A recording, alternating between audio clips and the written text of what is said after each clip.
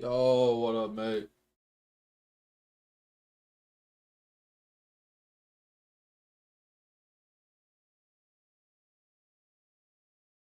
Oh, what up, dude? All right. I am not ready to be awake. Not even a little bit, man. Oh,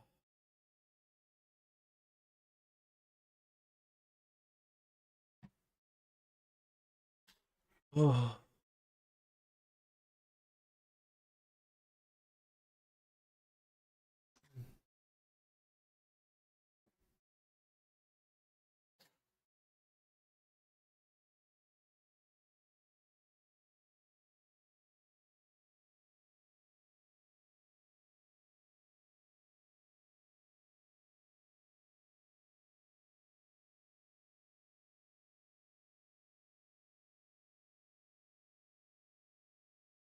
oh.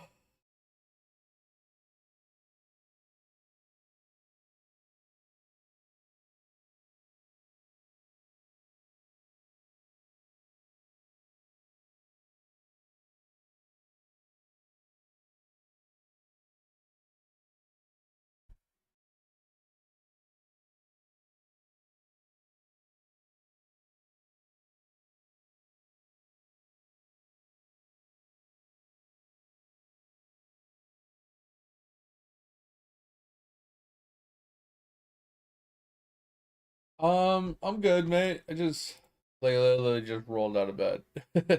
I slept in a little bit longer than normal. The wife came to bed at like 11:30. I was like, man, what time is it? Like 11:30. You came to bed super late. Holy hell. I guess I slept in quite a bit. So we're getting a little bit of a late start. I need to go get some water. You probably find a snack too, because I didn't eat yesterday when we streamed, and I was probably not gonna eat today. But maybe if I have a snack, it won't be so bad. I don't know. But yeah, let me go get some water. I'll be right back. Give me a second.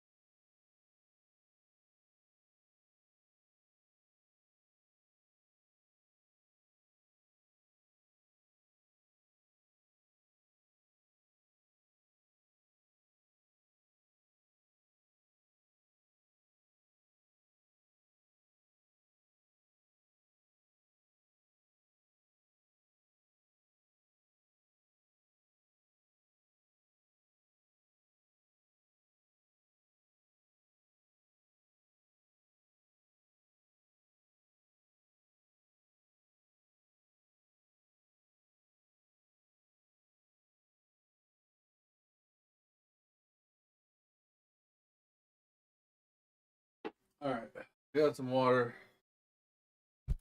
Oh man, but yeah, I don't know if yeah. So yesterday, I don't know what happened, but I slept and then I got up. We streamed. Hung out with you guys for a while. And then I went and running some errands and my neck started hurting. Like I tweaked it or something. Yeah, I saw your video. I started to watch it unless you sent something else. What's this? Oh my god. Bullet Hell from Hell. Looks dope as shit though. Great graphics.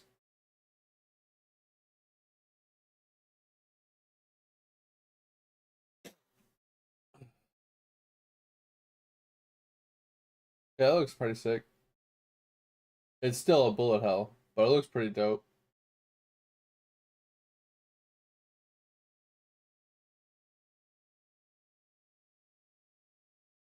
Well, I like that explosion. The explosion was pretty cool. That pulsing nova or whatever. I think they did a pretty good job, at least artistically speaking. Like the graphics and the The artwork looked pretty good.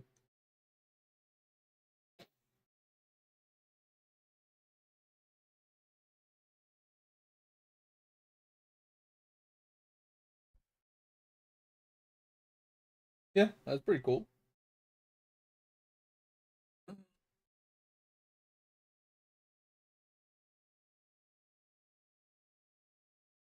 Oh, Mod, yeah, Mod plays everything, man.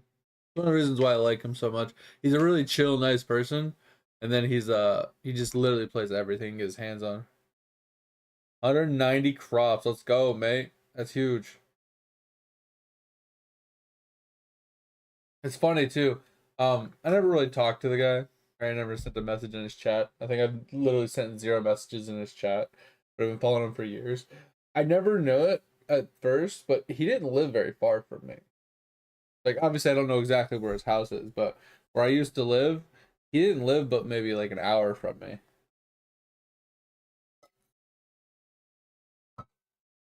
Yeah, your farm is going burr.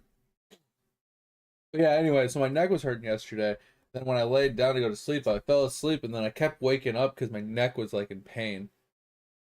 Like I get like a random sharp pain in my neck and I had to like move. Oh, it was so obnoxious. It was making sleeping very difficult. Oh.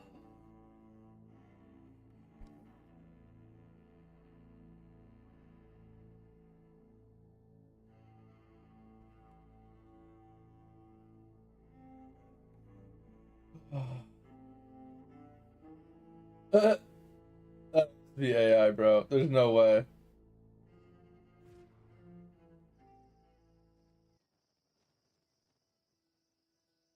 That has to be a fucking an AI generated video.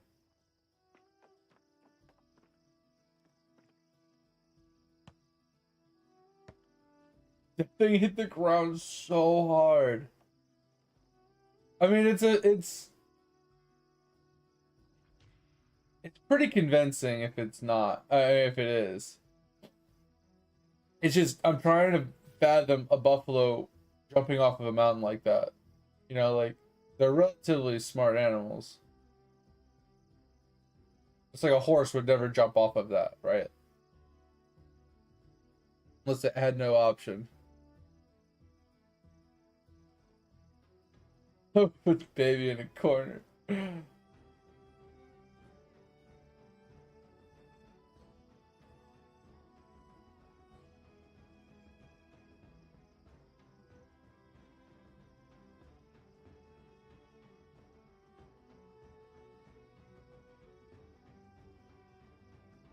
You know, no one's made a comment about him not drinking Red Bull.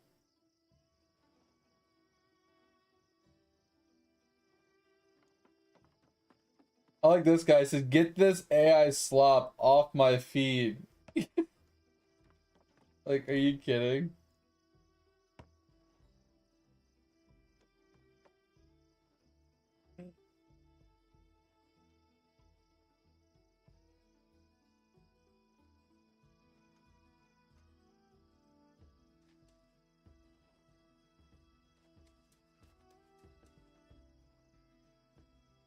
Um,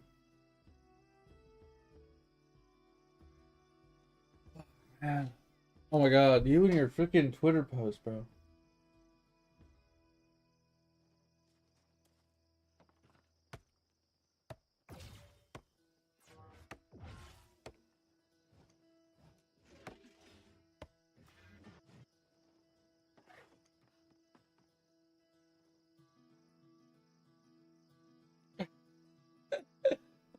So here's my question. Is the dog putting his hand up to select it, or is the dog putting his hand up to say, ew, get it away from me? Not this one.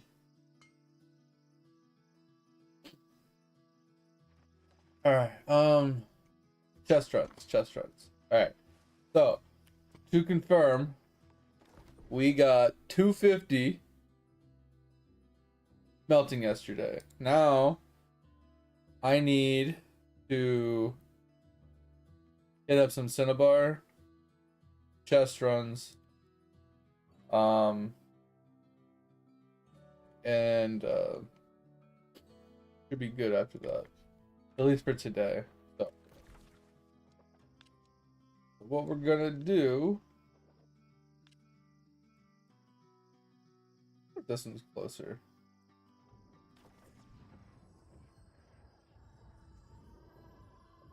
Sell your soul for some. Nah, I'm good. I'm good. Just gotta go. I mean, technically, I could probably get, and I have enough materials to probably do 250 woodworking today, but I feel like it's not really worth doing the conversion between the cost of the faction tokens and the fact that I lose 5 refining agents every time I do a conversion. I feel like it's not worth losing out on all those extra mats. Simply because I don't want to go and run chest runs, right? I don't mind converting some. Like yesterday we converted a whole bunch, but like we converted like 2,000 solvent, which gave us like 1,500 solvent or 1,500 flux. That saved us a lot of time, chest runs. But if I try to do that for every single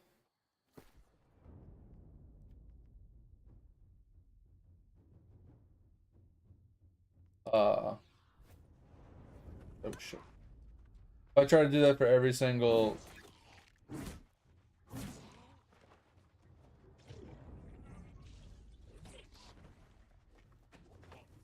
trying to hold my train of thought. If I try to do that for all the crafting materials, I'll run out like real quick. Because if I convert all the leather, then I can't do leather after. Not really. I mean, I'm gonna have to convert a lot of them, no matter how we look at it. Purely because, uh, call it. I get a little bit of all 4 of them every single time, or all 5 of them, or whatever. Every time we run the chest run, so I get like 100 to 200 every chest run, and I need a lot of flux and I need a lot of the other stuff to do my daily crafts. But as I complete one, if I have an abundance, I can convert it to speed up the other ones. That's kind of like the goal, right? Okay, why are we full con? Like, I hate it when it doesn't reset this window. We're gonna go full dex. Actually, not full dex. We're gonna go full strength. I mean, honestly, it truly doesn't matter. Because I had to respec anyway. But again, you know what? Hold on.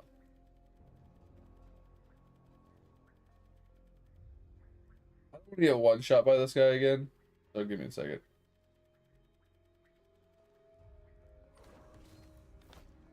Yeah, I don't want to get one shot by this guy again if he gets a wild hair up his butt. Fucking long shots me from downtown.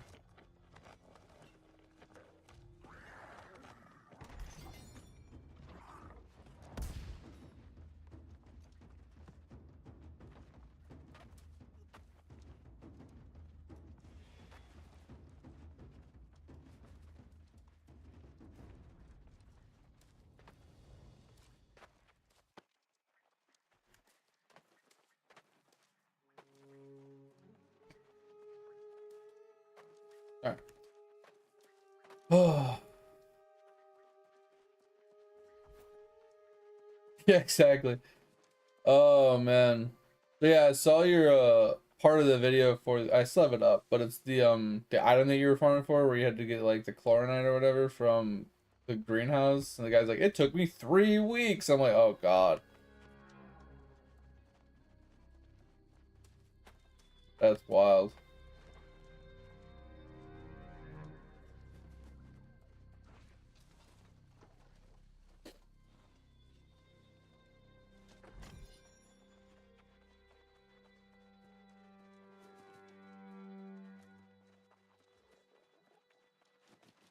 Alright, so here's what we're gonna do.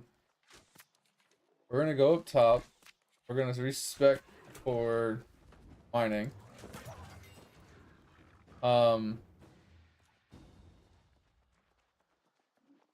So we're basically gonna spec into mining so we can do this cinnabar farm really quick.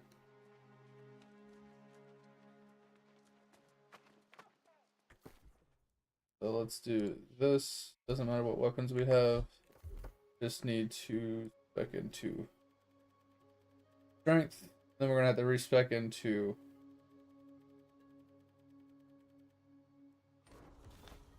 dex when we go back to the chest run. But we need luck. We can get the cinnabar up and running.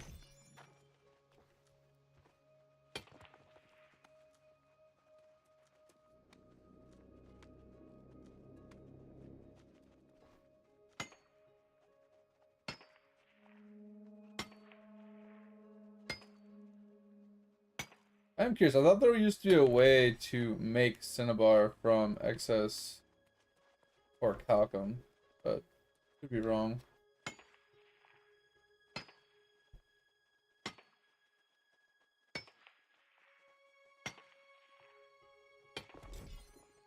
That's 18.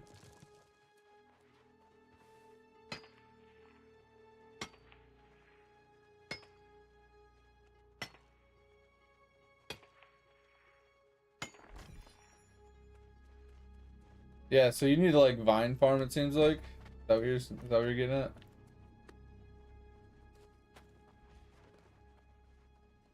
Interesting. I might have to learn that. Maybe I can help out.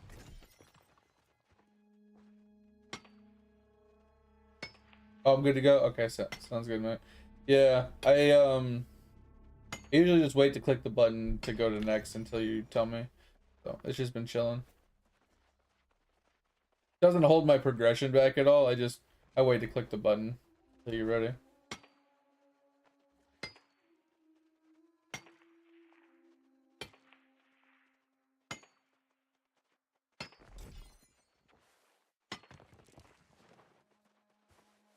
I might not play Hypixel for a little while, Topher, while I'm doing my Path of Exiles off stream.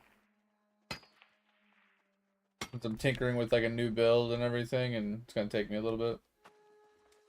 Once that's done, I'm down to tinker some more. Did a little bit of glaciate farming. I'm getting pretty unlucky with the glaciates right now. I've done, I think, 2 hours worth of farming, and I've gotten 3 glaciate jewels. So my luck is gone.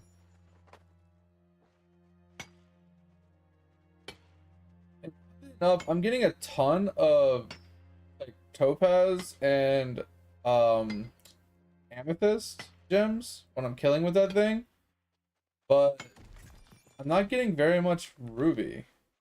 Does that gauntlet not have a ruby gem in it? Or does it have a really bad ruby gem in it?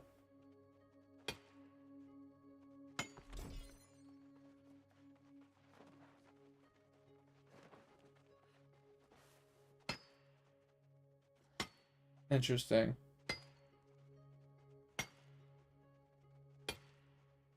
Yeah, 'cause I'm getting a whole ton of yellow and purple, but I've gotten like almost no reds.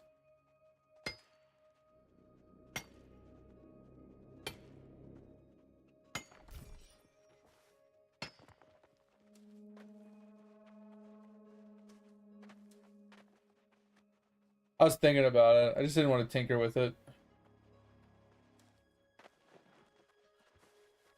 I don't remember which one the red one is either. I have to look it up.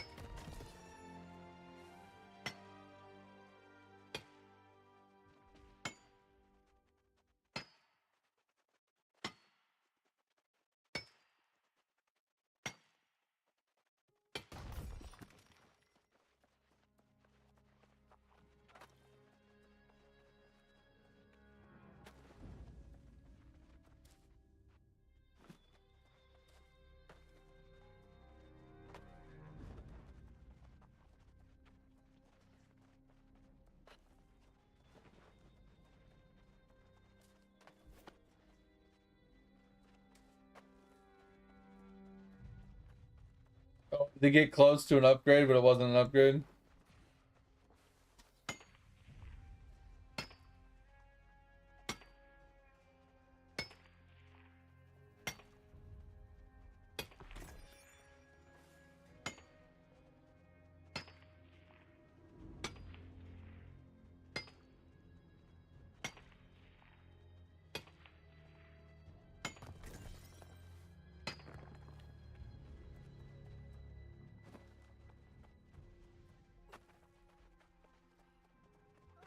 Alright. Let us switch back.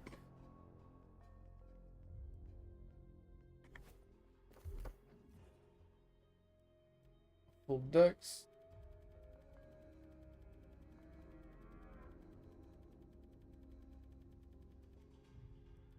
Small amount of con.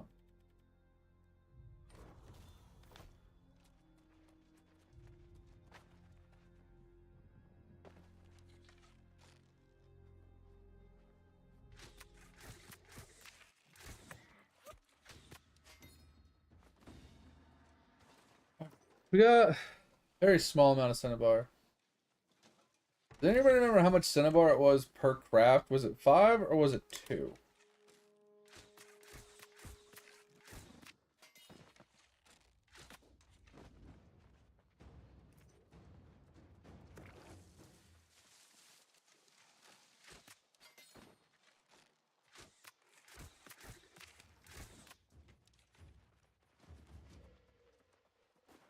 You don't remember, you don't remember. It's fine. I was just curious. I want to say it was either 2 or 5. I know that for sure. I just can't remember.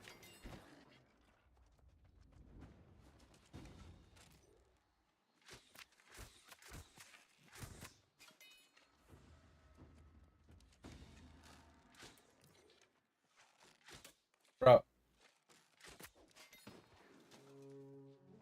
I'm not gonna get the trees. I'm just gonna avoid the trees. I should get the ironwood at bare minimum. But I don't have wood cutting luck here. Right now. So I'm missing out on the luck for the stuff. Yo, mate, thanks for the hydrate.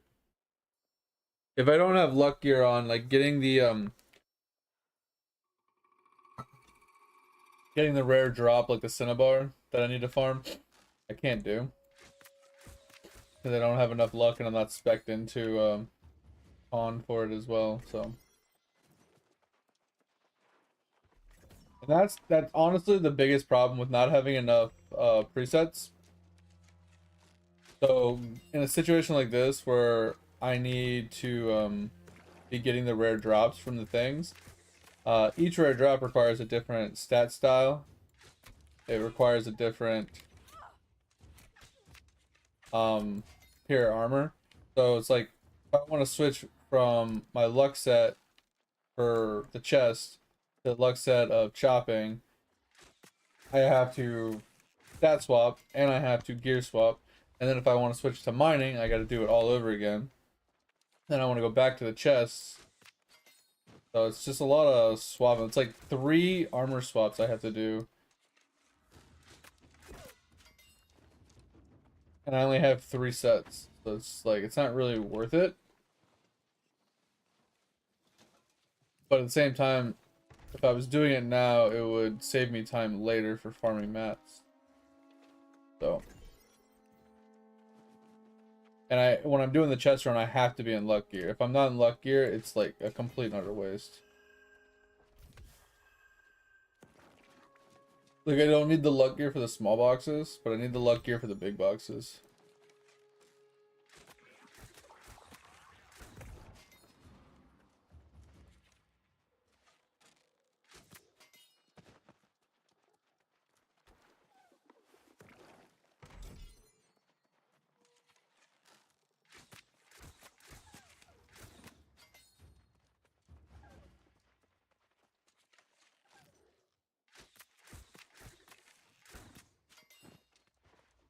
Alright. So yeah, it's all about trying to farm these high tier materials.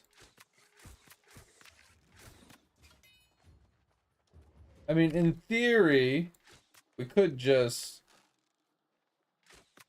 stat swap and gear swap without doing our presets every single time.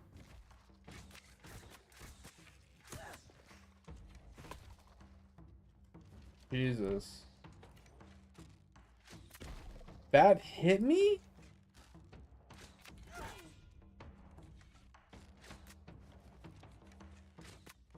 Holy hell, was not expecting that.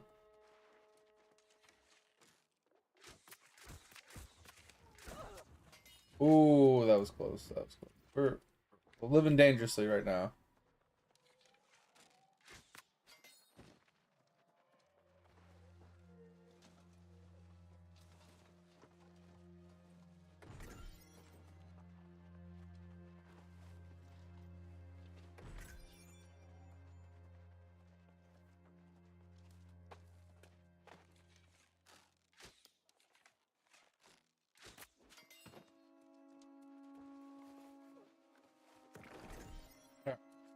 That's all the chests. Yeah, because like the weird wood's only needed if we're making ironwood, and I know we need to do that later, but um, I don't need the like the rare materials from it.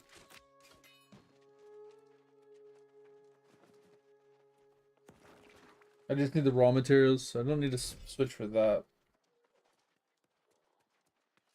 I did miss ironwood over there. All right.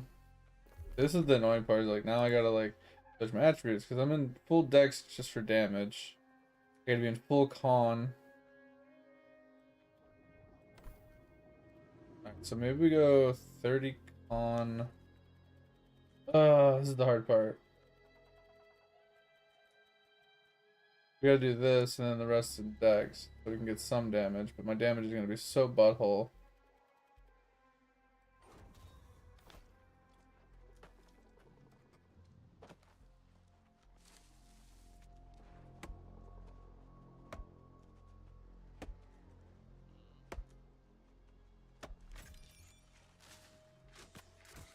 Yeah, butthole damage, bro. That hit me? Come on, game. Yeah, there's another ironwood over there that I never got, but it's fine. Here, this one. Oh yeah, never.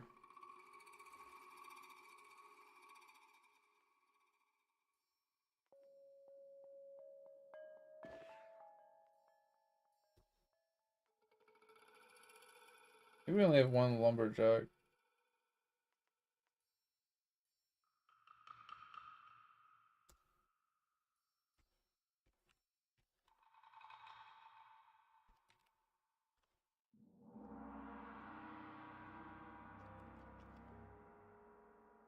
Do we only have one lumberjack piece?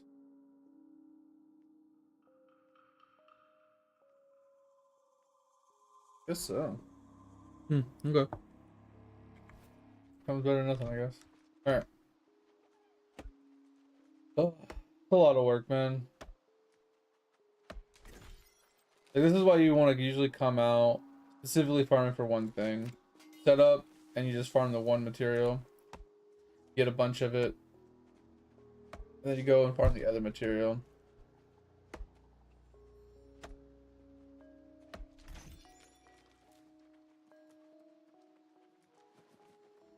I wish I could figure out if you can still craft the higher tier mats, though. Because like I said, before you used to be able to like convert like orichalcum into cinnabar or tolvium. Like you didn't have to only find it. You could literally take your excess orichalcum and make it. Which made it a lot easier.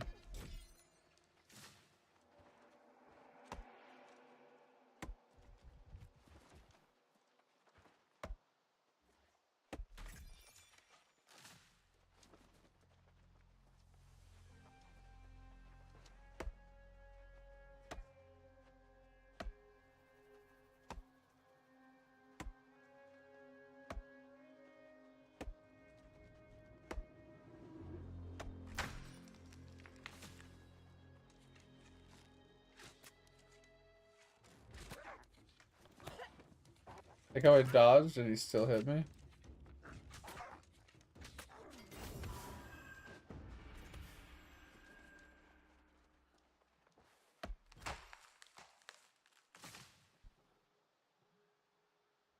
I don't know what that means, Edge. What happened?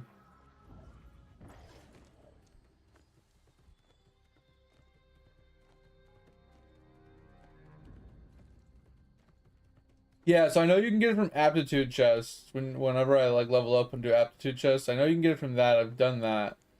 And yeah, like having the rare procs on the chests. That's the main way to get, or on the actual action. That's the main way to get them.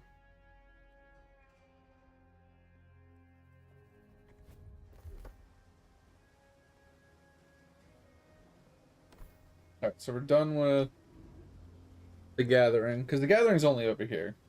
I have the mining and the wood chopping all in the same spot.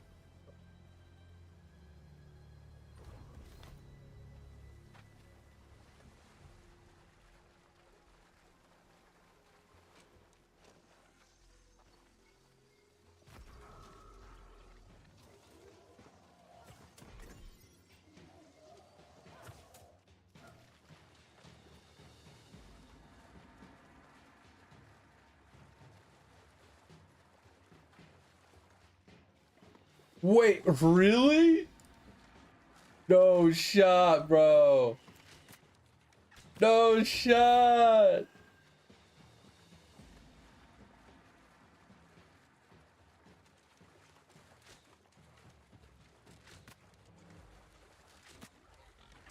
I know, that's what I was saying. I remember the whole time I was like, I'm on the fence about doing it because until this pit in my stomach goes away if it's a scam, I kind of refuse to try it.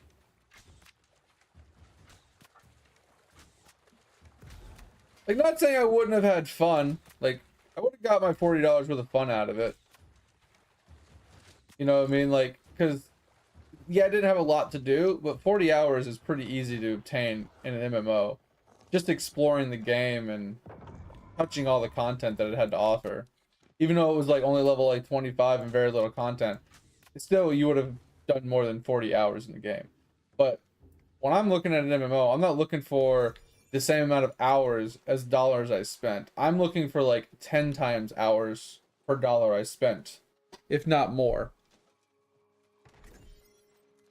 It's wild, but honestly, I'm not shocked.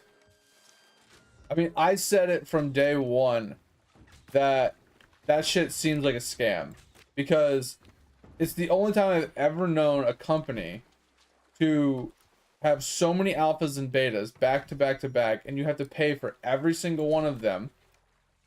And then that didn't even give you the access to the game itself. You still had to pay for the game. And then on top of that, then they put it into early access on Steam. So you have to pay for the actual game to access the early access. But then they still wanted to add like a monthly fee after all. It was, bro, it was too much. It was just money, money, money, money. Everything was money. And then when they put it into early access on Steam after they've already done like 15 fucking betas, it's still a fucking alpha. It's like they hadn't changed anything.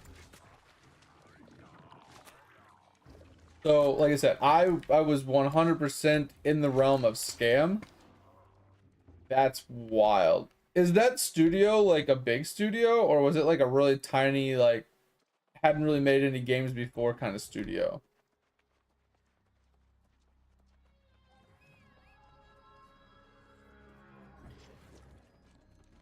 What do you mean drama behind it? Like studio drama? Or like content creator and like consumer drama where people are pissed that they spent all this money on it and now it's just closed?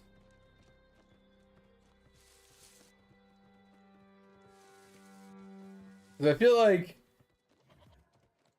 I'm not gonna say it's the consumer's fault for buying into it and stuff like that, but at the end of the day, it's kind of like a Kickstarter or something. You put your money in, you invest it into something that you think would be good, and you have to have the trust that it actually works out. I feel like that's kind of like the same thing with these alphas, betas, and early accesses. You're buying into it with the intention of like kind of supporting them with the idea that there's trust behind the fact that they're going to give you the product that you're paying for. And it's not always true, but that's the intent, right? That's the idea or the premise of what you're hoping for, right?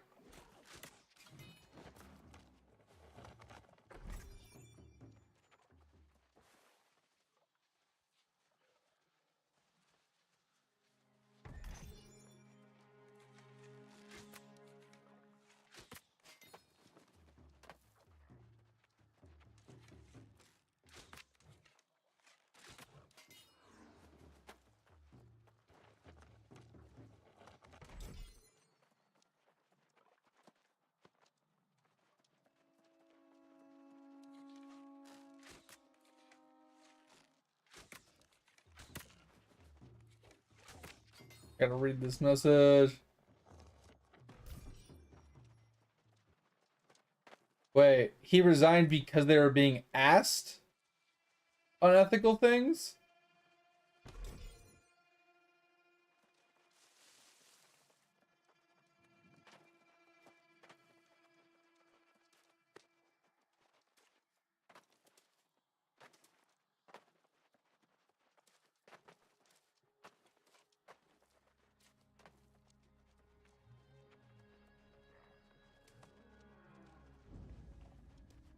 So AOC was their only project. So it was their one and done glory to fame kind of piece of artwork that they were trying to put together that they failed miserably at. Oh, okay. So the wording was a little. I was reading it wrong. Okay, yeah. So the board was asking him to do stuff that he didn't agree with or whatever, and then they got fired or they just left for some reason. You know, then they just walked out. Like the people that were asking him to do it that he wouldn't agree to, they just walked out.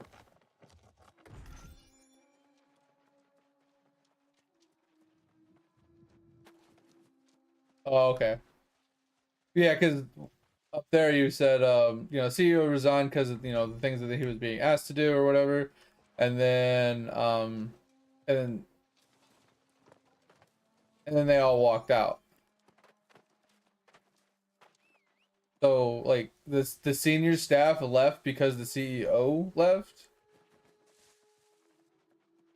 And when you mean senior staff, you mean like the actual like developers and coders and stuff like that, the big guys, right?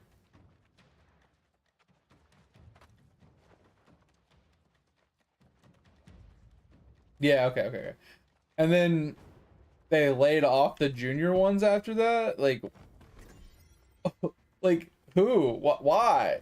What did the junior guys do wrong? Like, you know what I mean?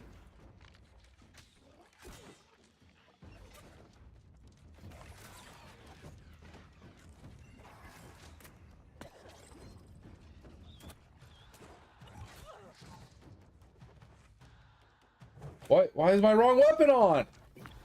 Game. Work with me here. Can I jump?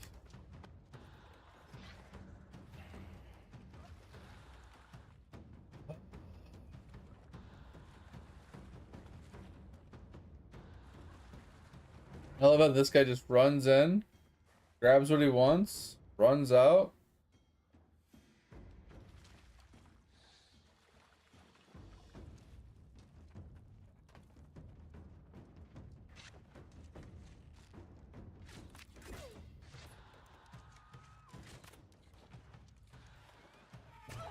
Bro, for the love of God.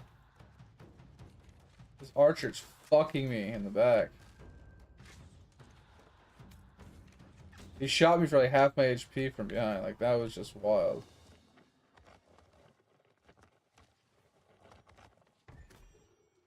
It's just crazy to think, man.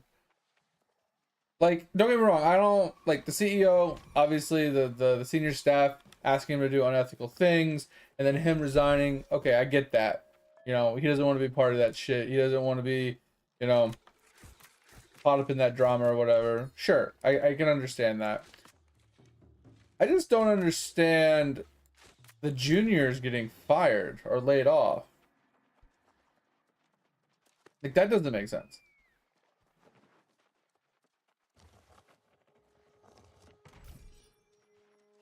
You know what I mean? Like, why lay off your junior people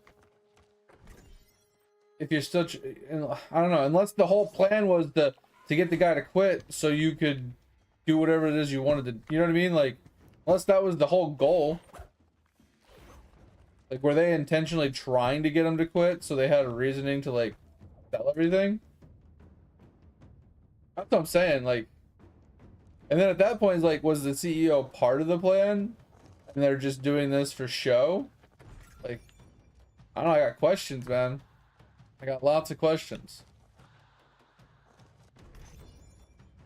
Because, I mean, this could have been planned from the start. Hey, we're going to cause some drama. We're going to do some stuff. We're going to, make it look like you quit for a good reason. and then, you know, we'll sell everything, we'll split everything, blah blah blah. Like everybody walks out with money.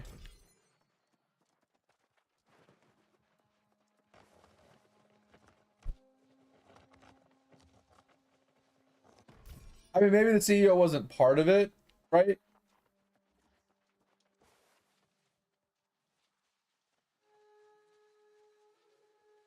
But I'm just saying, like, it's possible that he was part of the scheme of, you know, throwing everything, like, basically trashing everything and selling it off and making as much money as they could with putting as little time.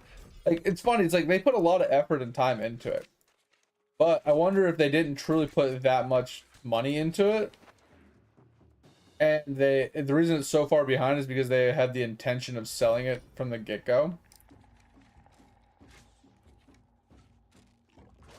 You know, getting people's interest in it, getting companies' interest in it, so they can sell it for a nice chunk when they decided to basically turn around and get rid of it.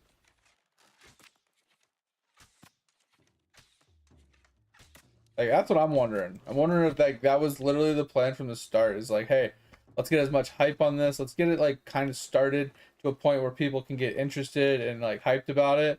And then let's cause a bunch of drama. Let's sell off the company. Let's get rid of it. And then sell it to another company that will take up the mantle and everything. And we'll just take a big chunk of the money and not have to deal with like the actual process of the game and finishing it and stuff.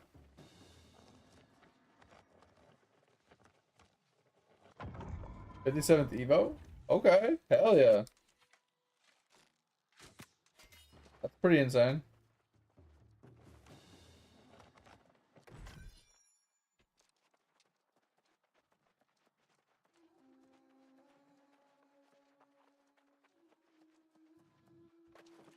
I mean, I don't disagree with you, Topher, but I also think that I don't think he was asking too much. I just think he was never satisfied with anything that he wanted. Like, because like if you think about it, everything that I know that the game has, um, is doable. Now, doable as in like each piece individually is doable. Now, doing it simultaneously, all in conjunction, spiderweb together, might be more difficult, might be harder to actually accomplish. Uh, which is what's taking so long, or what's such a problem with it. But I think the problem lies more of the on paper, it's great, but in the actual application of it, that's where the disconnect is. Like the way that people are trying to implement the actual items or the criteria, it's not being done properly, or they aren't like the people that are implementing it aren't grasping it, or they don't know how to implement it. Like they have like really bad people. Like I'm just saying, like there's things about it that could be done a lot better, right? And I don't know if it's just lack of experience developers or something, or if it's a management thing where it's the management isn't giving proper instructions or input or like something like you know what I'm saying. Like we're not really there, we're not really like behind the closed doors, we don't know what exactly is going on of why it's struggling so hard. But like I said, everything that they wanted in the game is doable, and most of it is in the game, but it's done poorly is the problem. Like I said, in theory, everything they want is doable and is good. But it's like New World. They want to do something, they start to implement it, and it's a cool idea, but the way that the way they actually put it into the game and implement it is terrible. Right? I think that's kind of maybe what's happening with that as well. Like I said, I'll read your message in just a second. I need to get to a safe spot. Thank you.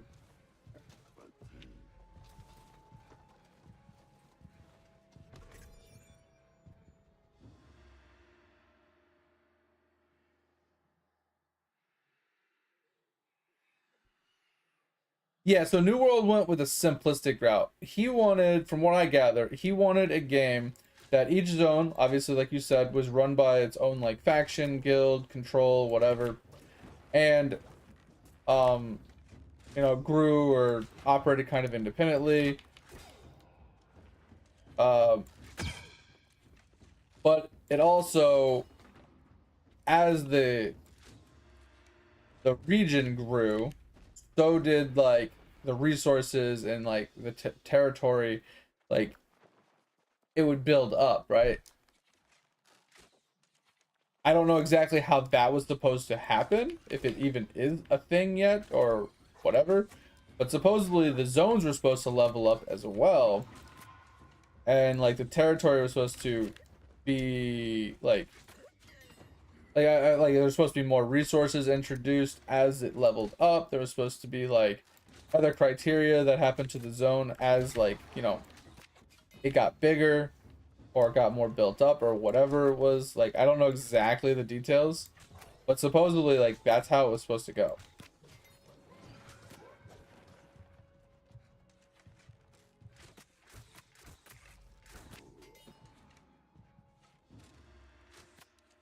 And that's cool.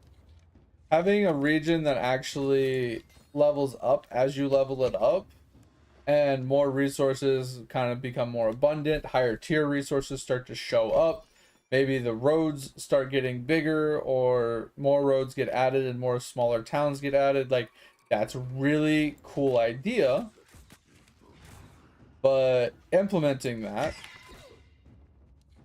might be a problem.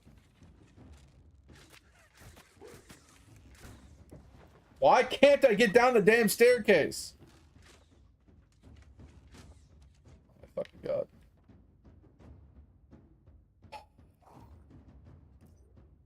I hate this house.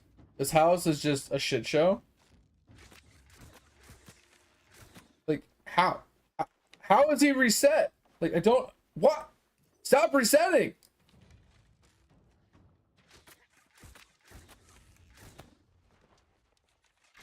I fell through the fucking floor again. Like, oh my god.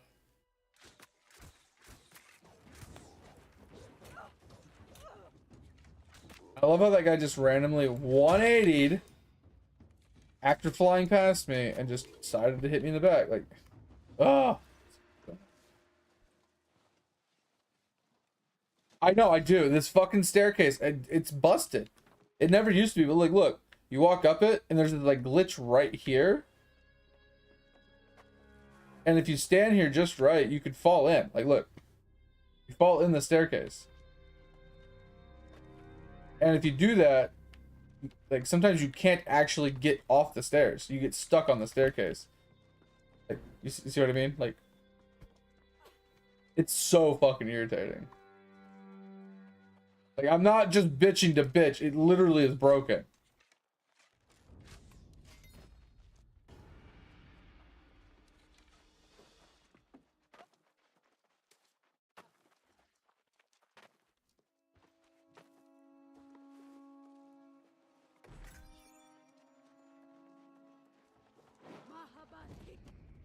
Oh, yeah. Full release game, boys. Full release game. But yeah, like I said, I think the territory thing is really cool. I think the thing that really, I think the problem they kind of have, right, is they had a good idea. They still have a good idea. They still have a lot like cool stuff implemented and stuff like that. But I think they try to do the entire game at once, right? 20 zones or however many there are. They're trying to do 20 zones simultaneously with the same setup, right? So instead of taking one zone and like implementing everything for that one zone and making that one zone done and playable, and then adding the second zone and doing the second zone, like doing it one zone at a time, instead of doing that, they plopped every zone down simultaneously and tried to work on all of them at the same time. So now they have like one guy working on zone A, while one guy working on zone B, while one guy was working on zone C. And then on top of this, not only do you have each person working on a different zone, you have you have another person working on zone 1.2, right? So he's working on like the level up form of that zone, right? Like, I think that is like the problem. Is like if they would have just taken zone one, put like a 3-man team on it, and just got zone one done. You know, all the level up progression stuff, all the, the stuff that goes into level one, like getting level one bare bones, level 0 completed, and then working on level one for zone one, and then level 2 for zone one, and however many levels they wanted to put. You know, zone one done, boom, alpha. Test the game. Tell us what you think. And then whatever needs to be changed or modified to suit criteria of focus groups, and then what's wrong, what's right.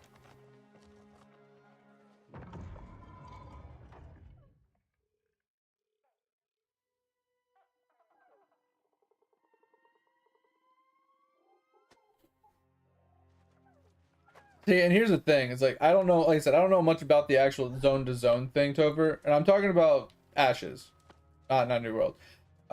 Is you shouldn't be like a zone shouldn't be locked out of resources just because another zone took it, right? The zone should be kind of set in what resources it is based off of its terrain, right? So if it has mountains and it has caves, it should have mining, right? If it has forest, it should have tree cutting. If it has wildlife, it should have skinning, right? It should have these things just because of the terrain and the environment, not because whatever the hell you did to it. Now, I will agree that you can take advantage of, say, the level up process, because let's say the level up process, because I don't know how it really worked, right? Let's say the level up process was like, hey, you can level this zone up, like the mayor, right? Whoever's in charge of it, and you could, I wouldn't say control it, but you could like say we want to add a mine, right? So if you wanted to add a mine so you could have more mining in the zone, right? So higher tier like minerals and ores, then maybe you you applicate that, and then a new mine gets like created. So now you have a mine in a spot that there never was a mine, and it has higher tier resources. Or if you wanted to, increase the woodworking, right? Maybe you plant a forest in a certain area that never had a forest before, right? So you can develop the land in different ways, and it would add like the resource to an area that didn't typically have it, or higher tier resources, or even more of the resource, right? Because it gives it another zone to work with. Like I feel like that would have been a cool way of giving the zones their own, like,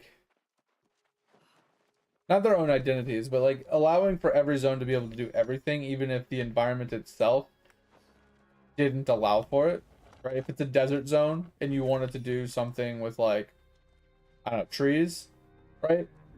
Maybe you could like create an oasis so it has trees that spawn around the oasis, right? Like there's so many cool things you could do with that. But I don't like the idea of like, oh well, since your neighboring country has mining, you're not allowed to mine.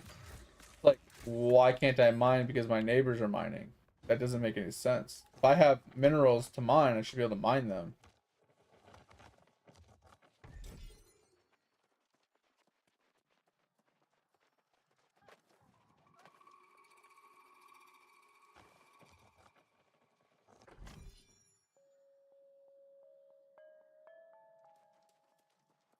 See, that's how the professions worked, right?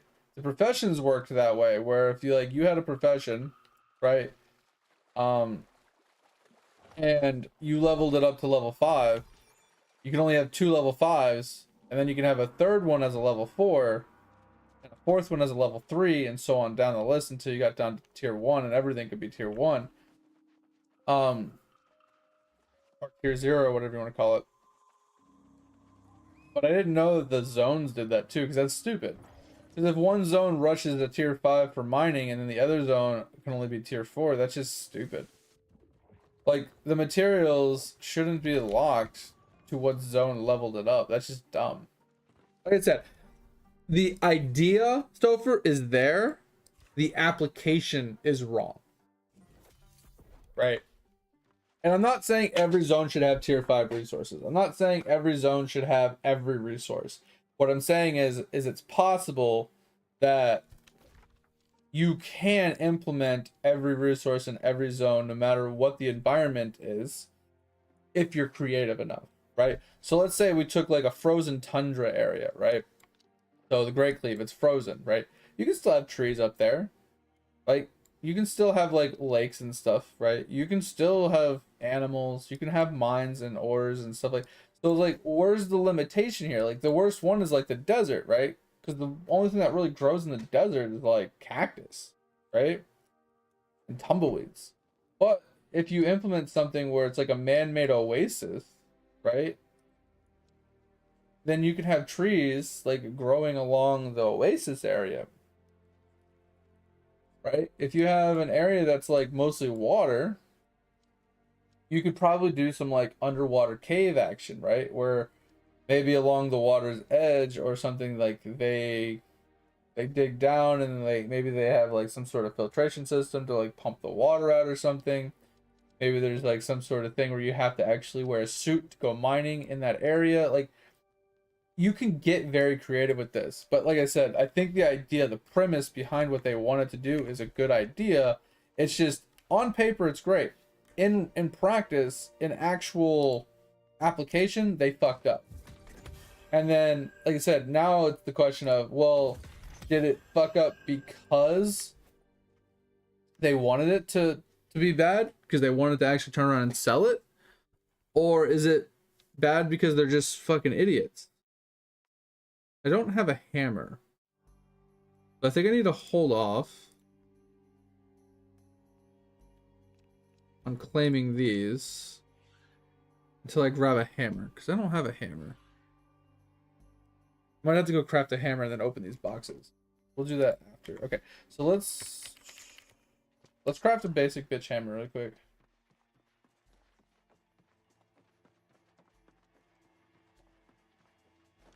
Oh, bro, it was money probably. I almost guarantee you they wanted him to like implement something that was like more of a money grab, and he probably just said, "No, I'm done."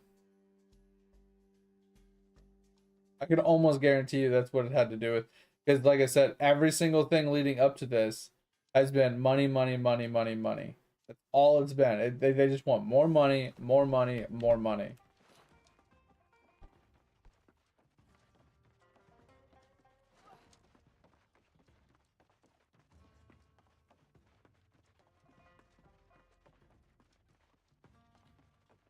All right, so I need to make a simple hammer.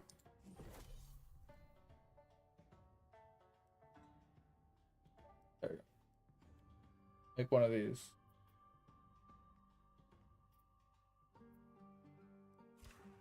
Just make one of these really quick. Equip it. All right, and then we'll open our chest. I'll take this. Why can't I take that off? Take it off. Thank you. Holy hell. Give me a hammer. Give me a hammer. Give me a hammer. I got a hammer. Yes, last one. Alright. So, and it came with Arcane Attunement. Not terrible. Not the best one. I would have rather had Nature Attunement. But we can at least lock this one and we can roll a couple more chests for it. Let's put these back on. Alright, so that's one chest run. So one chest run, this is what we got. Average of like 150, 160 of all resources. Not too terrible. We got 160 orichalcum or 600 orichalcum. And 18 cinnabar. Let's find, here it is. I will say, okay, it is 2 cinnabar. That's actually pretty good. So we can do our 9 crafts. We need 1 more cinnabar to do the last craft. 4 crafts? Why do we only have 4 crafts? Oh, is it the rest of my daily limit, maybe? Oh, because I did my prismatic later in the day. Okay.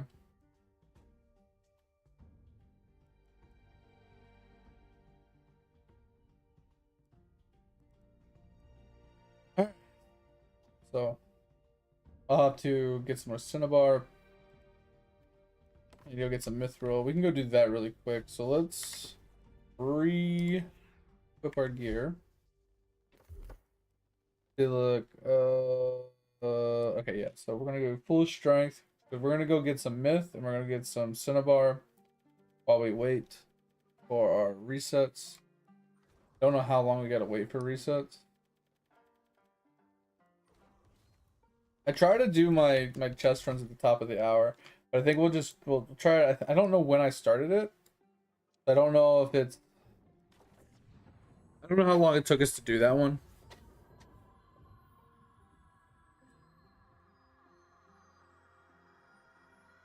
Yeah, that's what I'm saying, Edge. Like, I think they're not going to say what the actual reasoning for, because he doesn't want to get in trouble, and he probably doesn't want to throw anybody under the bus because he probably had some skeletons in the closet, right? So he's probably done stuff already that could get him in trouble. So he doesn't want the higher ups to spread things about him to get him in trouble, to try and get them in trouble. So it's like mutual destruction, so that nobody's going to talk.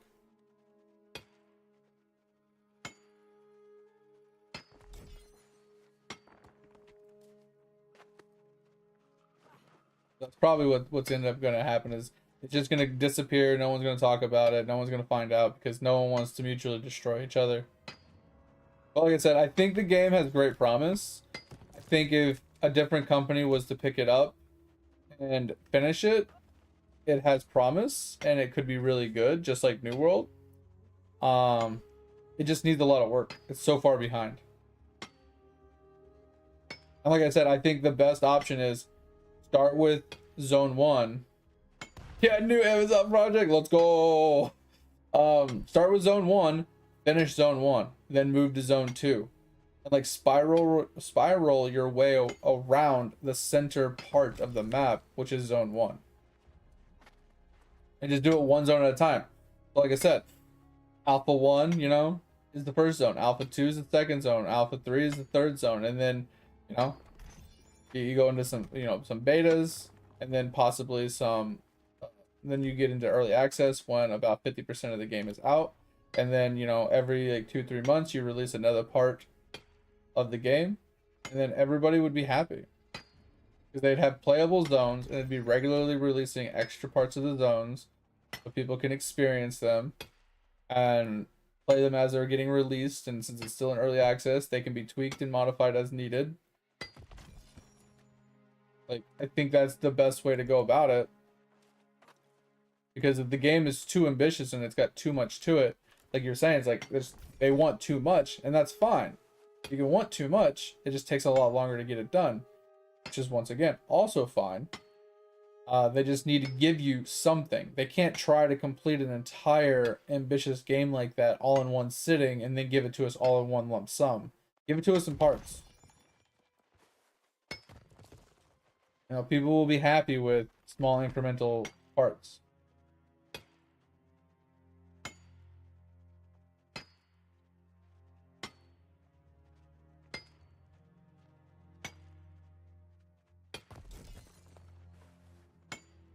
Yeah, and my thing, Edge, is like, if they're selling the company and they're dissolving it or whatever, once again, this whole who's responsible, who's it fall upon, right?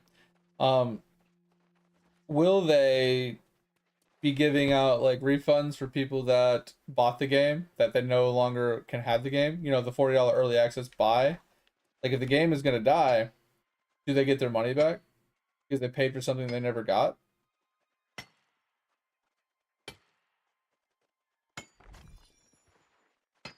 That's what I'm curious on. Like, what all will come of this? Like, will they have to pay out all the pre-orders and all the not the alphas and the beta accesses, but the actual box prices that people paid for through Steam and stuff. Yeah, people have played for way more hours than, you know, are typically allowed for a refund, but it's slightly different. It's not like they're refunding because they don't like the game or whatever. They're refunding because the game no longer exists.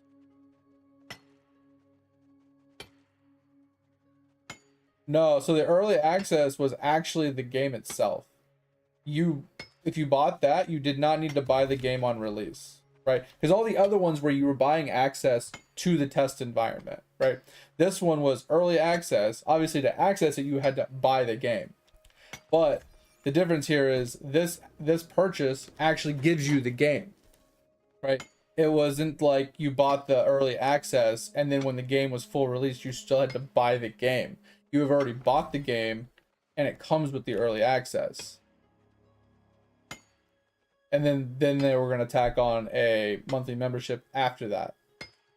So that's why I'm saying is like, I feel like this one's a little different because they weren't buying access directly for the early access. You were actually buying the game. It was the box price of the game for $40. Like with like I said, it made it to where you didn't have to actually buy the game when it released because you already purchased it. You didn't have to pay a monthly fee right now, but you will. When the game was full released, they were going to add a monthly membership to it.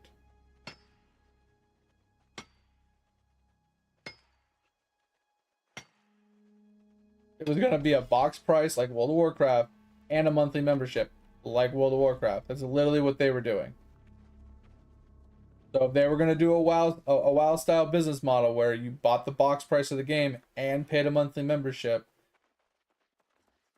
right? That's the same thing with the early access. They put the game out early and you could buy the box price, but they weren't going to add a monthly membership until the game was fully released. It's not like RuneScape where the game is technically free to play and in order to play the full part of the game you have to pay monthly for it, right? It's not that. That's not what they were doing, at least from what I was told.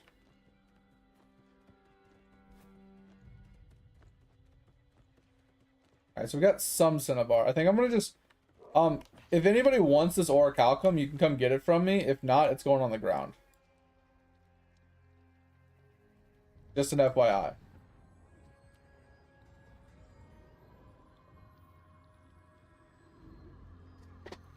Like I said, they can't refund the test environment like the alphas and the betas they paid for. But I'm wondering if they can at least refund the box price of the game.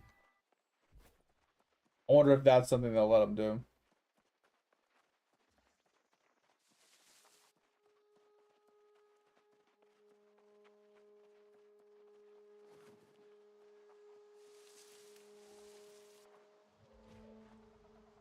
So here's what we'll do. We are going to, actually, we're just going to go up and do the orichalcum first. We'll come down and do the wood after.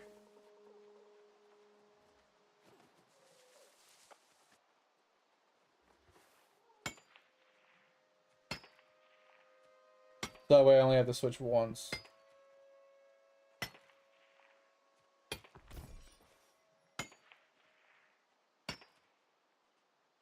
But yeah, Tover, if you want this orichalcum, you can come get it. Edge, if you want it, you can come get it. I mean, I can always hold on to it for you and give it to you later, but if neither one of you want it, I'm just going to toss it on the ground. I don't need this much ori. I need ori later to make more bars, but I don't need it right now.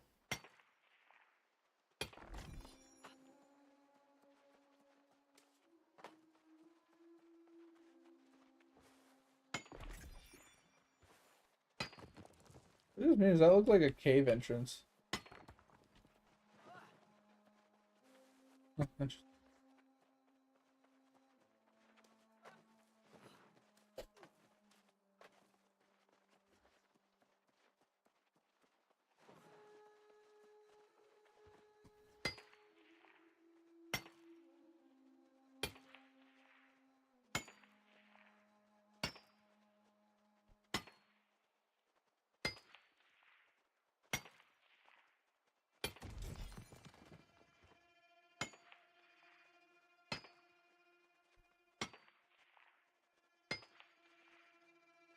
Oh.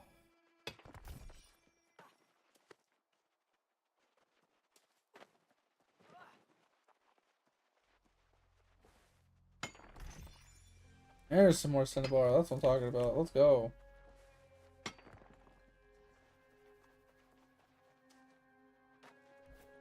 Got a lot done. Nice. Oh, Dig. I'm not sure if I qualify for the Lotro program. I can apply for it and see, but I don't know if I apply if I meet the requirements.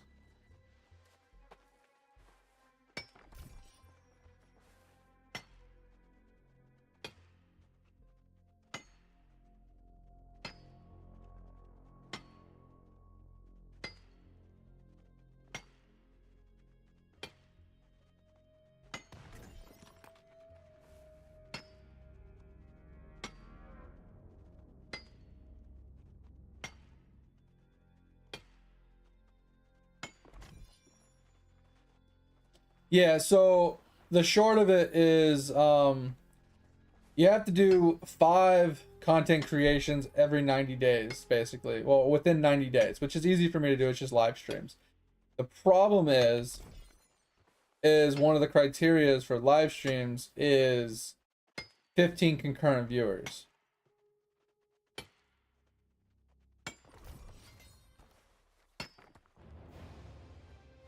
I think I average around 10. And I want to say like 80% of those people are lurkers. Yeah.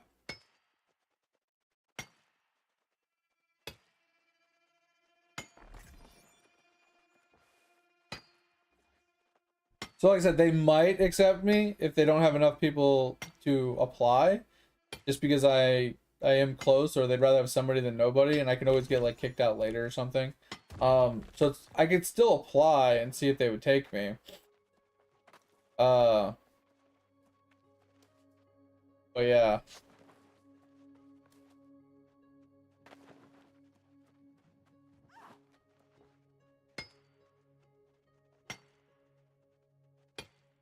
Yeah, so at least in the post itself that I read, it was like they wanted to work with big people and little people. They want to help everybody alike. They want people that like fit the I guess the flow that they're trying to go for. And you had to meet at least 3 of the requirements below. And it was mostly just like, you know, depending on which content you did, like whether it was shorts videos or long videos, or you know, YouTube or TikTok or whatever. It doesn't matter what your criteria, like your content was. Each one of them had their own section. You had to meet like the criteria of that section, right?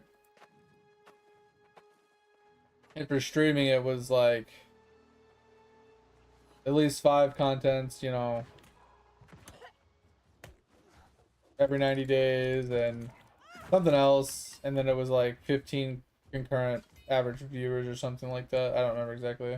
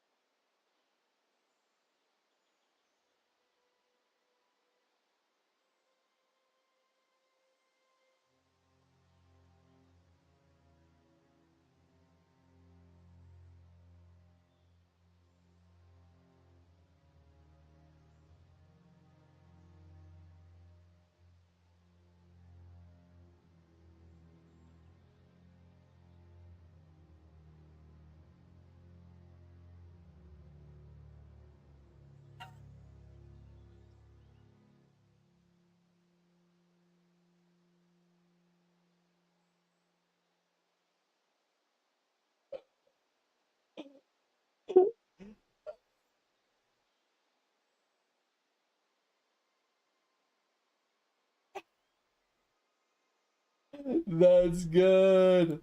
That's so good. Oh, so good. That's one way. Got him. Fuck, bro. Those girls' fucking faces were like, are you kidding me?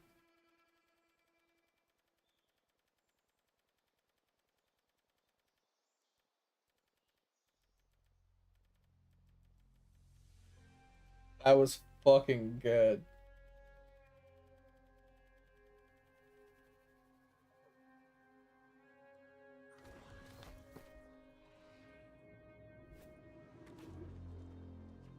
Oh, all right, and then we gotta put on.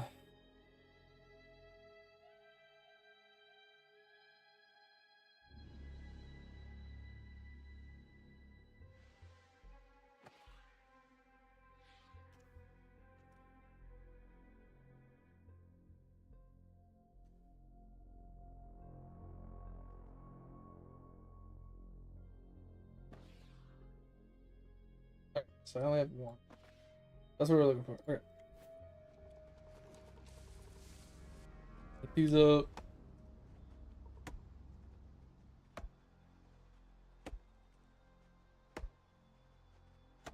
I know, Dig. Like, it's gonna feel so good when I actually sit down and get mine done.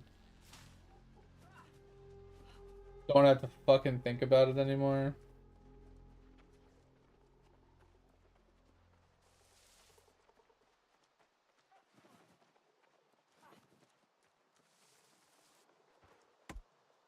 Like, that was the nice thing about like the actual zones themselves, not the dungeons.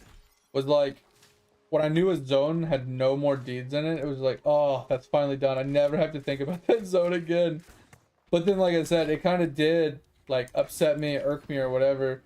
That knowing that there was deeds that I couldn't even do until I was like 100 or 110 or whatever. It was like, are you fucking kidding me? So no matter what I do, how much work I put into this, I still have to come back. It just kind of demoralized me a bit,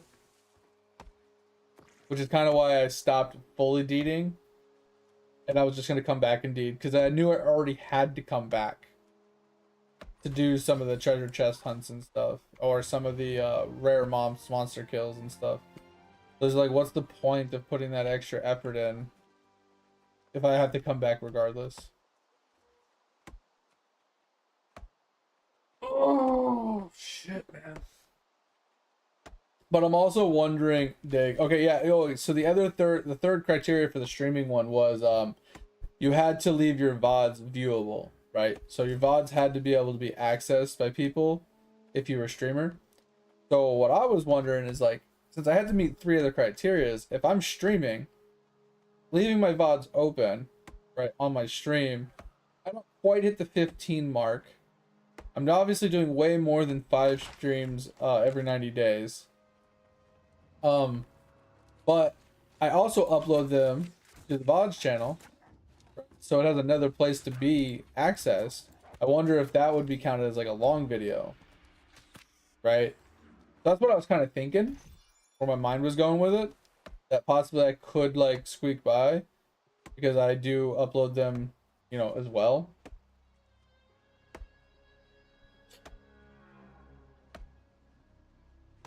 So they're always accessible. They're not just like only accessible for a short period of time. That's the thing with VODs on Twitch, is they're only accessible for a short period of time.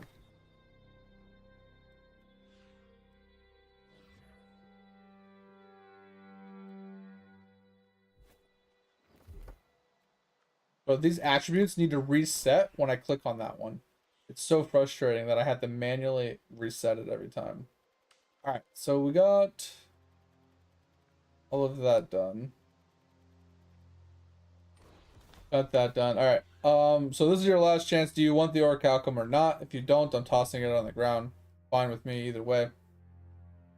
I'm gonna go over to my chest, and if I get no response, I'm just tossing it.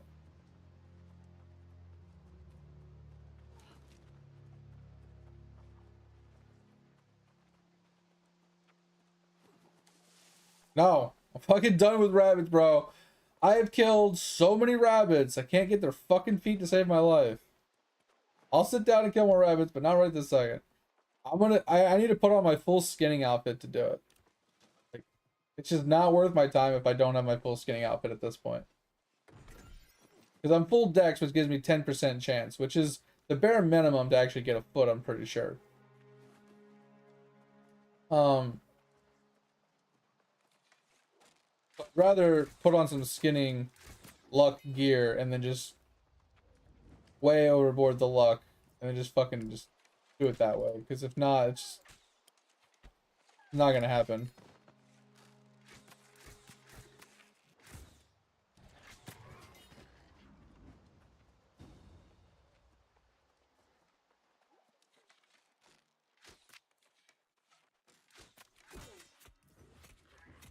Shoot, please. Thank you. Well, the guy hit me 4 times before I could pull the fucking arrow once.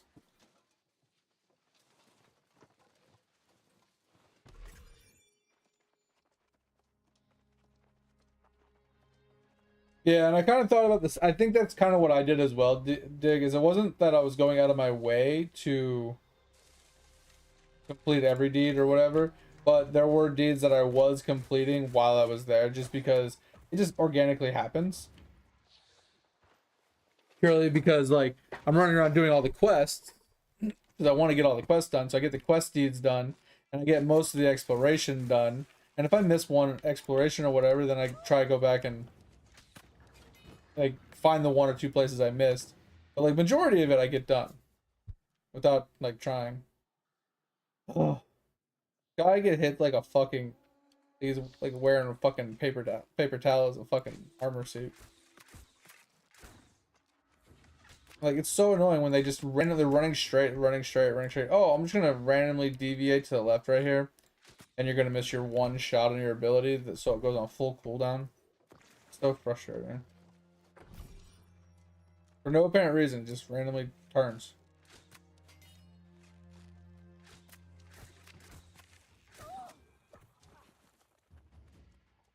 My luck set needs some fucking leech, man. What makes my luck set kind of rough because it doesn't have any leech on it. So when I start getting hit, I have no way to bring my HP back up other than potions or if I run food.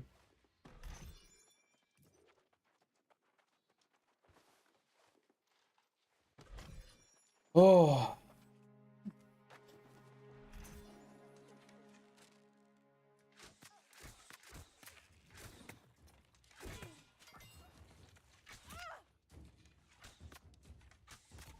Bro, for the love of God. It's so damn hard. Fucking crazy.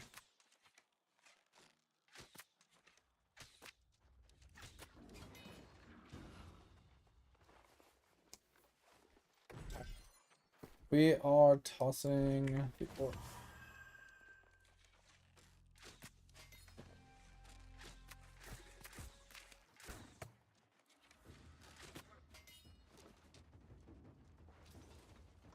Oh. Like I know doing these chest runs is not ideal without my luck trophies, but I can't finish leveling the stuff without doing them, so. Really, bro? Stop walking.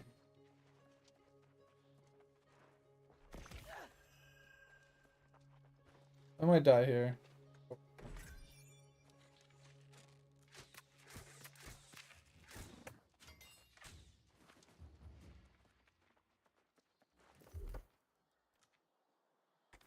I don't feel like I'm getting hit like an absolute fucking trucker. What the fuck is going on? Yo, what up, Giggle? What's going on, man? Thanks for stopping on in. How you doing? How has life been treating you?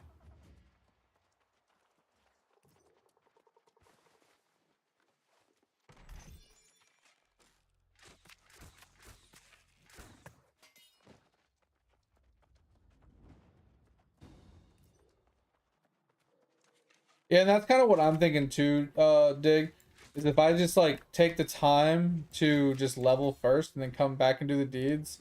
Like I'm not saying the deeds would be faster, but I could just focus on each deed individually instead of um like struggle busting a little bit with it. Because some of them I think would be done faster or easier if I was a higher level or something. Being able to like one shot some of the like higher tier mobs instead of having to fight them one at a time. I can just like pull a whole bunch from like range or something.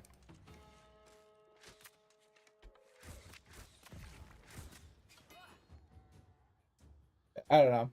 I said that doesn't make much of a difference because at the end of the day, like you doing them while you're going through the area, it's probably almost the same amount of time as if you were to level and then come back and do them again, like to finish them up, right? So I feel like you're not really gonna save any time by pushing all the way to the end first and then coming back. It's just where you're upfronting the time. Are you upfronting it in the beginning or are you doing it at the end, right? Are you doing it, you know, when you're while you're leveling, or are you doing it while you're already at max level? Most people just get to max level so they can do all the content, and then they go back and like deed hunt or, you know, team and hunt and stuff like that to fill out, just to, I wouldn't say fill out their time, but mostly just to give themselves something to do once they've finally gotten to the max level. That's what a lot of MMO players do in most games, is they don't do all the achievements and everything they can up front. They do it after they've already like run out of stuff to do towards the end game. But I think with Lotro, like doing it while you're leveling is what makes it kind of nice, right? You can do most of it while you're pushing through the zones one at a time, so it slows down your leveling process and everything, but it also, in my opinion, somewhat makes the leveling process a little bit more enjoyable.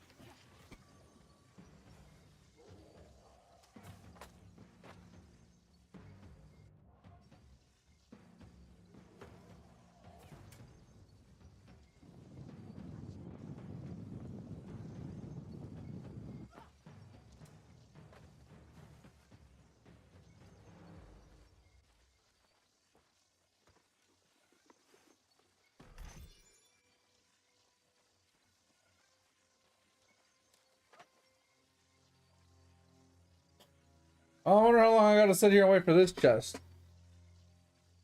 because I will say the other chests I picked up all the wood before I came over. Oh.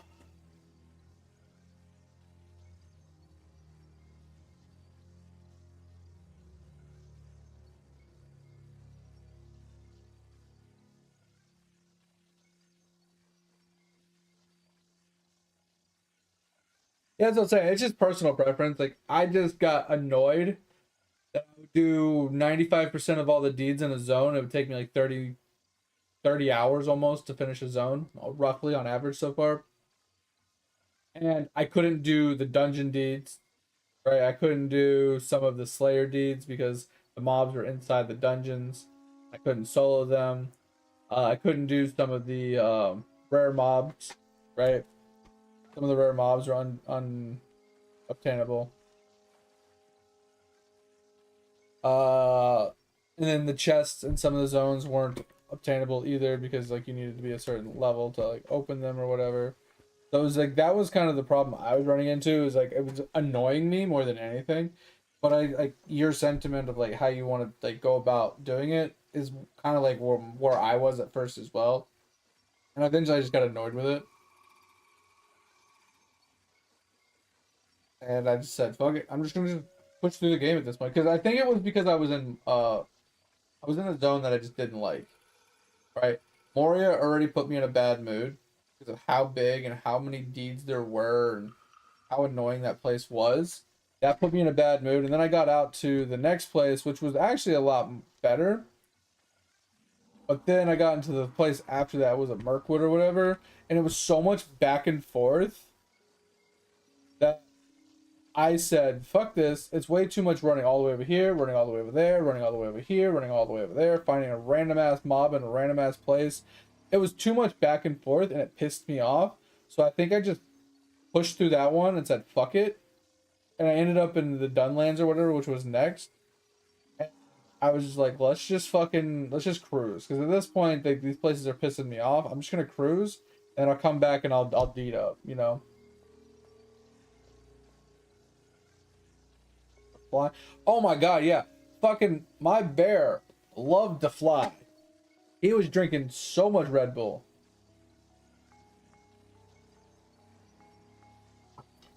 Here's the chest. Okay. Can I loot it? Can I loot it? Can I loot it? Yeah.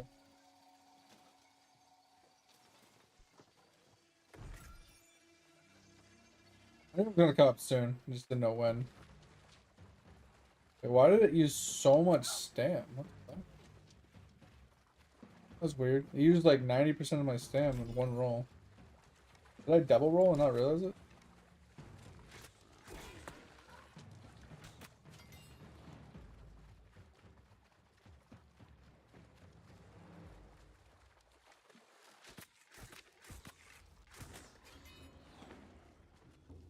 Oh.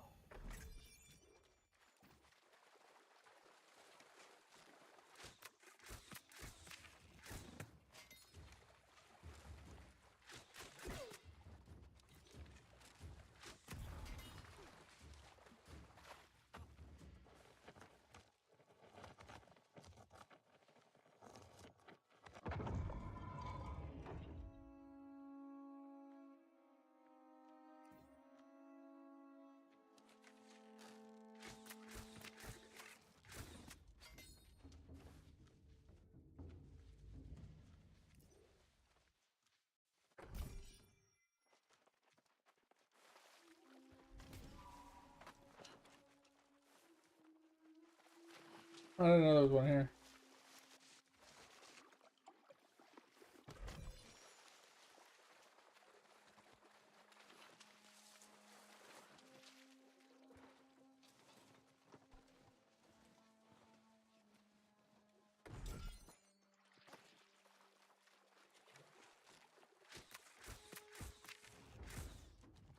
Why are we zigzag? What?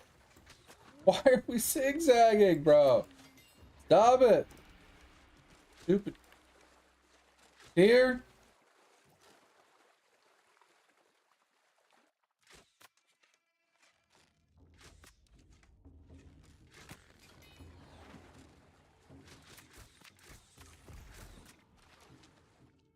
Felt like I was out of that, but okay.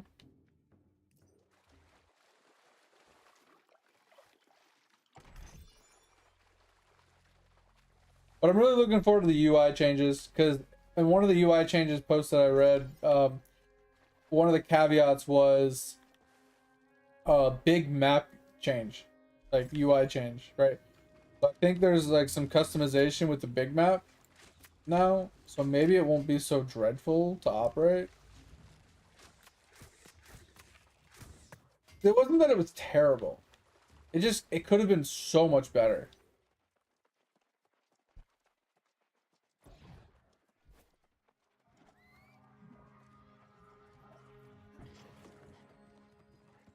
But I didn't look at the post you posted earlier, Topher, about Asmongold.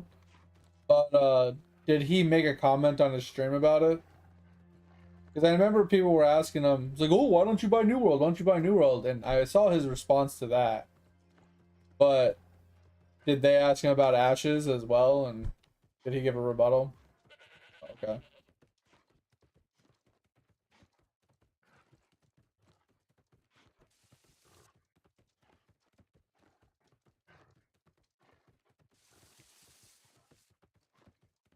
Is over one? Wait, over one what?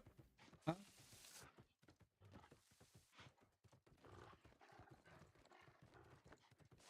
Oh no, it was more than just that, Topher. Like the CEO resigned, the senior staff, all the devs and everything quit, and then they laid off all the junior staff. So there's nobody working at the company anymore.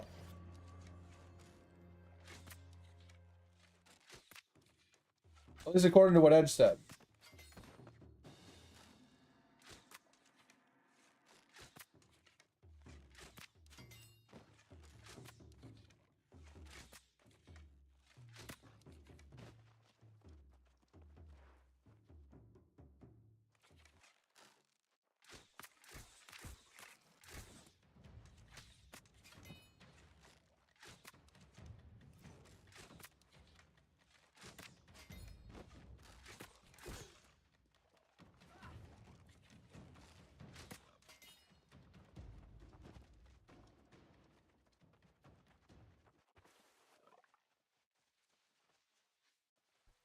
Okay, that's what I was wondering. 'Cause I saw you said something about Asmongold earlier, and I thought it was in relation to it.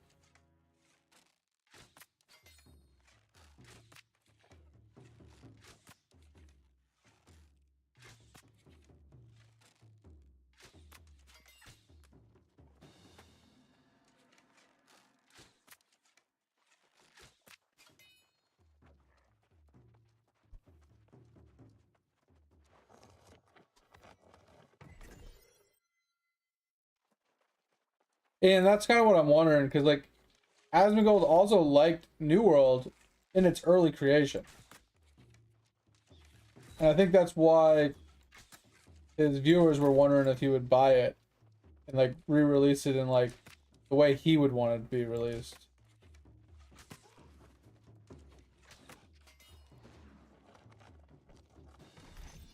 But I agree with Asmongold, like it just doesn't make sense.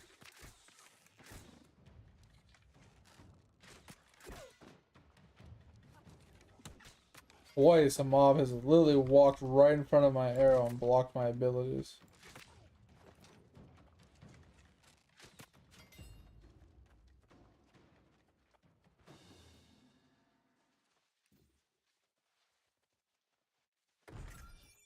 I mean, you don't have to recode it, in theory. Like, depending on what you want to do, right? The coding's fine. I just feel like you'd have to look under the hood, yes. You'd have to see where the bottlenecks and the issues are coming from to make the game a little bit more stable. Um, and there might be some recoding, but I don't think you have to do it from the ground up. I don't think you need to basically just import it into a new fucking program and recode it in a completely different language or anything. I don't think you have to do anything crazy. Like I said, without actually looking under the hood and like taking it apart and figuring out like what the problem is, you won't know.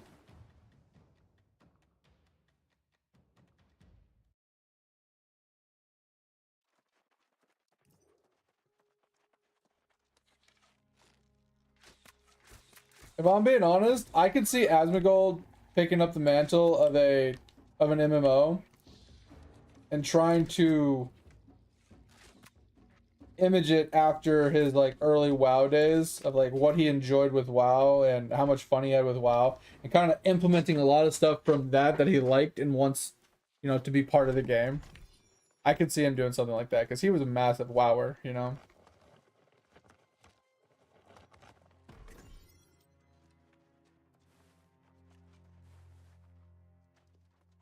I mean, I don't know how true any of that is, Topher.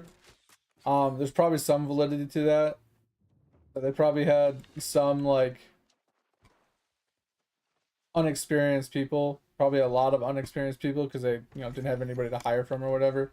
Um, but even if they didn't really know what they were doing, yes, the code is there, and yeah, you could rewrite the code, but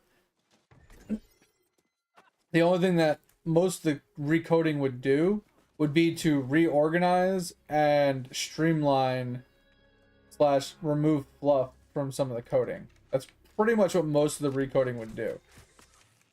With the caveat of some of the mechanics of the game having to be rewritten purely because they want to change the mechanic, right? So if they wanted to remove hitboxes, right, that's a recode. If they wanted to remove the stagger from every single like light attack from mobs, or they wanted to remove the movement from every attack, like those are recodes. But not everything has to be a recode, right?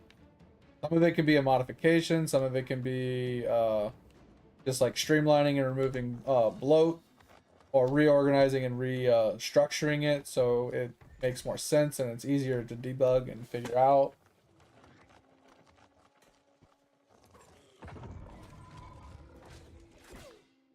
Bro, can I fucking hit this dude? You moved him 4 fucking times as I was trying to fucking shoot him. Jesus Christ. God, I hate range.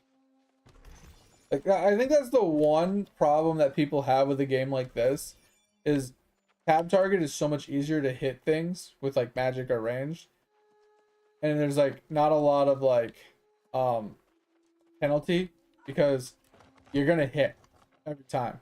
But in this type of like combat style, you miss, and that's like 80% of your DPS just gone. And there's nothing you can do about it because the other people that are fighting are doing their abilities, they're doing their rotations, you know, they're doing what they need to do, and it pushes them out of the way, it moves them, it staggers them, it, you know, makes them move in unpredictable ways, and then you miss your shot. So just like melee is just the way to go in that situation. So fucking annoying.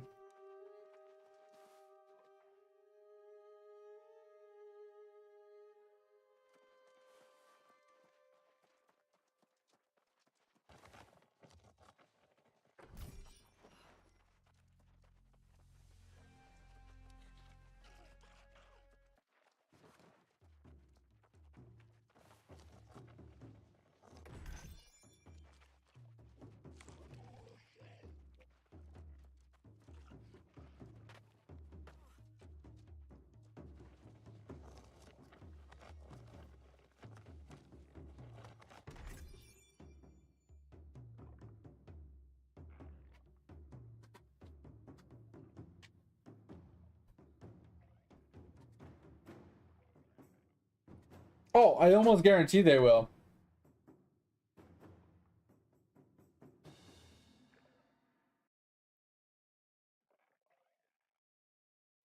Oh yeah, they're dead. Dig. Did you not see the new post from a few hours ago? They dead. Like DED dead.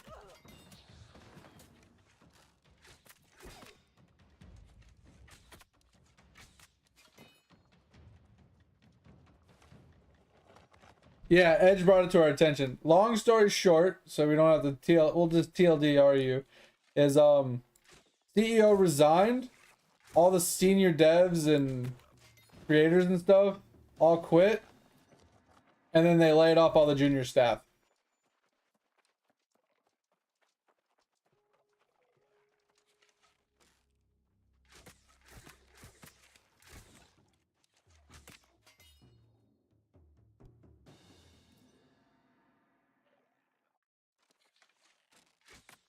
So the what Edge had brought to our attention from the information that he had found so far is that the management people, like the higher ups, were trying to get the CEO to do something unethical that he didn't agree with, and he refused and resigned. And then when he resigned, the senior staff, like all the dev and QA and people that did all the code writing and everything, they were kind of on his side, I guess. And they decided to all quit with him. And then I don't know why they fired all the junior staff, but the junior staff was the next step that went after that.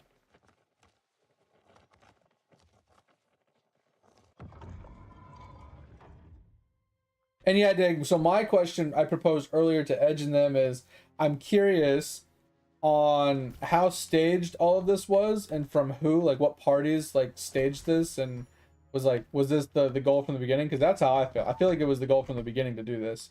And since they were selling the base game as an early access on Steam, will people be entitled to a refund if the company dissolves in the way it is and they paid for a box price of a game that they never received? It's just all, yeah, I wouldn't doubt it, man. People are pissed. Where the fuck did you come from? Why were you behind me at full HP? What was that?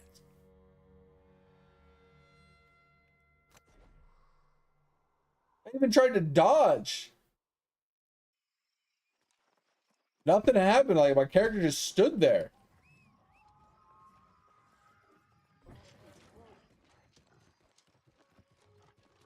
Oh.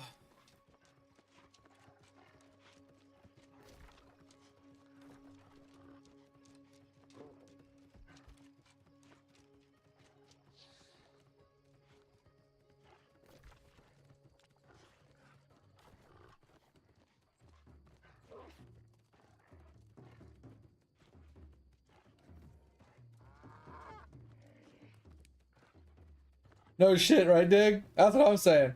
I mean, don't get me wrong. I'm not saying that they're dumb for thinking Ashes would be great, because I think it would be a really good game if they actually fucking finished it.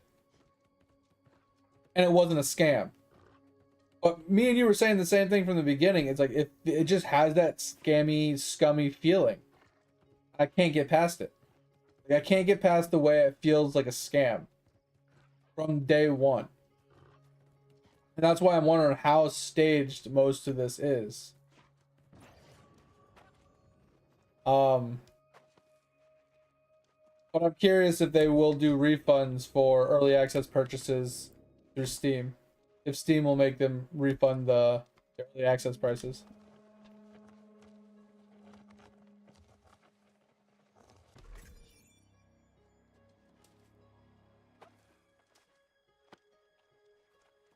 And that's what I was saying too, Dig. It's like, on paper, in theory, what they wanted to do was all doable, and it sounded amazing, but the actual implementation of what they were doing was done so poorly, it was just never going to live up to what they were promising or what they wanted to do or people's standards. Like none of it was gonna work.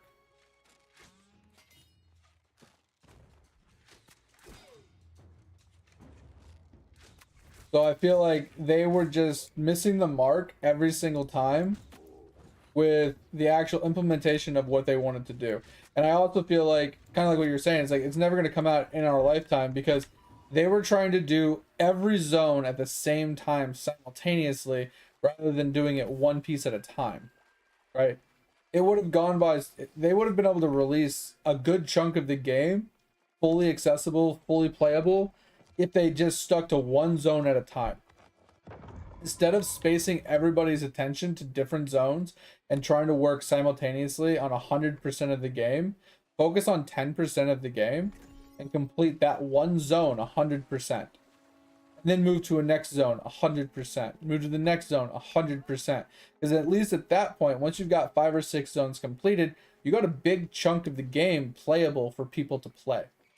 You got a big chunk of stuff for people to actually do while you work on releasing another 1 or 2 zones and then rinse and repeating. Because here's the thing, is once you get 1 or 2 zones completed and you already have the flow of how it's going to go, you kind of are copying and pasting the criteria that you've already written for the other zones into the new zones. You've done most of the heavy lifting, so creating new zones and making things like grow from there is exponentially faster. So I feel like if they would have just done that instead of struggling to make one zone or to make all zones, even up to a marginally playable spot, like I just feel like they were just doing it so inefficiently and just so poorly. It was never, like you said, it was never gonna actually come out, and that's why I feel like it was a scam from the beginning. And I wonder how much of it was just like staged. Like they were just like gimping themselves along, doing very minimal amount of work and just pulling in as much money as they can from the hype. And then eventually they were just going to be like, "Oh yeah, let's stage a breakup and dissolve the company and just keep all the money." And we never had to actually give them anything, right? That's where I feel like they were at. It's like that was the mentality going into it, and I'm just curious on how true that is, and if that'll ever come to light, if it was true or not true or whatever, like if it was staged or not staged.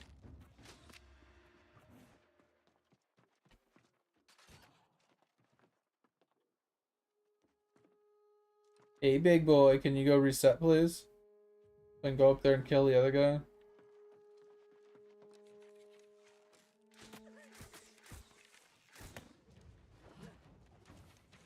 Hey, guess who's stuck in the stairs again?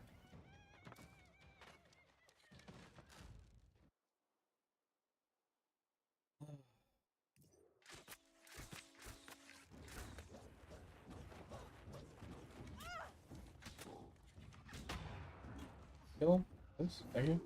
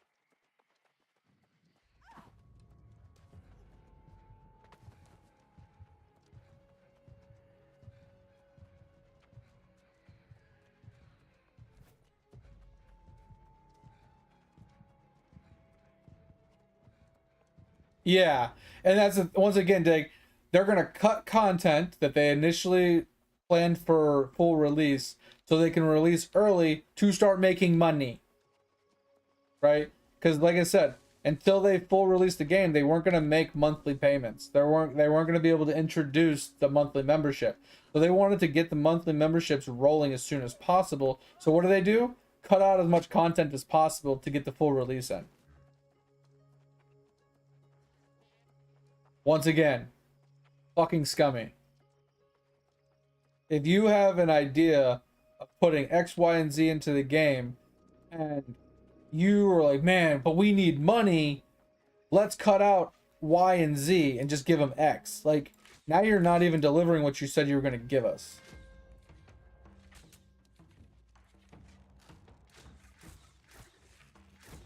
And that's just annoying. But that's actually the creation for you. Oh my god, almost died. That combo almost killed us.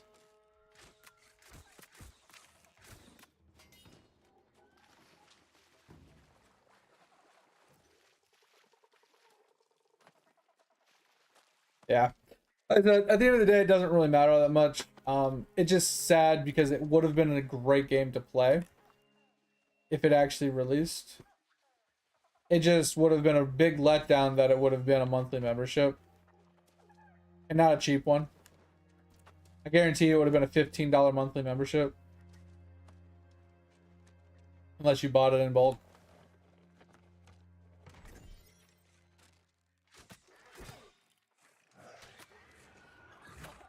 I thought I was going to hide behind that pillar, but I guess not.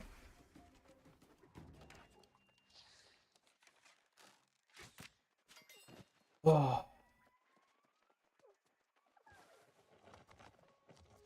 I am getting hungry though. It's 2 a.m.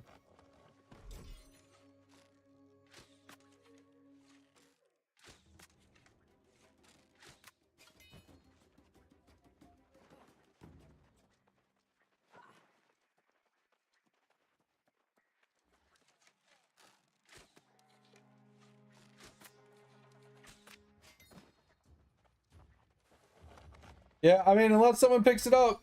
Like I said, I'm assuming someone might pick up Ashes. It's obviously like wishful thinking. But I think Ashes has a good chance of being picked up. Since it has good promise. It has good potential. And it has a good following right now, and it hasn't been tainted. Other than obviously this new news that just came out, it hasn't really been tainted with like a bad release, a bad company, and like lost its. I mean, it's slightly losing its hype right now, I guess, but it has so much hype that a new company picking it up, putting effort into it, like a trustworthy company, right, could make it viable. Not saying it will, but it could.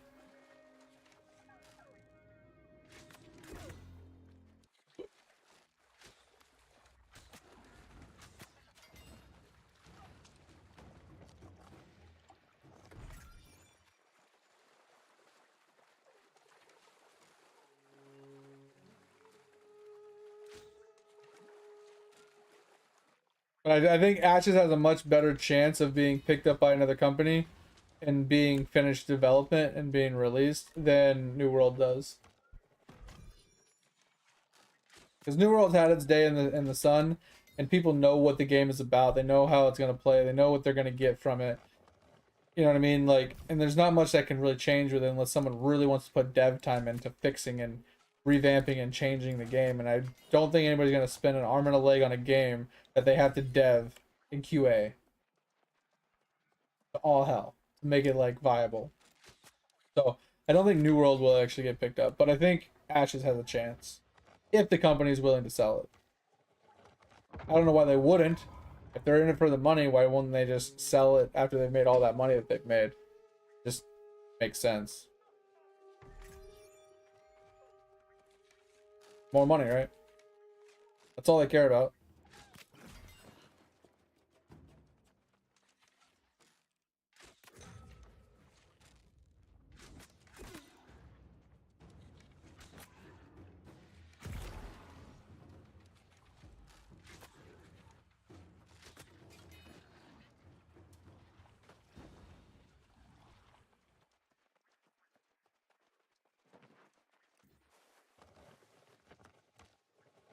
I mean, it's not really huge. It just depends on how much they're asking for it, right?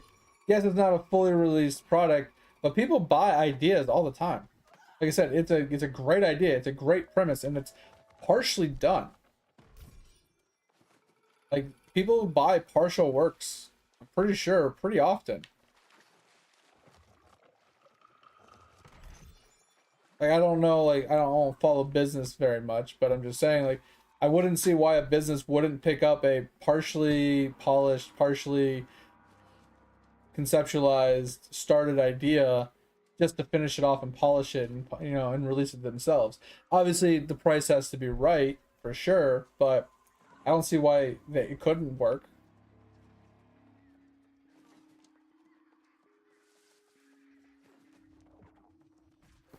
Alright, so let us salvage all of this.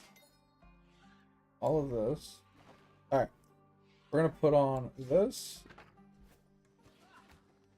Then you can see. I need another hammer, and I want one with. I'm just gonna build all of them. So we can always make more. I need one with nature attunement. If I can get one with nature attunement, I'd be happy. I would be very happy with nature attunement.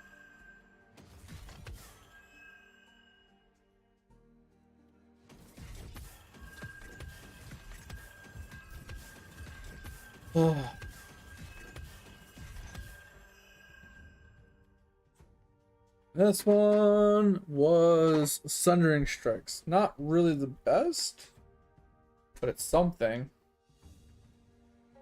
Really the best though. Right.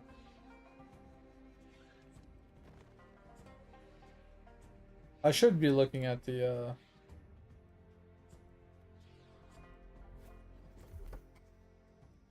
whatchamacallits. The rings.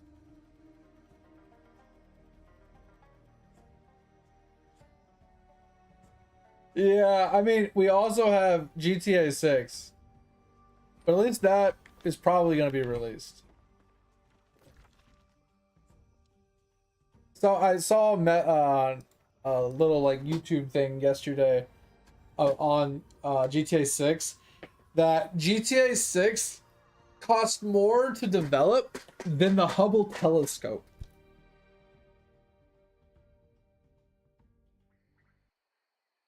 Or 5 Empire State Buildings.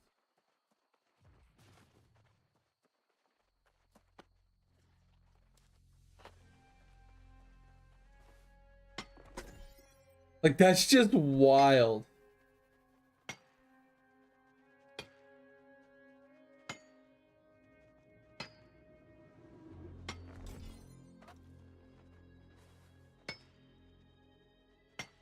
Like, I think GTA 6 is up to like $2 billion worth of dev.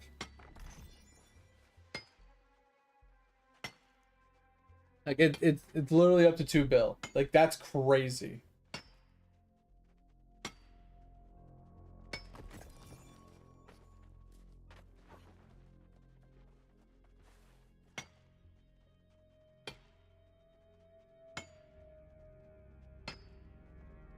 Wait, they're pushing the release back?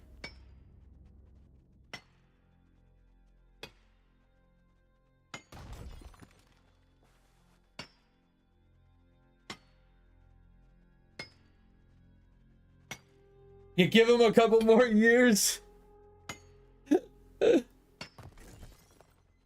Oh, was it? I thought it was 2026.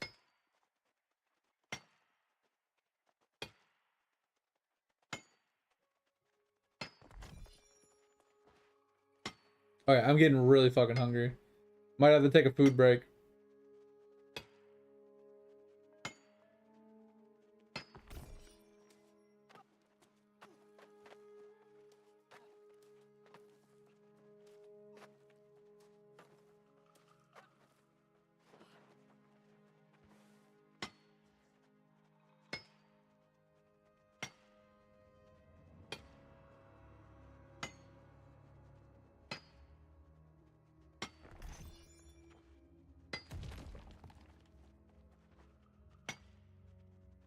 Oh, I forgot. I can do the song for the luck.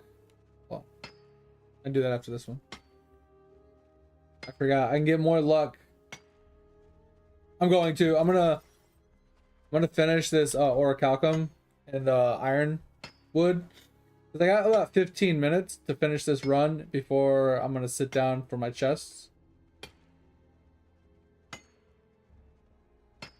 So I gotta finish the myth. I gotta finish the orichalcum, and then we'll. Obviously, I gotta go to the other place to do more. But yeah, I'm definitely gonna do it. Luckman gathering. Yeah, I'll go eat after that. I don't know what I'm gonna. I think I'm just gonna throw something in the air fryer. Like, I've been pretty good about not eating like air fried food, right? Like I haven't been making like chicken nuggets, hot pockets, pizza rolls, or anything like that. I've been eating a lot healthier.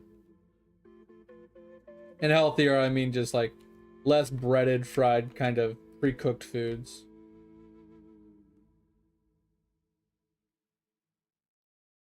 Yeah, I think that's what I'm gonna end up making. I've been really good about not eating them, but I think that's what I'm gonna end up having. Well, so basically, the short of it, Topher, we've talked about it before, is like my doctor says I need to not eat a lot of saturated fats, I need to not eat a lot of sodium, and I need to cut off on carbs, like significantly.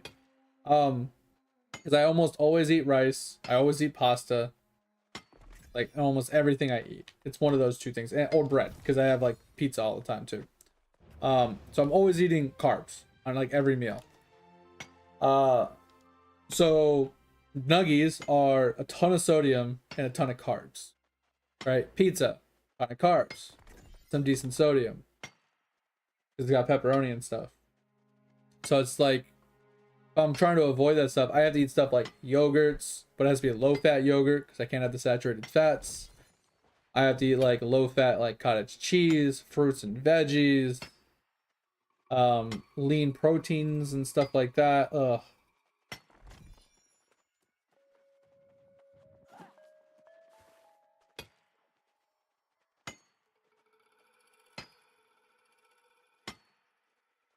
Yeah, but I mean, like, how do I even make a chicky nuggy that actually tastes good, right? Because I can't bread it, because that's one of the problems with the carbs is the breading. So I'd have to bread it in something like cauliflower or something, or I just have a naked nuggy, which is naked nuggy is not a big deal. But then like, obviously it would be a lean chicken. It wouldn't have a bunch of salts in it. So it would be like good on sodium, but the carbs would still be high if I wanted to bread it.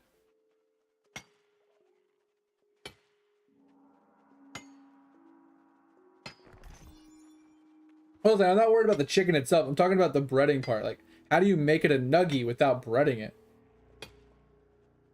Yeah. So it's not so much nuggies as it is like boneless chicken wings. Like that's basically what it is. It's like boneless, skinless chicken wings, which that sounds good as well. I mean, I'm always down for that. You put a little bit of dipping sauce and you're good. Like some sweet and spicy baby rays.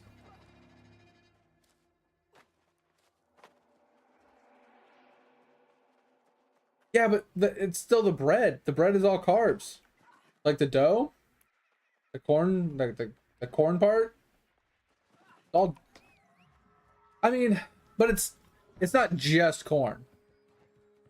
Like if I go and look, I think I have corn dogs. Actually, we can Google corn dogs really quick. I'm pretty sure the nutritional factor has a bunch of carbs. Because it's not just corn. If it was like a bunch of corn just wrapped around a dog, then okay, yeah, I can understand that, but it's not. I'm kind of curious though. Corn dog. Nutritional. This is obviously just a dog shit one. We just grabbed the first one on the list here. Shit ton of sodium and 20 grams of carbs. So 20 grams of carbs isn't too bad, but not great. These ones have added sugar for some apparent reason, but that is a ridiculous amount of sodium. So Obviously, if I made the chicken myself, the sodium wouldn't be a problem. But some of the sodium is in the breading.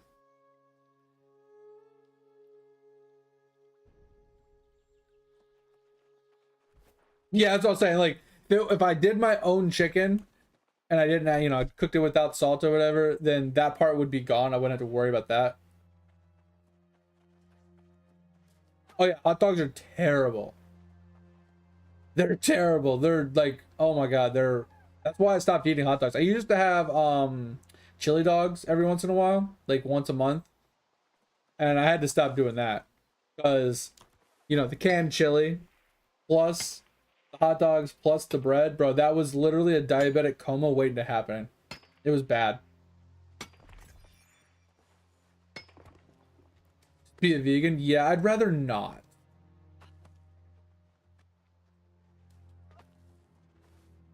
And here's the big problem though, Topher, is like the wife is pretty accommodating to a point, but she ain't gonna cut foods out of her diet or her normal cooking routine to accommodate for me. I'm on my own.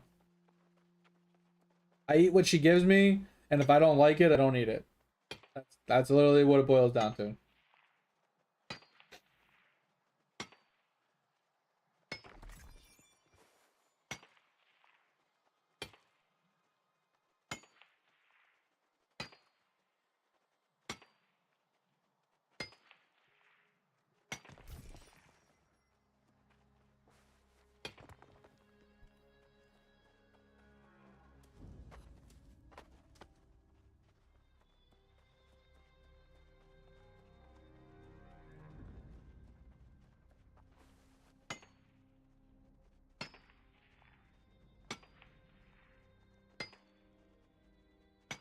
Oh, didn't you sent me a video of like a bunch of like vegans that eating meat for like the first time or something like that? And they were all like crying and saying, "Oh my god, this is so good. I'm gonna have to try all the meats now," and stuff like that.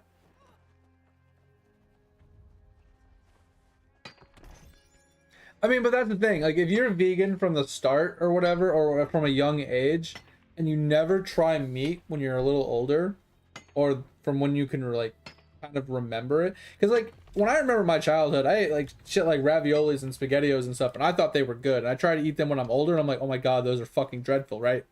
So like when you're a kid and you're eating stuff, it's like completely different than when you're more of an adult. So if you're a vegan from a young age, and I feel like switching and like trying meat at an older age, that's your reaction is gonna be. Now, if you're an older person and you switch to being vegan when you're already an adult, you already know what you're missing out on, right? You already know what it tastes like. You already know what it is, and you have a pretty good understanding of what you're giving up. But I don't think you do at a younger age, because the food that you're going to eat at a young age isn't very high quality. It was a lot longer ago, right? Your memory is going to be kind of distorted. I just think that's what happened with a lot of those people in that video, is like either they've never had meat before ever because they've always been a vegan or whatever, or it was so long ago they just don't remember how much like how good it was and how much they miss it.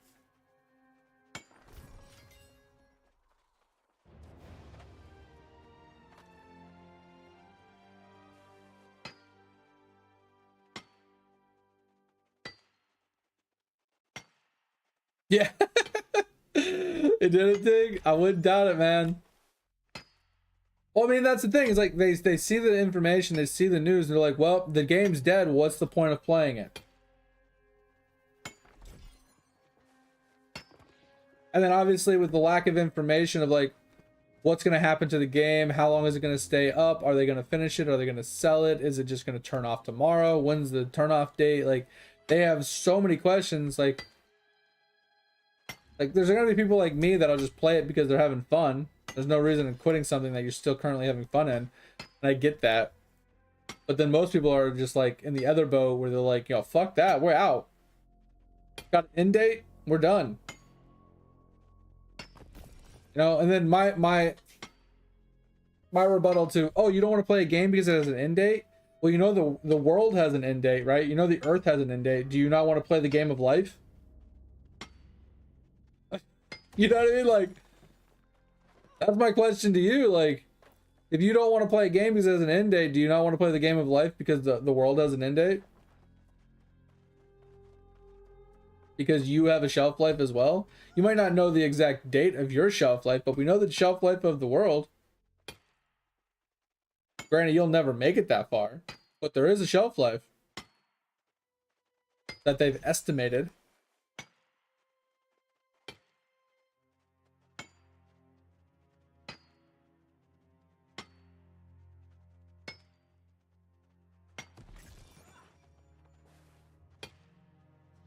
All right, there is all the Ori mined out. We got a bunch of whatchamacallit? We got a bunch of Cinnabar that time. We're up to 79 now. We're getting a good amount of Cinnabar. Let us. We gotta switch to shopping.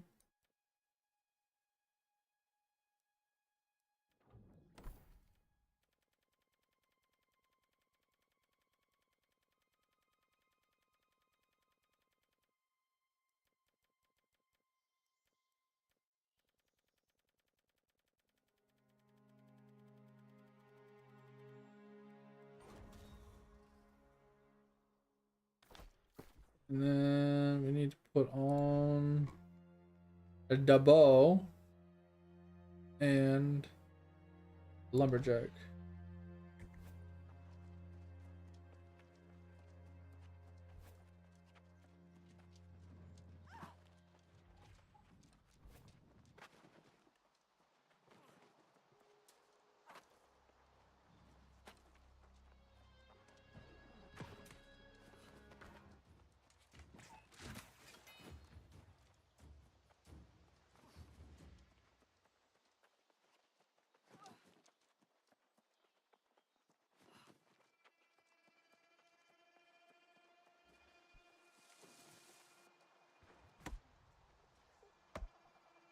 Oh man. But yeah, I gotta figure out what I'm gonna eat. I don't really know what it is yet. Like I said, I have a few options. We have some yogurt in there. We have some fruit. We have some cottage cheese. I have canned chicken and canned tuna, which is I had canned chicken yesterday. So I could do some tuna fish.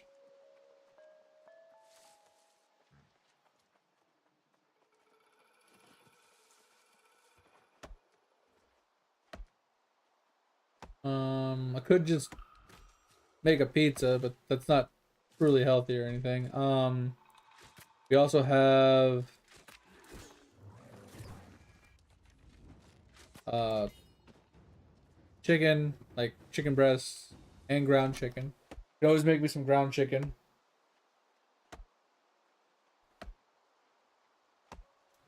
Yeah, I mean grilled cheese is great. Like we have some brioche bread in there, or some like not brioche. We have some bread in there that we like to make with grilled cheese. Problem with grilled cheese is like obviously the bread, and cheese is fine, but once again the saturated fats from the cheese. So it's not that I can't have it. It's just they want me to be mindful of how much I intake, right? So instead of like one full cup of brown rice that I cook, because like they say that 1 cup of brown rice a day is healthy for you, right? Especially comparatively to like white rice, right? My question is, are you talking 1 cup of cooked rice or 1 cup of uncooked rice? Because 1 cup of uncooked rice makes a lot more than 1 cup of cooked rice.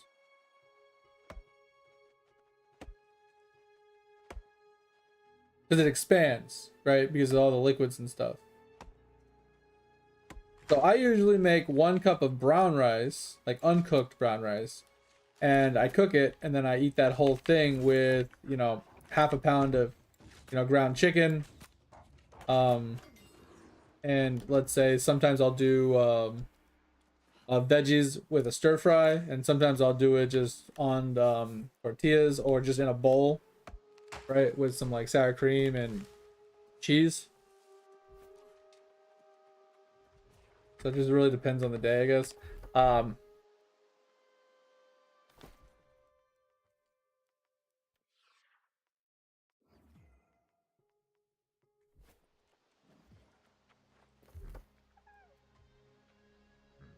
hate it when it does it. It doesn't reset my spec every time. Hey guys, we're gonna maintain the game and make sure it's up and operational and running, and there's not any glitches or bugs in the game while it's up. Yet the house stairs are still broken. The fucking the gear presets don't change your stats. Like ridiculous bullshit, dude. But like I said, it's not so much that I can't have it. It's just I need a limit, right? Just lessen it the best I can. And that's really all they can ask me to do. All right, I'm gonna go make something to eat. I'm gonna sit right here, AFK for a bit. I'll be right back. Give me a few.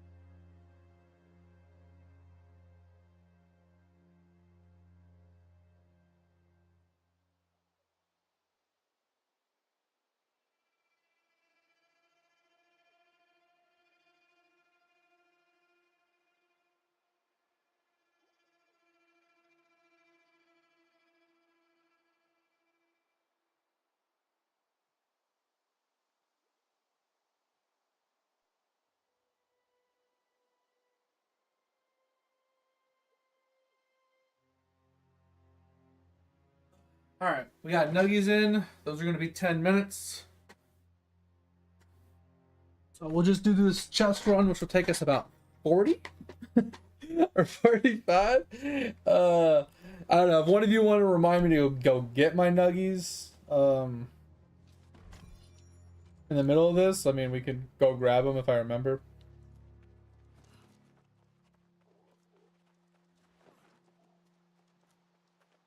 Oh.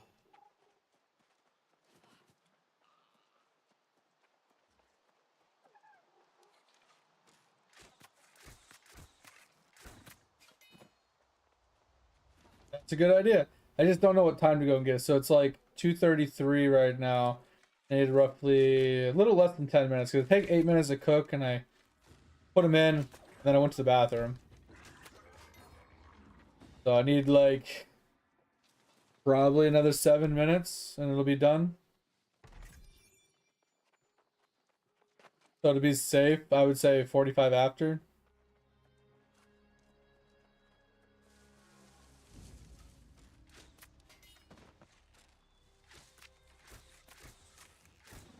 I just got to remember. Because when I'm running this, I'm not paying attention to the clock.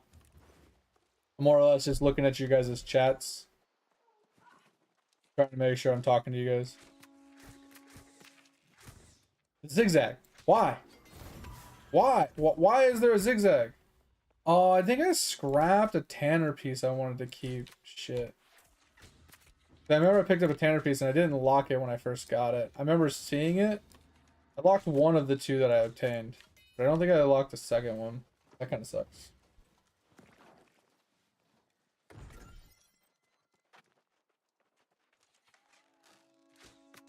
What?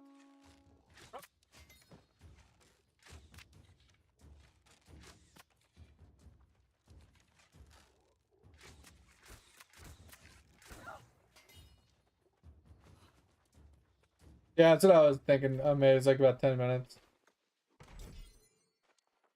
I don't mind if it sits in there in the air fryer for a little while, staying warm or whatever. Fine.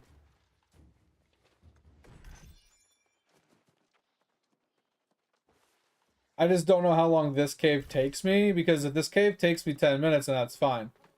If the cave is only done in 5 minutes, then it's kind of hard. Because then I have the next cave that I have to get to, and that one might take me more than 5 minutes. Like trying to find a stopping point. Worse? Somehow I shot through the dude, but okay. Like I said, it does go faster when I'm not doing all the wood.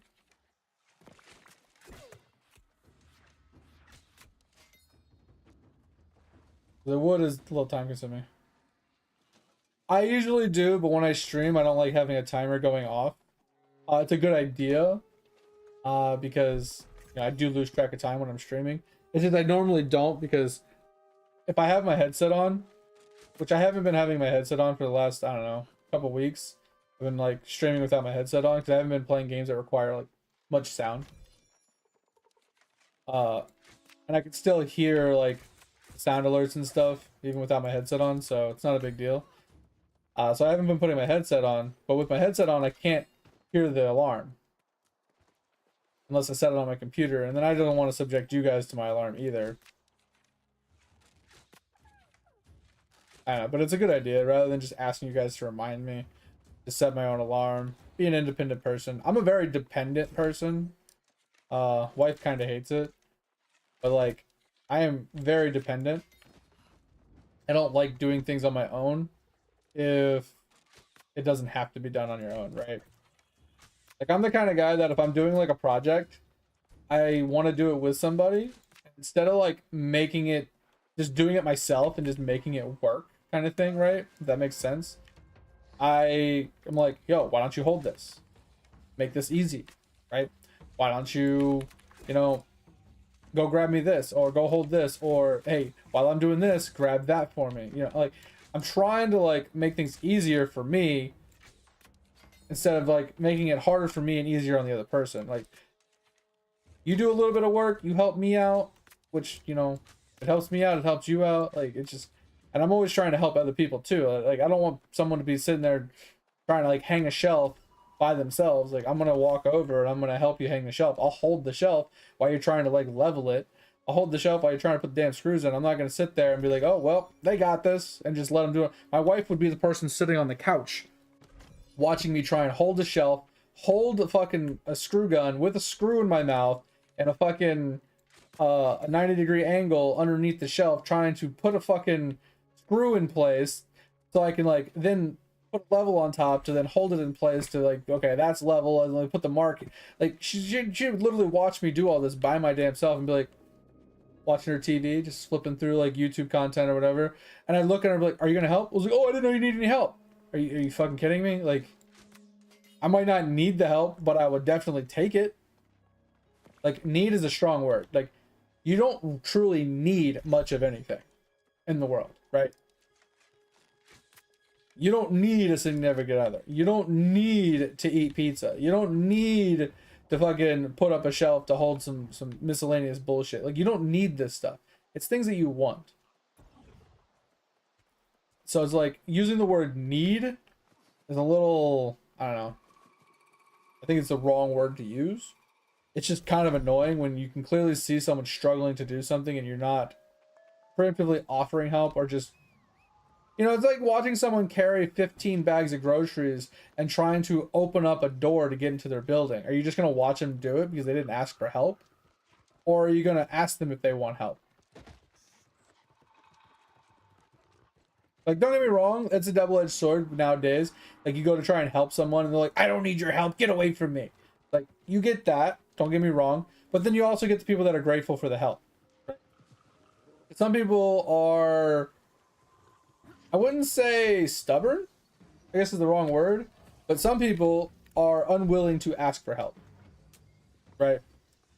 They know they need it, they see people, but they don't want to ask them for help because they feel bad or something. That guy somehow shot me through the fucking pillar. That's always great. Yo, Joy, what's going on? So it's like, you never know what you're gonna actually get when you run into those people, but really, bro?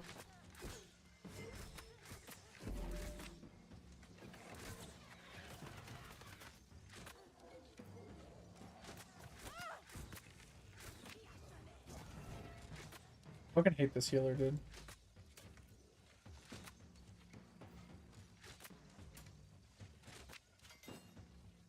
Can't wait for this box to show up. Just woke up? Nice. Yeah, we missed you yesterday. Oh. Edge was around yesterday and was gonna be like, yo, you wanna do some dungeons? And he already logged off for the night as well. Yeah, we were trying to help you out and get some dungeons running and stuff. Try and get you all prepped and ready. Yeah, so that first zone didn't take us 10 minutes. We still have roughly 4 more minutes left. I think we could finish. Yeah, so we'll go and grab our nuggies after we finish this area. This area is going to take longer than 4 minutes, but that's fine. Not that big a deal. Oh, we ran right past the chest.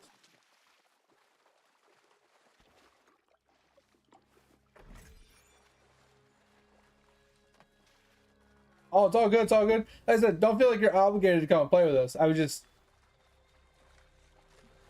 usually like when we're sitting here, like if we had plans, like if we had thoughts that someone was going to join us for something, we were always like, oh, where were they at? No, but there's no like obligation that you have to show up. You can't show up. You can't show up. It is what it is.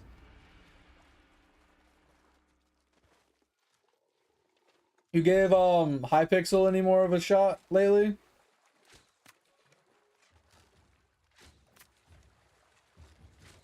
Or did those few deaths just like put you off for Hypixel?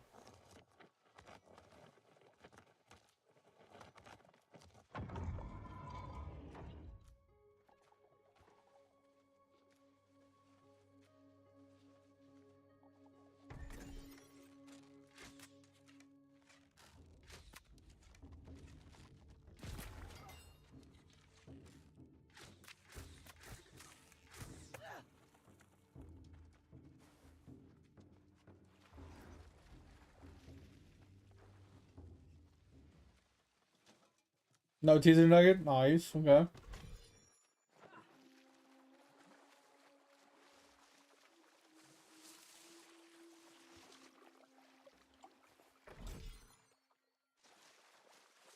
Are they?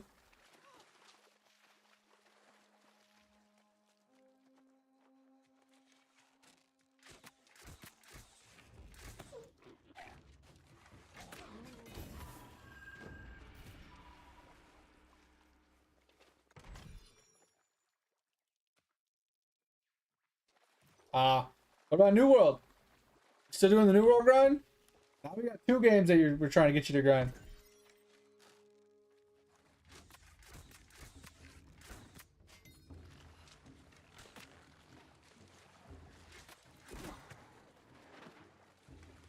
Then I'll hit the deer. Works though.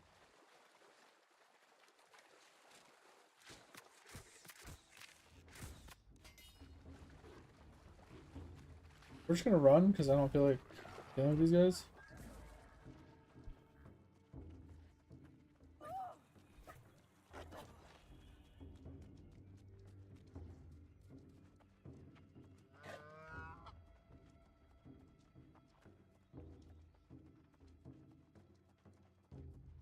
But on a few days. Hey man, like I said, like the game's fun and all, but at a certain point you just kind of get, all right, something that's more interesting, something's more fun. Unless you have like a goal that you've set that is like entertaining you, you know, you do get bored. That is the nature of New World, right? It's a great game. It's a great to grind certain things, but it can get boring. Now, Hypixel, it has the same problem, but bro, the grind is real.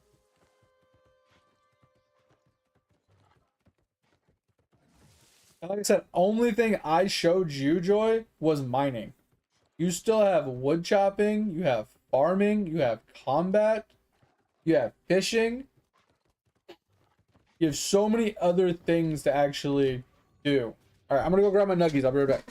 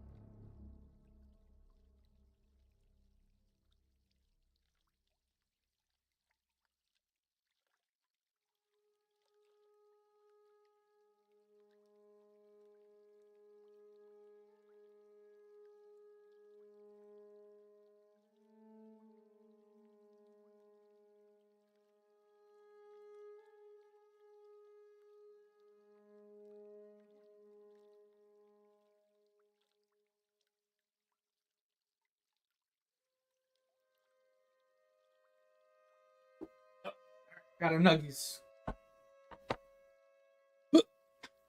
Let's finish this chest run. Oh.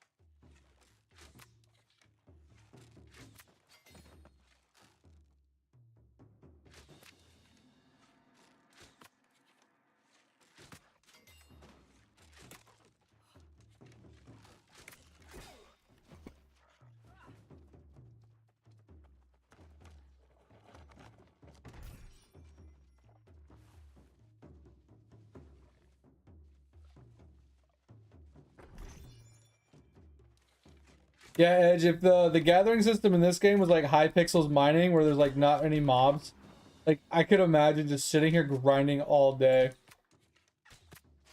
Like just mindlessly just grinding. Like giving us missions, like faction missions to go and mine X amount of ores or materials, or bring, you know, town boards, like bringing back certain materials. Like I could do that all day long. I wouldn't have any gripes with that. You're gonna call it early dig? Alright, sounds good, man. Yeah, bro. Let me know what you find out about the AOC stuff, man. That shit's gonna be wild. I can't wait to see how bad the community gets. People are gonna get so fucking salty, bro.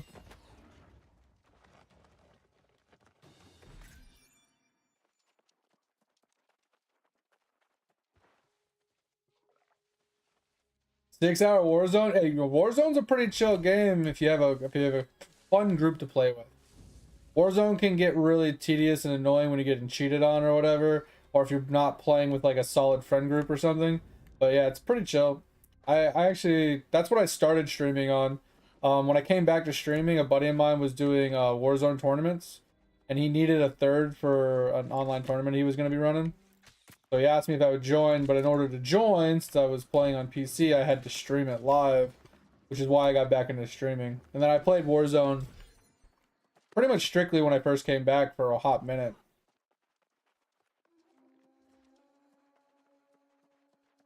I'm thinking I'll go to normal time tonight. Mate, I'm feeling okay. At least conversationally wise, I'm not feeling like I'm forcing my conversations. But that also is because we are having actual conversations, and it's not just me like rambling and just rambling to ramble.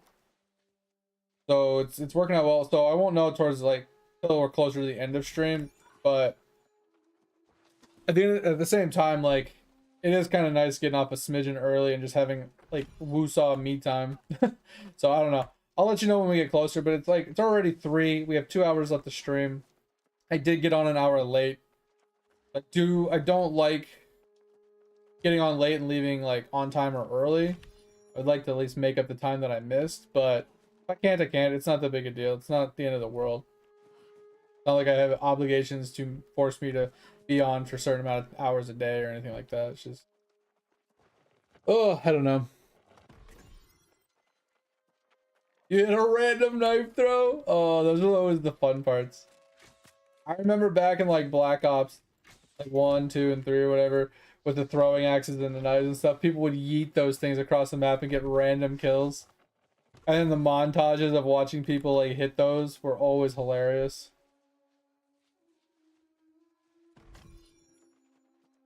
I mean, you can show it to me anyway, mate. Even if I don't switch. The game's running in the background, so.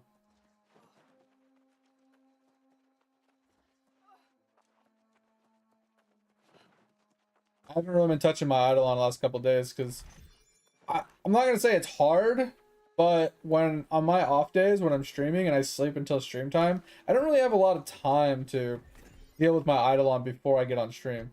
And when I'm on stream, I don't really want to deal with my Eidolon either. Right? I don't want to like go and do my Omni procs. I don't want to go and like fiddle with things and do a bunch of stuff and whatnot. I just just want to play my game. I just want to chill out. I want to chat with you guys. I want to hang out. You know, I don't want to have to worry about Eidolon. Switching at the end of the night is always nice too, like if I'm feeling it. But last couple days I haven't really been feeling it. So.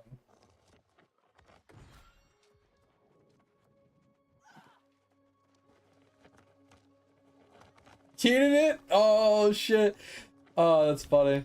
I remember there was this one time when I was playing Black Ops. The axe, I don't know if you remember the axe, but it threw a little bit higher than where you aimed at the start, right? Kind of like a bullet, how the bullet's actually lower than where you're aiming when you first start because of the angle of the barrel and stuff. Anyway, so if you were too close to a wall and you were to throw it, it would go over the wall if it was short enough, right? I remember I jumped like there was a staircase to go into this building, and as I jumped around the corner, I could see over the wall before I climbed up the stairs, and I saw a dude prone in the doorway. So I just yeeted the fucking axe right over the fucking the half wall there. And I hit the guy in the face and killed him, and he fucking called me a cheater and left the game. It was so funny. But yeah, I used to do stuff like that all the time. That shit was so funny. No, that's what I'm saying, mate. I don't mind like pulling it up after I finish this chest run. I just pull it over and you can just show me what you want to show me. I have not, Tovert. It was really fun. I want to play it some more. Yesterday I got off. I played some PoE because I'm trying, like I said, PoE is like a timed thing. It's like 2 or 3 weeks on it. I think it's 3 weeks right now. And I would like to get to level 90, and I'd like to figure the build out before, you know, the league ends. So I'm putting effort into PoE right now. More than anything else. So yeah, that's all I did. I got off, turned on some anime, was chilling, hanging out, and getting shit stomped in Path of Exiles. Those fucking bosses are just ridiculous. Like, if I was playing a real build, like the build I know how to play, I'd be fine. But playing a build that I have no fucking idea what I'm doing is making things really difficult. I get these random power spikes where I'm crushing shit and I don't have any problems, and then I go into a certain fight and I die like 45 times. Like, I literally give up and I just go in and do 5 damage and die. Go in, 5 damage and die. Go in, 5 damage. Eventually I kill one and then it becomes easy, but like, it takes so fucking long.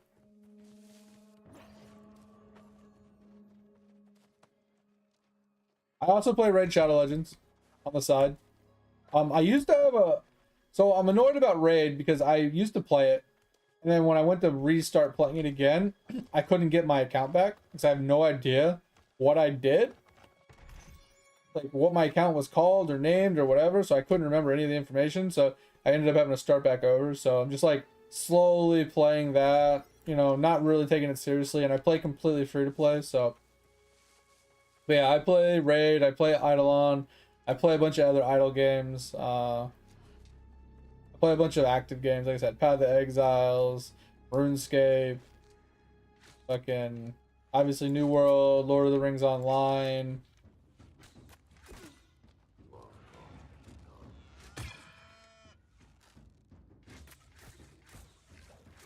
Somehow I missed 2 of my 3 hits on that guy.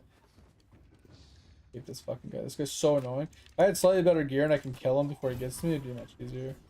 Where's the gator? Gator didn't... Oh, he's up here. Someone killed the gator. I left the dude. Interesting.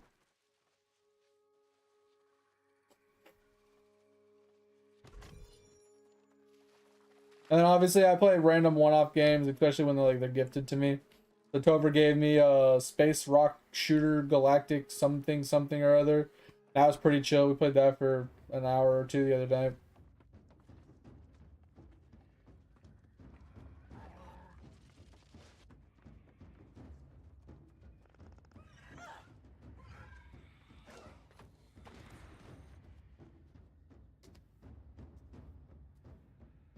$35K? Joy. We need to have an intervention, bro. We need an intervention. $35K on a mobile game. No bueno.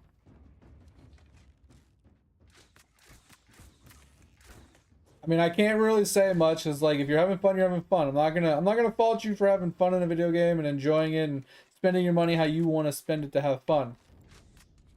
But we need to put some limits. You know, there needs to be like a limiter, like a speed limiter, like you put in a car. Right? Oh, couldn't see what the guy was do.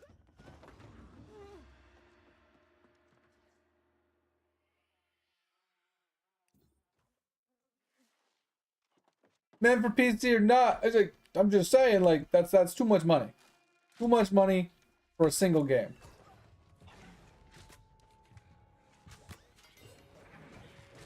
Oh shit! Oh shit! Thought I was on the stairs. All right. Well, can I give up, please? Thank you.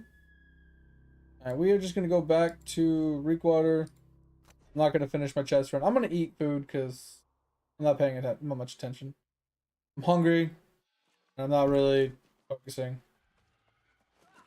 Yeah, that area is kind of annoying because the staircases are a little wonky, and then there's like a bunch of ropes and holes. So I thought I was walking down the stairs, but I guess I was just walking into a wall. That was my bad. One of the bad parts about being ranged is like since you have the ADS like that, you can't see behind you.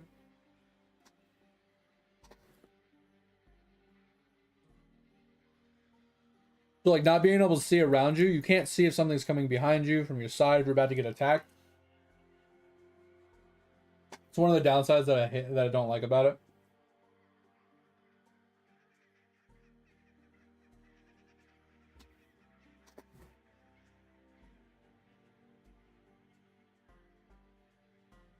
Nuggies.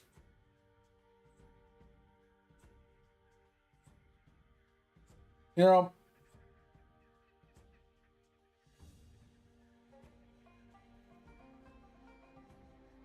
whoever invented nuggies needs like a Nobel Peace Prize.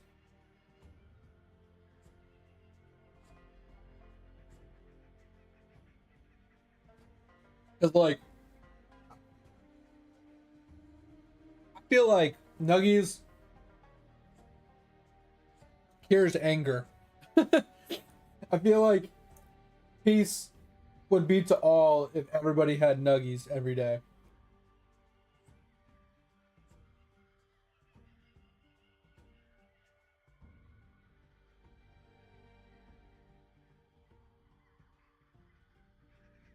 I don't know if that's a bug joy or if that's just a console thing.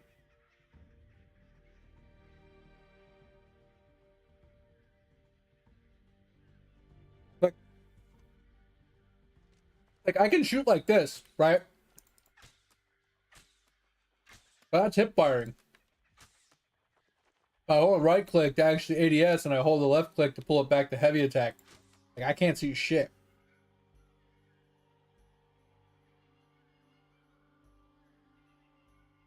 But like I said, maybe they let you stay in third person on console. I don't know.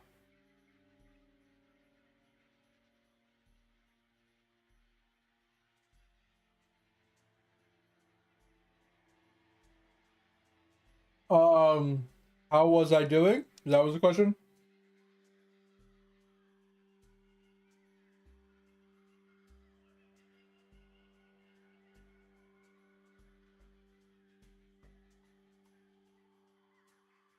Interesting. That's a little weird. Game has no bugs though, Joy. No bugs. All features. Perfect game.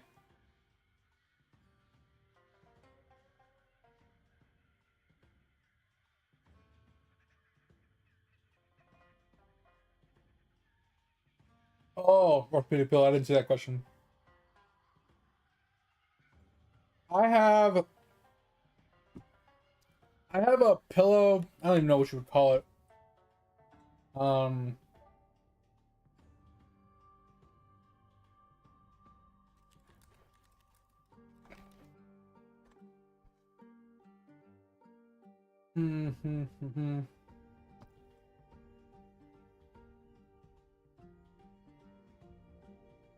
I don't know if I can find my pillow. Okay, it looks like this. My pillow looks like this, right? So it's slanted downward because I'm a side sleeper, but it has a cutout for my shoulder, so my neck can rest like on the actual pillow. This is what I have. I don't normally have very many neck problems. It's just I don't know what happened. I woke up and I was fine yesterday, and I streamed all day and I didn't have any neck problems. But later on in the day, I got off the stream. We got in the car, we were going to do some stuff, and then my neck just started hurting.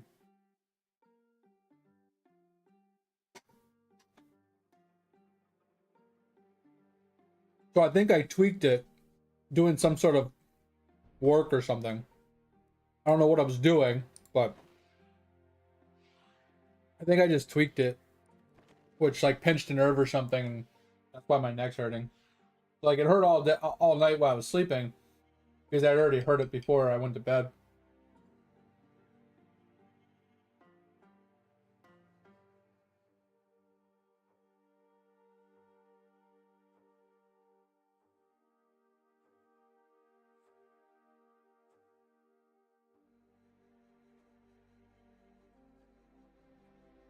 Yeah, I wish they would allow that to be a setting where you can like ADS like full on like first person, or you could scroll it out so you can actually see your surroundings while you're ADSing. I can't tell you how many times in dungeons or open world chest runs and stuff I've died because I can't see that there's a mob coming up next to me, or that someone kited like an exploding mob right up to me, and the mob's about to blow up on my ass. I've died so many times to exploding mobs because I didn't even know they were there.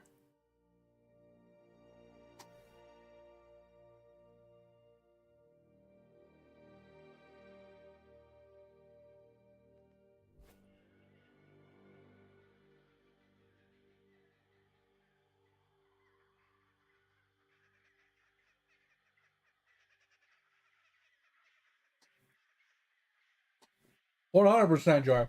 100%. 100%. We're gonna try and get our 1 in rage piece.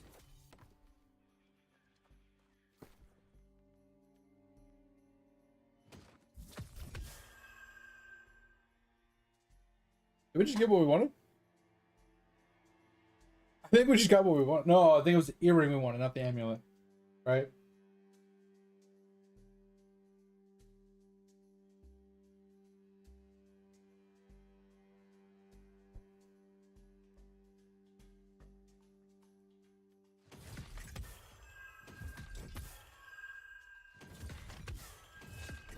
There it is.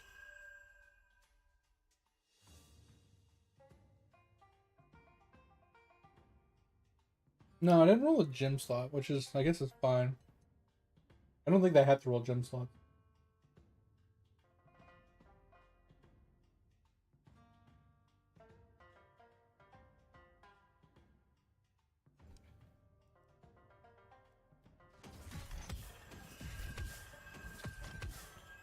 I don't really like that amulet, but it's tolerable.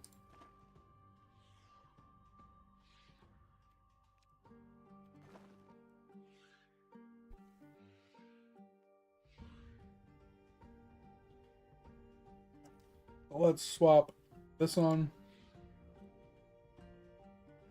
That. Alright. Got our earring.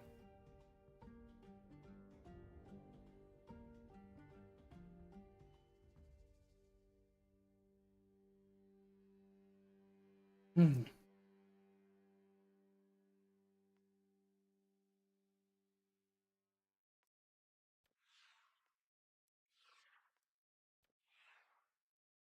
Actually, go back to this. Back to this. 35 watchery. Let's go, Edge.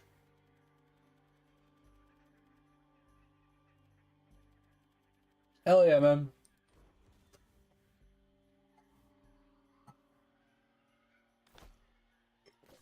let us.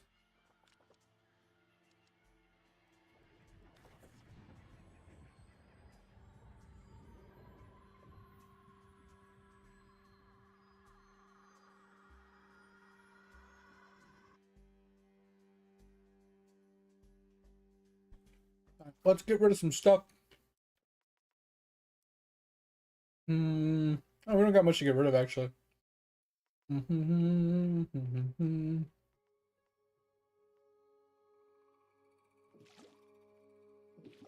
get rid of that.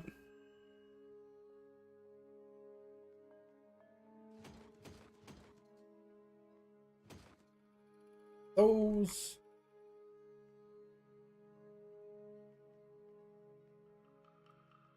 All right, I think we're good. We saved a little bit of weight. We need to get rid of some of the stuff though. Like, we have a lot of weight in something. We have a lot of weight here. Holy crap! So much weight. What else we got? Weight. We got wood to get rid of. No, it's not too bad. Yeah, I'm done with that chest run. I ended it early because I died and I was like, fuck it. Yeah, so what do you want to show me?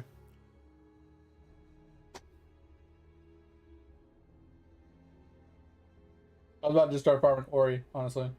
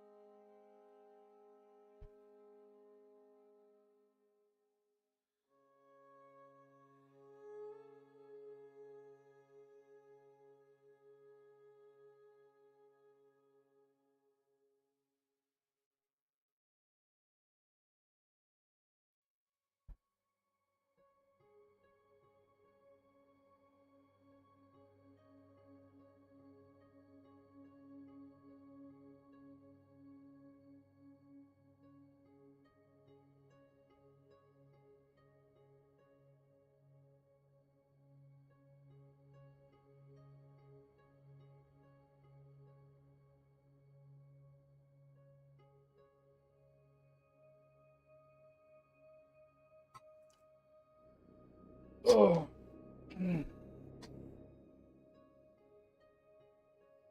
What? This?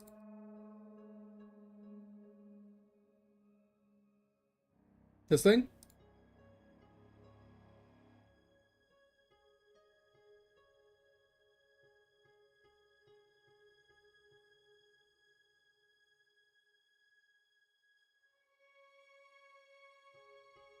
Oh, I already did it.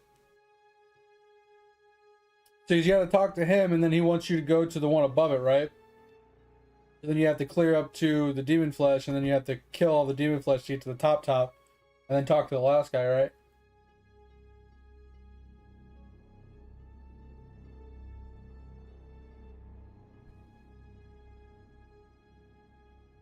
Yeah, it's part of all the quests that I completed.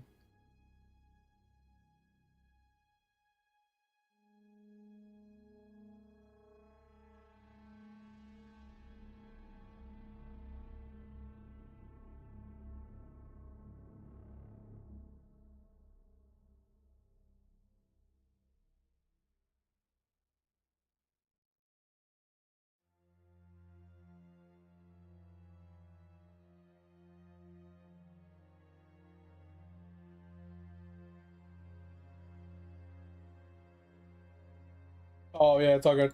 So you see something weird here, mate? I have 7 tier 3s or whatever, high tier meats. I have one of the meats that are below it, but now I don't. I have multiples of 10 still. Because remember the other day I got it? It was like I got a 0.08 multiplier instead of a 0.1 multiplier. That 0.08 turned into a 0.1, and I don't know how.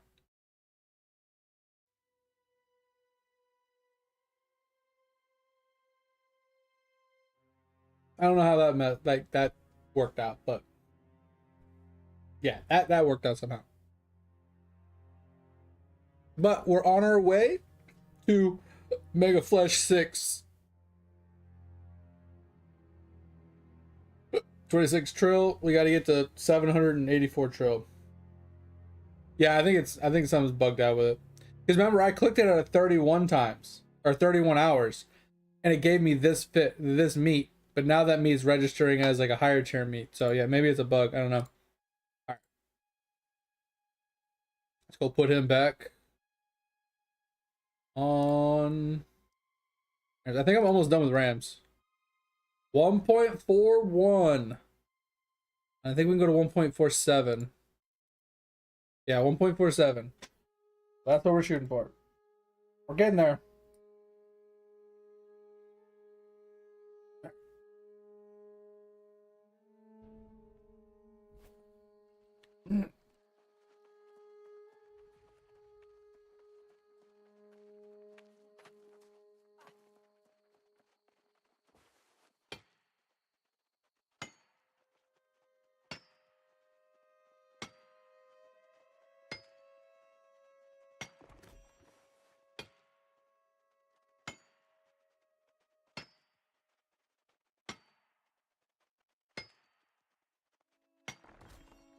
More Cinnabar. Let's go.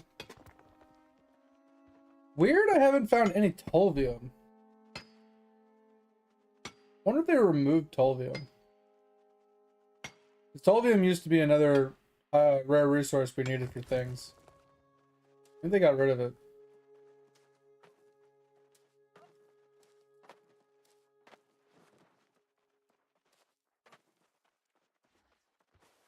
Oh, you just learned how to do it? Gotcha. Yeah, when I was doing my quest that one weekend, I ended up blowing through like all those quests. I have most stamps now. I'm still waiting on like a print week to do the World 3 quests. I don't want to cuck my prints for now. So, as I said, we're putting that the World 3 on hold, but the rest of it is I think World 6 is the only thing I'm missing. And the World 5, the last World 5 quest.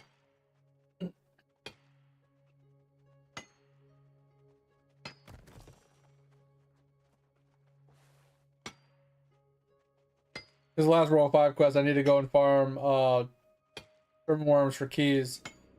And I'm gonna do that after I finish the Ram grind. Gonna go farm Trimmer Worms for a while, get a bunch of keys, and then I'll have to go fight Kruk until I get his wings again.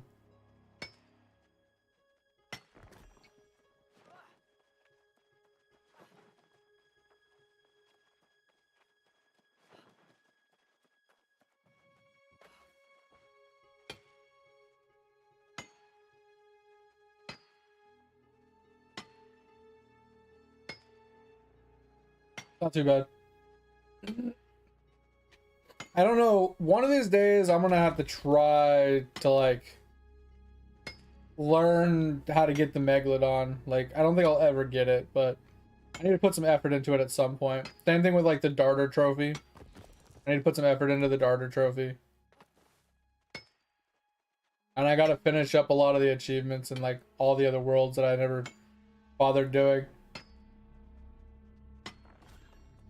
Or told you, or a Cinnabar, let's go. I'm getting a good amount of Cinnabar right now.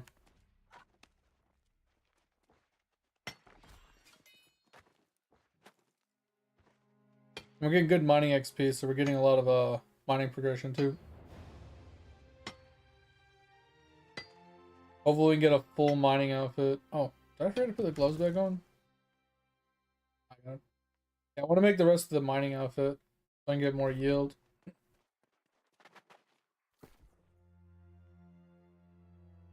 Harvesting luck boots still.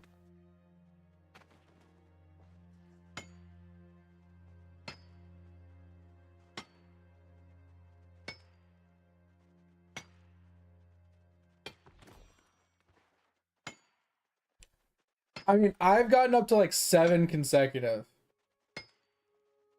And I always miss like the last 1 or 2. Cause it's a lot of RNG on like what position you get. Like positioning, wind, um speed at which like the dart's going up and down, height, angle, like all that. Like all of that is like pure so many RNG things, like learning how to like you got to get good at each positioning basically or get really lucky. And it just takes a lot of practice to actually get it. Eventually you'll get it. It's just so time consuming. It's like I feel like it's just not worth my time. Yeah, I've gotten close a couple of times. It's just ugh. I feel like you only have so many attempts a day before the timer is so high that you just have to wait for the next day.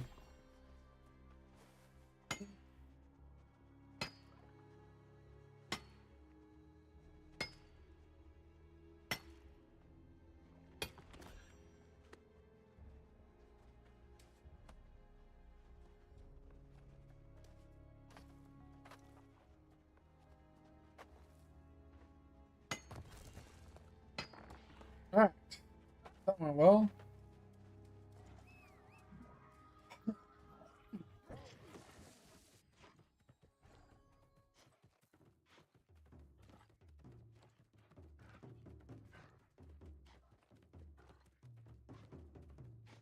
$14 hoops.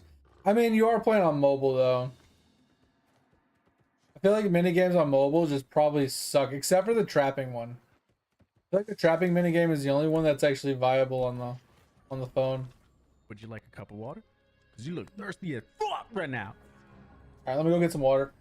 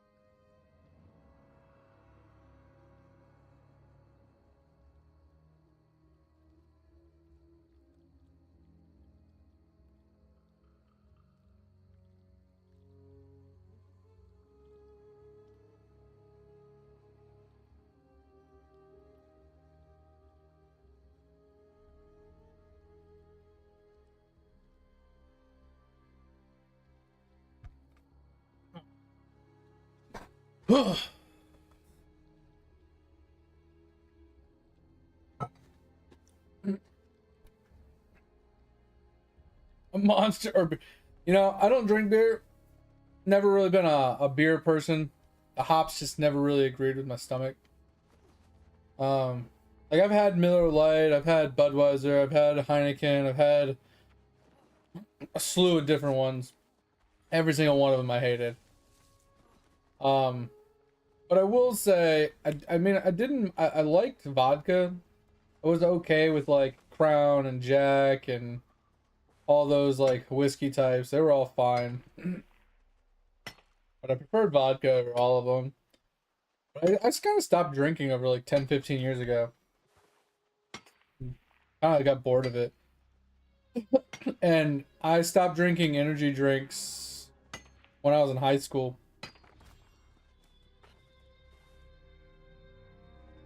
Yeah, I mean, I don't know, I just never been a hoppy kind of guy, you know? And people are like, oh, there's so many that are so much better. They don't really have any hops. Or you know, the lagers and the other types of fucking beers, and like beer gets way too in depth when you actually get like engulfed in that culture. It's way too complicated. Um, but yeah, stop drinking energy drinks. I think there was, I don't remember the exact number, but I drank over like 16 energy drinks in like a 30-hour window. And I basically almost had a heart attack. Like my heart was beaten out of my chest. And I was like, you know what? Never again. And I've always been that type of person that's never really needed energy drinks. Like I just, if I'm up and about, I'm up and about. I'm not tired. I'm not dragging, you know, I don't have any problems with that kind of stuff. So just like I never really had a need to drink the energy drinks. But like if I was a little sluggish, I was a little tired, I would drink one here and there just to try and pep up a little bit. But I never needed it. I just did it because I thought I should. And then that one time when I drank that many and I had that problem, I was like, you know, never again. And I've never drank an energy drink since. I don't drink coffee. Like, I hate coffee with a passion. Like, the smell, the taste, the texture, everything about fucking coffee I hate. I fucking despise coffee with a passion. So I don't drink coffee. I basically don't have anything with caffeine in it. I used to do soda, and I cut soda out about 5 years ago. 5 to 8 years ago. I go from drinking none to drinking like one, you know, a day or half a day. So sometimes I won't drink one for like a month, and then I'll drink like half a one 2 days in a row or something like that. Like I don't really drink soda all that much. If we go out to like McDonald's, I'll have some Diet Coke, but it has no sugar, it has no nothing in it. It does have a little caffeine because I don't get the caffeine free, but I mean that's about it. And when I do drink soda, it's either, like I said, Diet Coke or it's a Diet root beer, and root beer doesn't have caffeine in it.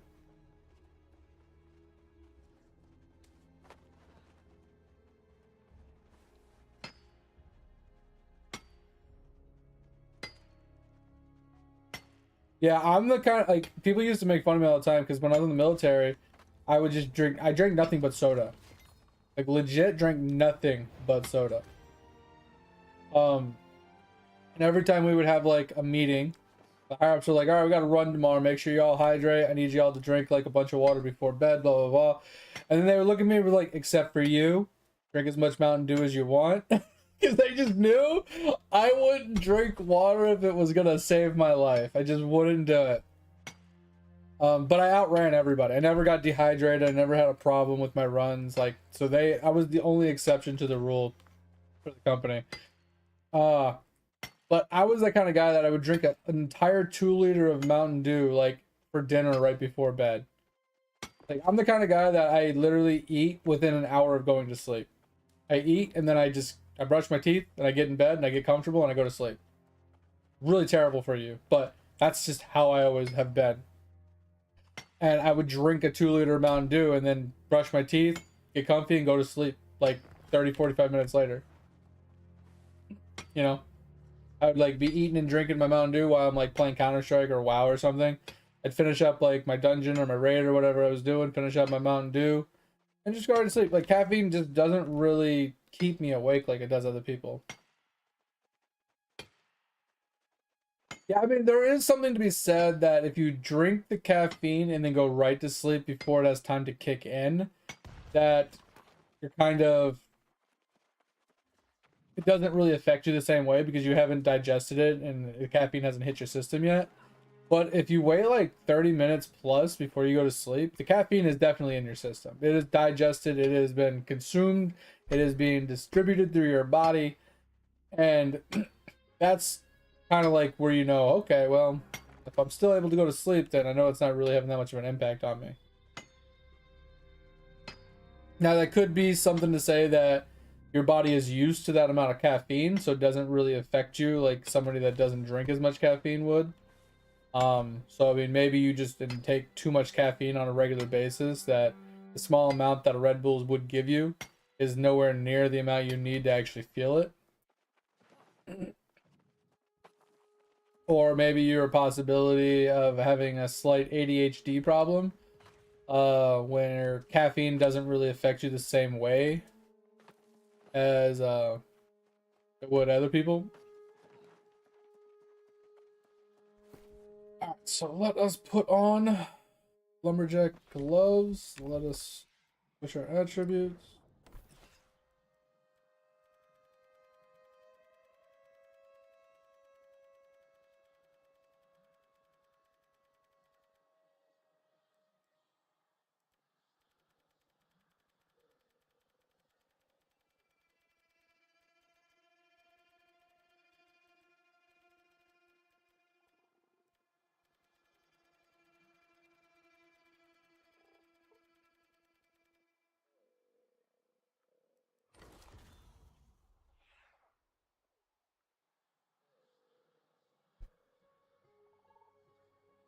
Yeah, and that's how most people are, mate. Caffeine gives them a burst of energy, which then they have a crash after the fact. Makes you like jittery and like super just fucking hyper for a short period of time, just like sugar does. That's how most people react to it. But some people, if you have like, I wouldn't say like an underlying condition per se, but some people that like ADHD people and stuff like that, they have a medical condition that it actually doesn't affect them the same ways it does traditional people. It actually has like a countering effect. Like it literally slows them down. It calms them down. It helps them go to sleep.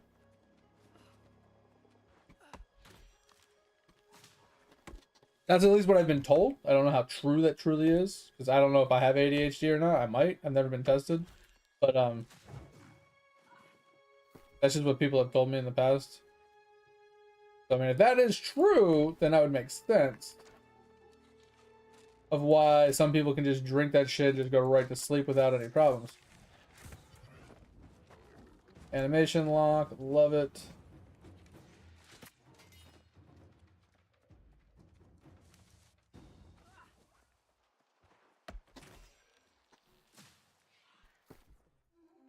Okay, we are trashing this orichalcum. Hopefully nobody wants it. On the ground. If someone wants it, I can go back and pick it up, but if not, it's just gonna lay there.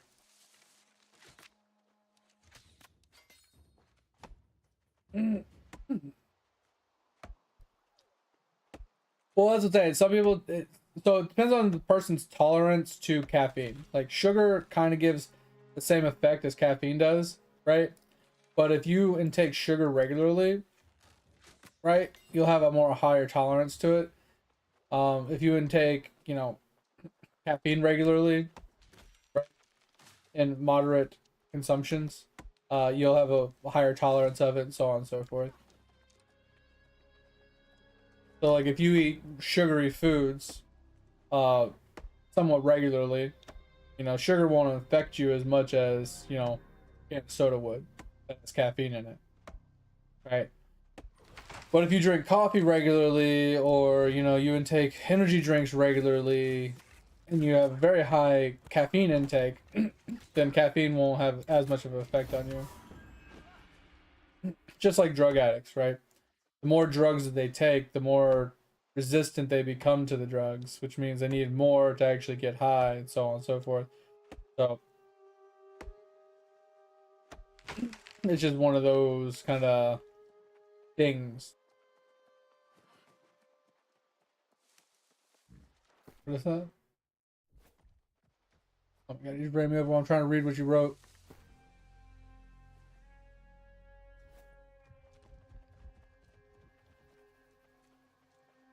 Stop trying to run me over, you stupid buffalo.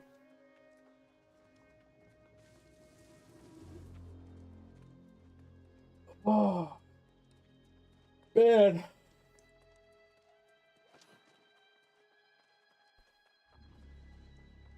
So, chests are available. I don't know if all of them are, because we did take that small break to get our food and stuff. Attributes. Bro, will you fucking please reset? Holy shit.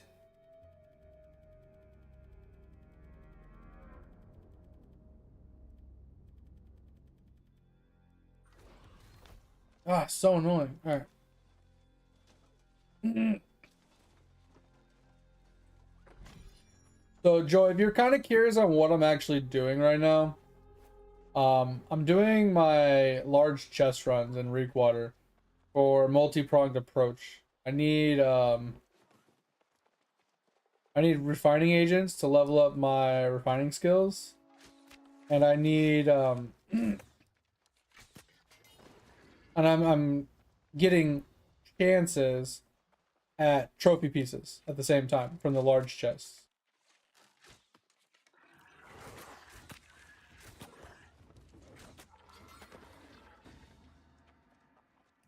Farming contests? Yeah, bro. People in farming contests are wild.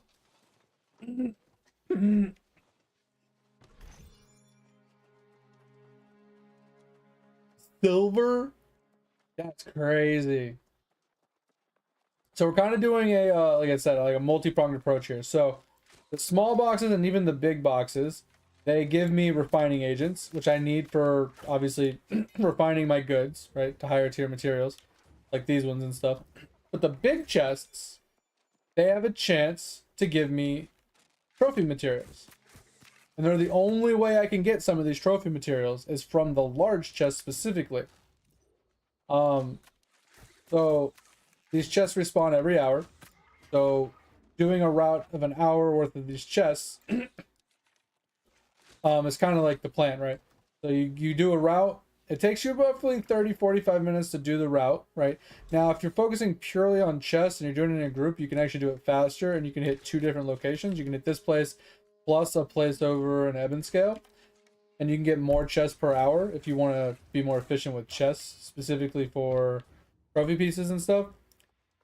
But me, instead of doing the second route and doing it faster, I'm focusing on farming orichalcum and ironwood in the zone as well. The reason for that is because when you hit 250 in your refining profession, you unlock the prismatic material that you can craft that has a daily craft limit. And in order to craft those prismatics, you need a bunch of materials. So for the mining one, you need mithril ore because you need to make mithril bars.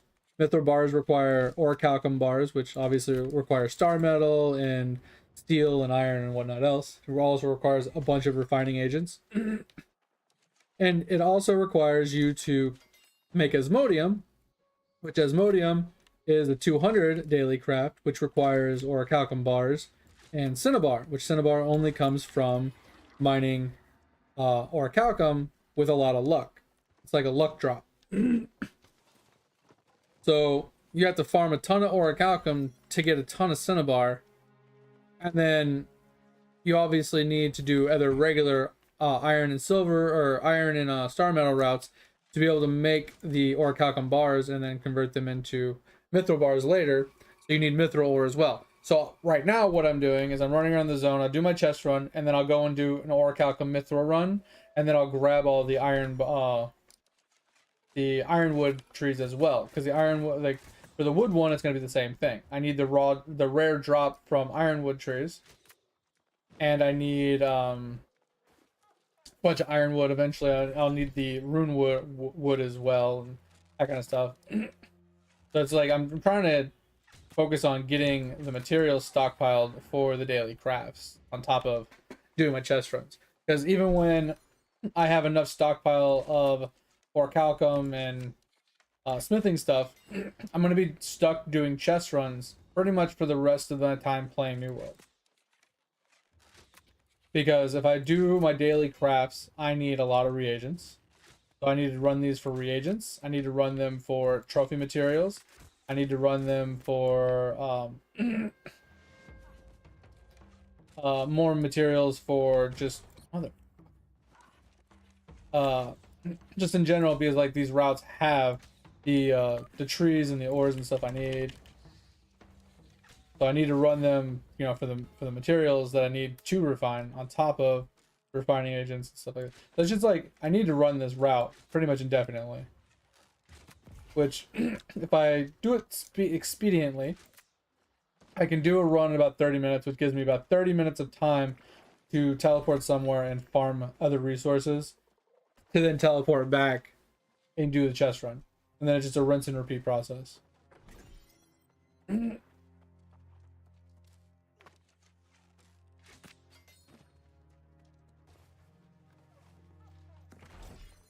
We're almost out of inventory space.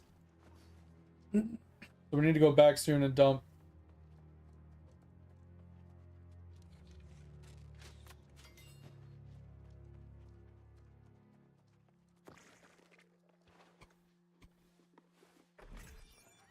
Yeah,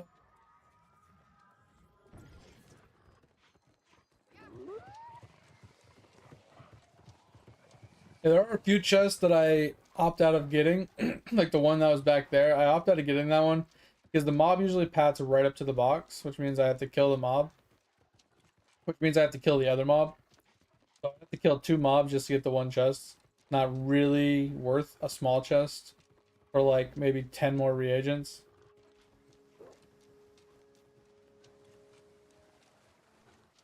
At least not in my opinion.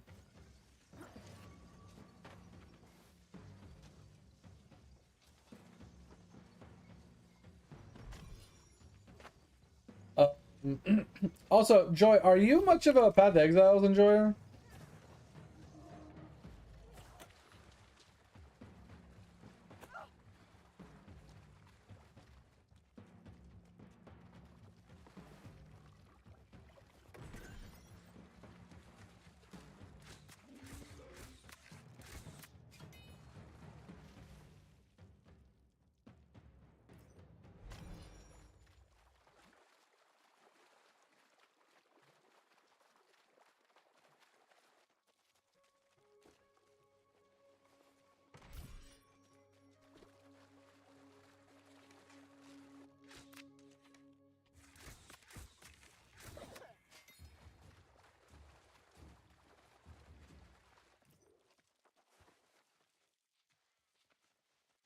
I only asked because sorry, I had a burp.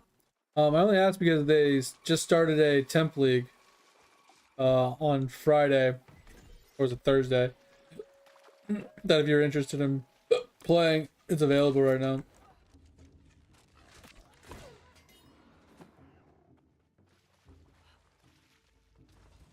And it is difficult.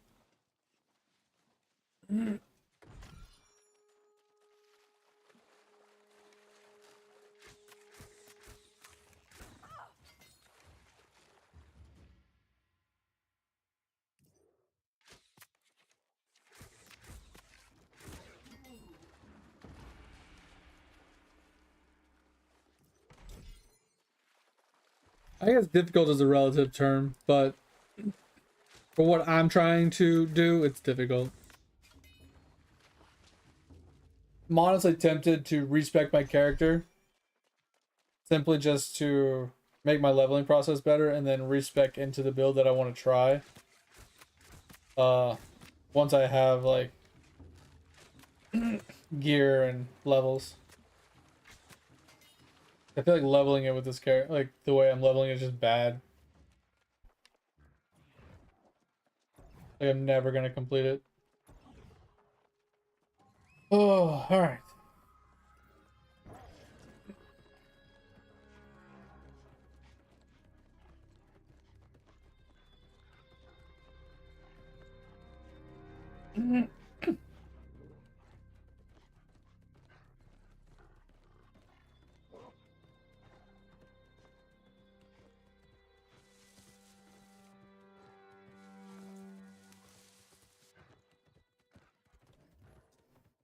Oh man, oh man.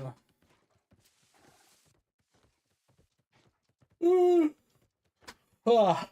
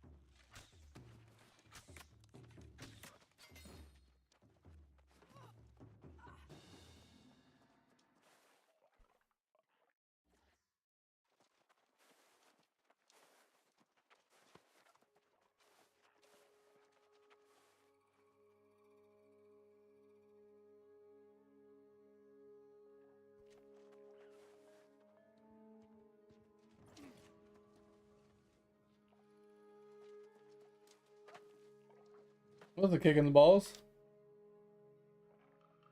Oh yeah, this is the problem we ran into because I took that break. I might have to wait like 5-10 minutes for this to spawn.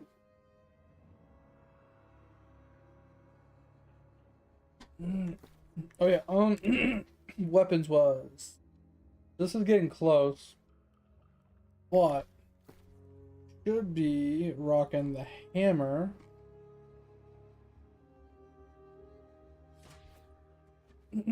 Because these guys are weak to the hammer. Hammer! Yep, you're hammering alright. Yeah, what? What? What? I've been working on the railroad all a live long day. We're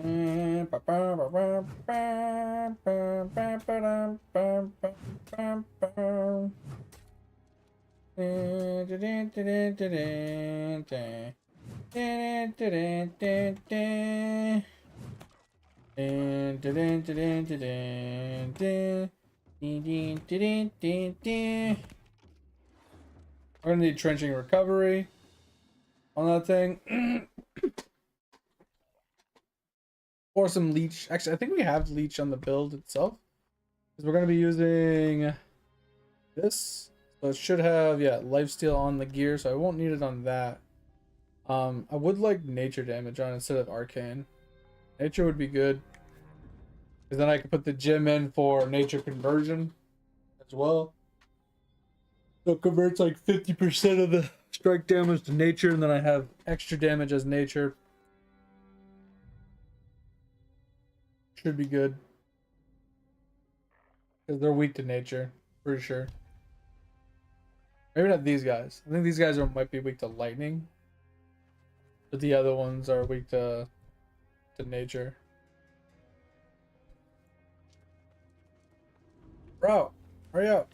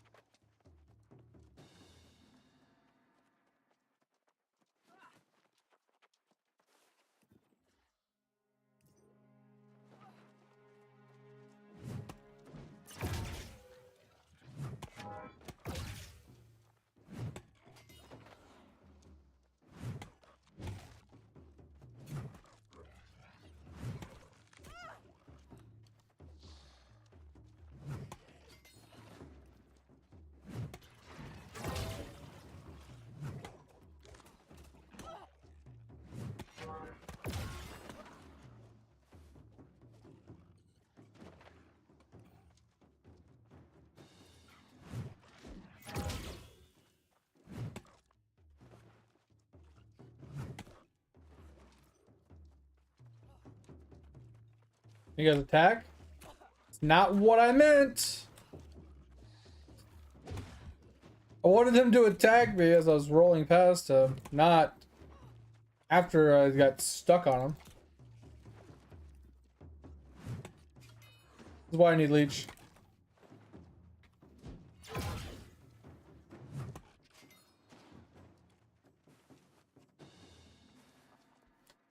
Freaking, oh, I had luck here with leech, that'd be good. It'd be an actual solid set. Doesn't need to do mega big dick damage, it just needs to have leech on it. So I can have some sustain. Whatever the weapons that have leech on them is actually good. Oh.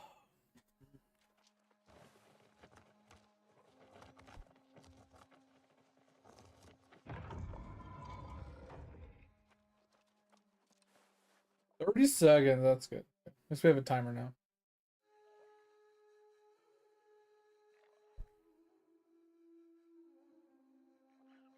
Oh yeah, so I was gonna say this, but then the ad popped up. I think after this chest run, May, I'm gonna call it a night.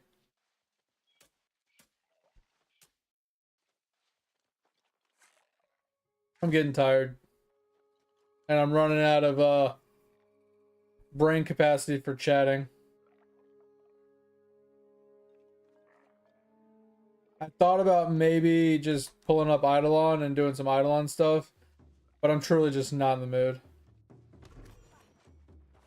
So, might just call it after this one. I thought it was funny when you showed me the image of Arlong saying you were his favorite. That was pretty funny. I mean, we could do some Space Rock Hunter. I don't really feel like entertaining, and I think that's not a bad option. I don't have to sit there and talk all that much. Cause like my entertainment value right now is purely in just like a conversation, right? The amount of chatting I can do, right? I feel like in that game I don't have to talk that much because the game itself gives like kind of the entertainment.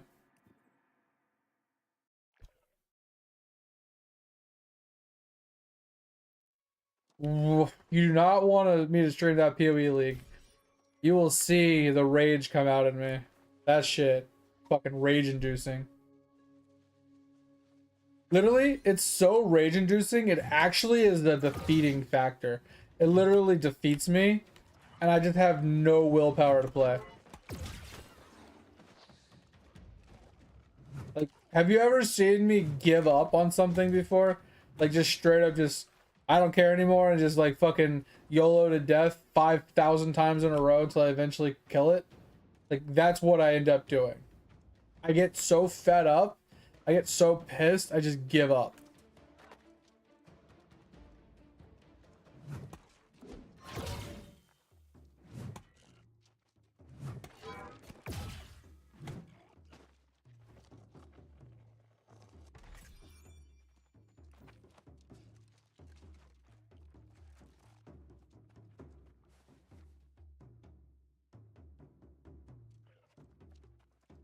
Guys, I don't mind just hanging out.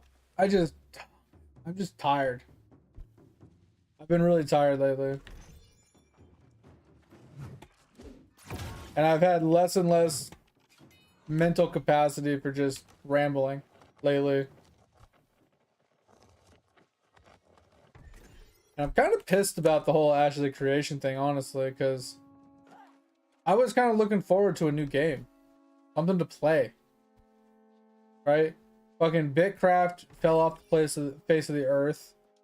Like, I'm waiting for that game to actually finish releasing so I can actually play it. But, like, I don't think that's gonna pan out. Fucking New World's dead. Ash of Creation is dead. Like, what else is there to play? What am I gonna go back to World of Warcraft, Guild Wars 2? Like, and there are options, but do I really want to?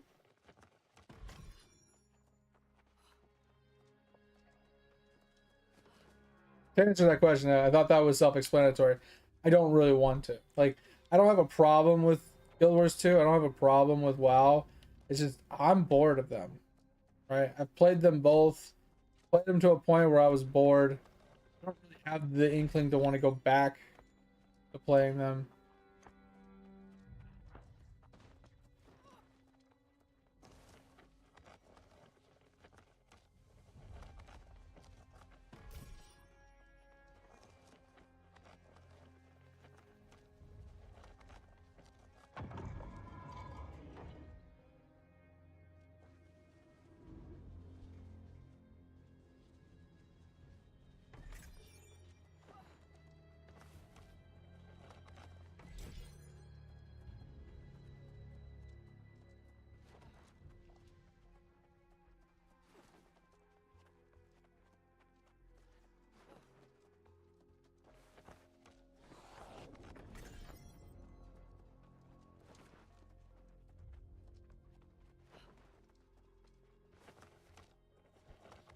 Oh, so I was talking to Dig about this yesterday, and I wanted to get your guys' input.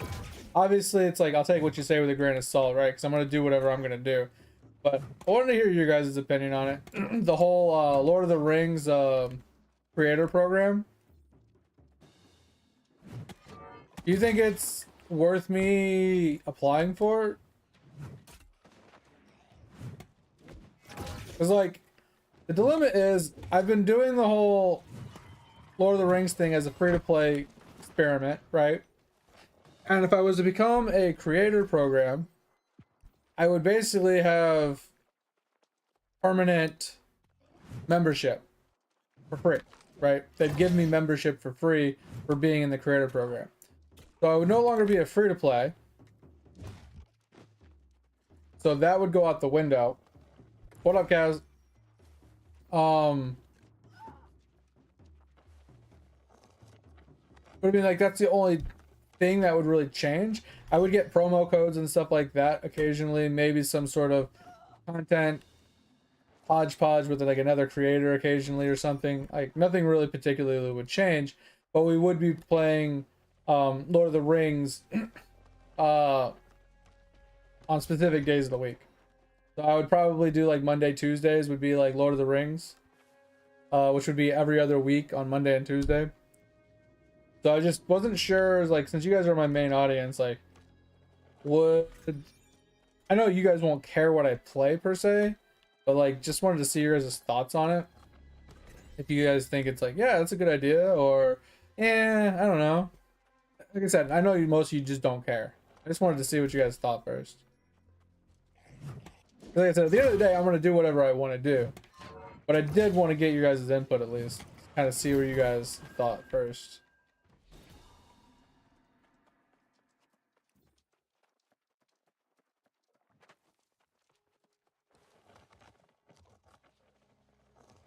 At the end of the day, though, Topher, like, do you know how easy it is to stay in that program? I mean, obviously they can kick you off for whatever reason they want, right? But the criteria is 5 streams every 90 days. So in a 90-day window, you have to have 5 streams available. So, like, even if I was bored of the game, if I just did 5 streams every other month or something, I wouldn't have any problems. And I could maintain it, and if I ever wanted to go back to it and make it more of like a main game again, you know, I have the ability to, and I don't have to reapply, I just have it.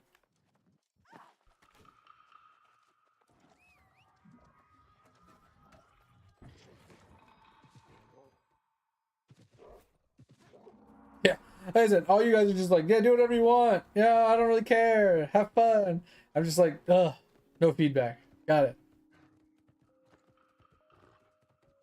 Yeah, Kaz. So I don't even know if I'd get accepted, Kaz. But like I said, I'm kind of torn because I do want to kind of continue on with my free-to-play playthrough, and being a member would kind of ruin the free-to-play aspect of it. Unless I use that membership on like a second account, like I had them membership my other like another account instead of my account that I'm currently using for the free-to-play playthrough. But then I'd have 2 accounts to play on instead of just 1.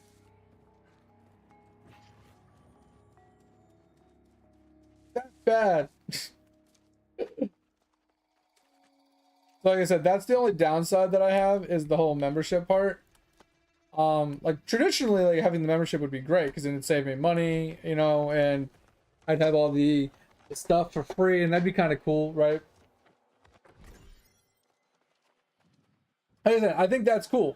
Giving the content creator, you know, free membership to play the game without having to put money into it is kind of nice because they're kind of like they're paying you the membership, which is like no money really out of their pocket per se, but it is like money out of their revenue. And it's like their way of paying you to do like advertising for them basically. As I said, I don't have a problem with it. It just kind of feels like it would be counterintuitive to the playthrough I'm doing.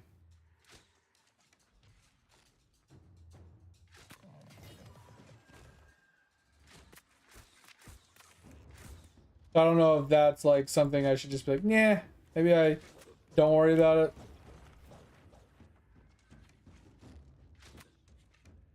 Like I said, 5 streams every 90 days is easily doable, and I don't have a problem with that because like that would give me something like to do every other week. I'd be like, all right, we're streaming this day every other week, and like basically just be like me doing deeds or playing, leveling a character, or doing some quests or something. Like it would be nothing crazy, but it'd be something to do. Having some sort of structure would be kind of nice.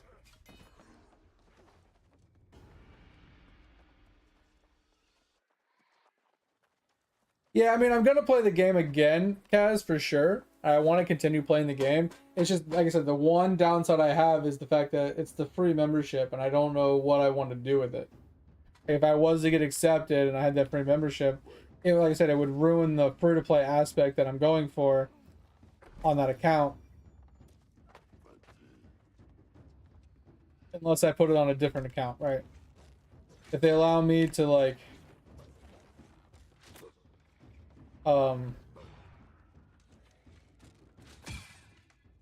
if they allow me to, like, allow the membership to be put on, like, a second account,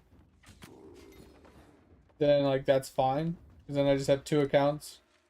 And then one would be membership and one would be completely free to play. Like I said, overall, like, the other caveats you get for being in the creator program is very minimal. It's just a free membership, honestly.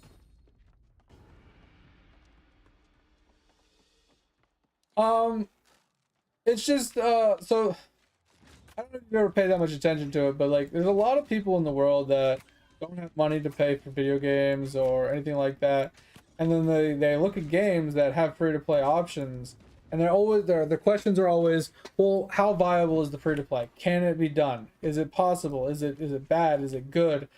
And having a full free to play account to prove concept, like proof of concept, and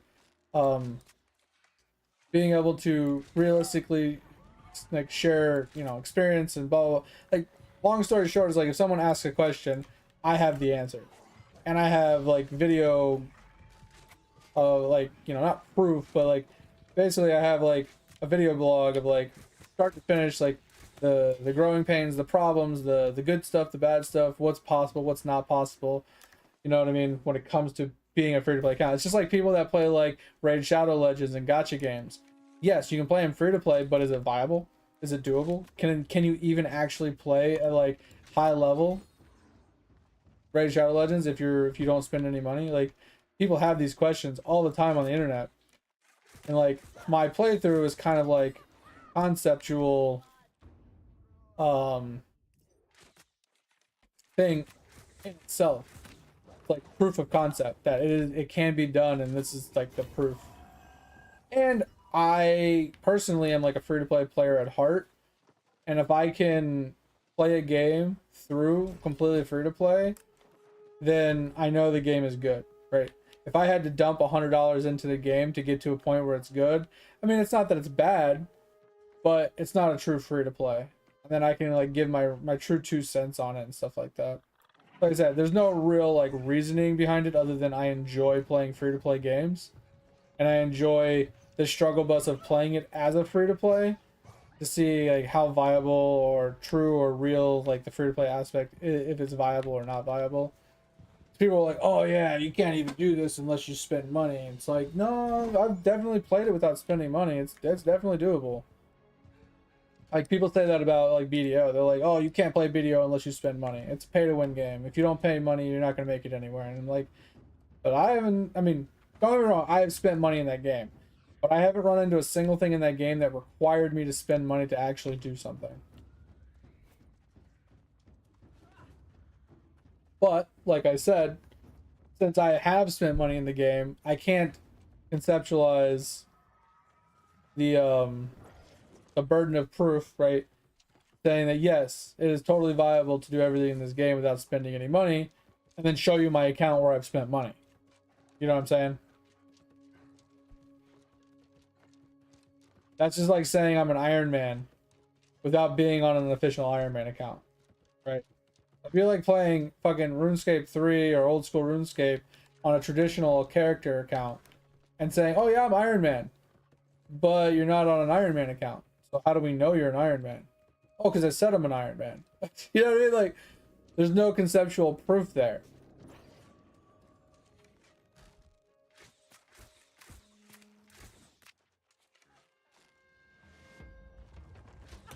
I hit shift, but guess not.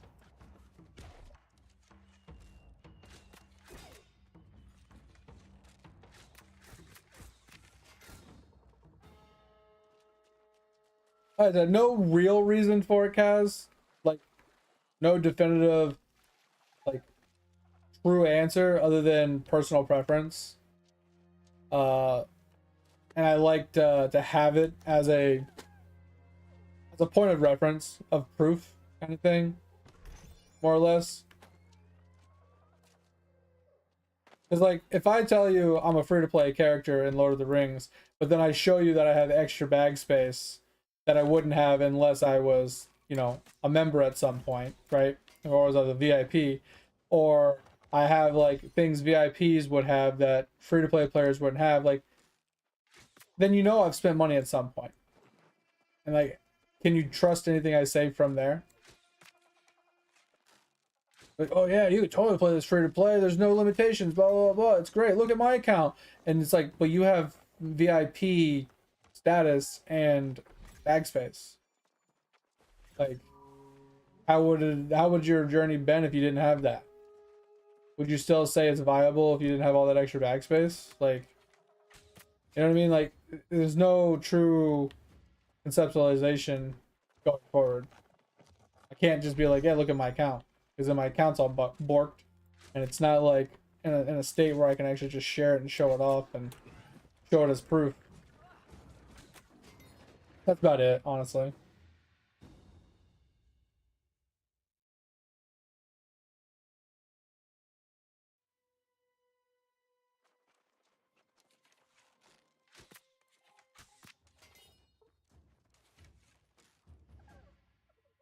I never noticed this corner chest. I noticed the one by the box, or by the tentacle. I never noticed this one. And yeah, that's what I'm leaning towards, Kaz. Is like just doing it anyway. It's just like I said, from like a creator's standpoint, like content creator standpoint, you do something for the reason of making content, right? And like free to play content is good content. Some people come and watch because it is something they're looking for. They want to see someone playing it as a free to play to kind of conceptualize, is it worth? Get some like info from the person that's currently doing it, you know, pros, cons, how viable it is, how hard it is, would they recommend it? You know, they want to come in and ask questions. As a content creator, it's actually a pretty good standpoint versus just being like every single other person that has membership and just playing the game in its core. A lot of people want to come and try the game and play it free to play. They don't know if they can. They said, as a content creator specifically, actually not a bad thing.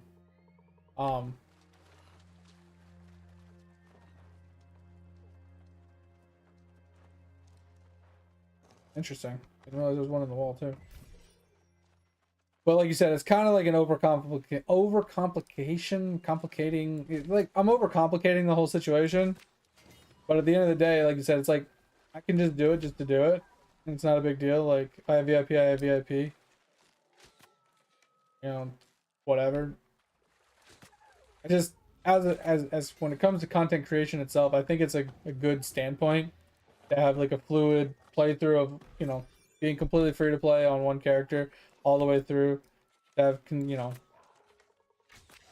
a true standpoint of where to say yes or no to something. Like, if you were to play Eidolon, right, from the beginning, and you bought every single pack that was ever released, and you wailed out of your ass to buy every single fucking pet, you know what I mean? Like, you are a true pay-to-win prodigy. And then someone came in and said, hey, can you play this game free-to-play? Like, is it viable, blah, blah, blah. And you're like, oh yeah, it's totally viable to play free-to-play. Just look at me. It's like, you've spent $5,000 on this game, and you're trying to tell me that I should look at your account for inspiration of a free-to-play account? Like, yeah, you can take their information of, like, game knowledge and stuff, you know, at face value, because they know what they're doing. And yeah, they might have insight to be like, oh yeah, you can totally play it free-to-play, but you'll be lacking X, Y, Z, you know, this will be more difficult, whatever it is that they have, like, food for thought to give you.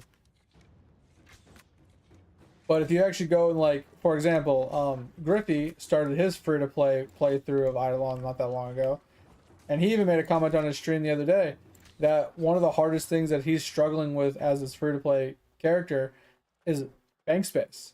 He's literally having the worst time with bank space. No, I haven't heard anything else on that, Cloudy. But I will say it was most likely just more of a joke than it was anything else. Just a social media kind of just haha kind of thing. But I haven't heard anything else on it. The only thing we've heard news on is Ashes of Creation crumbling and dying.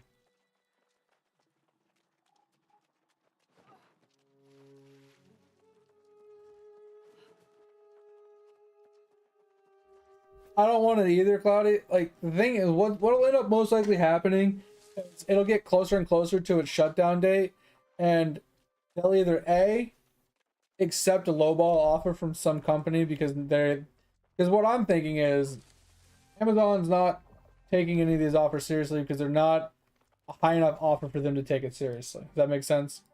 They think the game is worth X amount, and these people are offering way under the X amount that they think it's worth. So they're not going to even take them seriously when they offer this. So I feel like if they were to take an offer seriously, it would have to be worth as much as they think it's worth, or more. And then with that said, the closer the game comes to closing without getting a true offer, the more likely they are to take a lowball offer. So if it was to actually happen and people were to actually be able to buy the game from them, or somebody was willing to buy the game from them, it probably won't happen until after the game closes, once Amazon realized, fuck, we lost our opportunity to sell the game for a decent price. Because then at that point, if they can still sell it for something rather than holding on to it for nothing, they might want to try and get a little bit of money out of it. That's my thought of what's going to end up happening. Is it might be down for a few years before someone actually can pick it up and put it back together. Or it might just completely die out. We don't know. But yeah, I agree. I don't really want it to die. I actually love this game a lot. There's a lot about it that I wish would be tweaked and modified and made better. But that's just nitpicking. It's like, it's not really nitpicking, but there's a lot of things in the game that does need to be tweaked. It does need to be modified to make the game a little bit more enjoyable, I think, for a more majority of the players. But if a new person picks it up, they'd have to literally rip the entire thing apart and put it back together. Because they need to know how it works so they know how to modify it and fix it. It would be a lot of work. I mean, I only have about 2,000 gameplay hours, but that's just because, like I said, there's core mechanic problems with the game that I get bored of and get annoyed of, and I end up playing other games in between, like releases. So I'll play, like, I played the game on release for about 3 months, took a 9-month break, Brimstone came out, played it for about 3-4 months, took another break, came back in Angry Earth, played it for like another 6 months, took another break until this announcement, came back, and then they killed it. So, I mean, I play it often, but I'm not a PvP player. If I was a PvP player, I would play it more.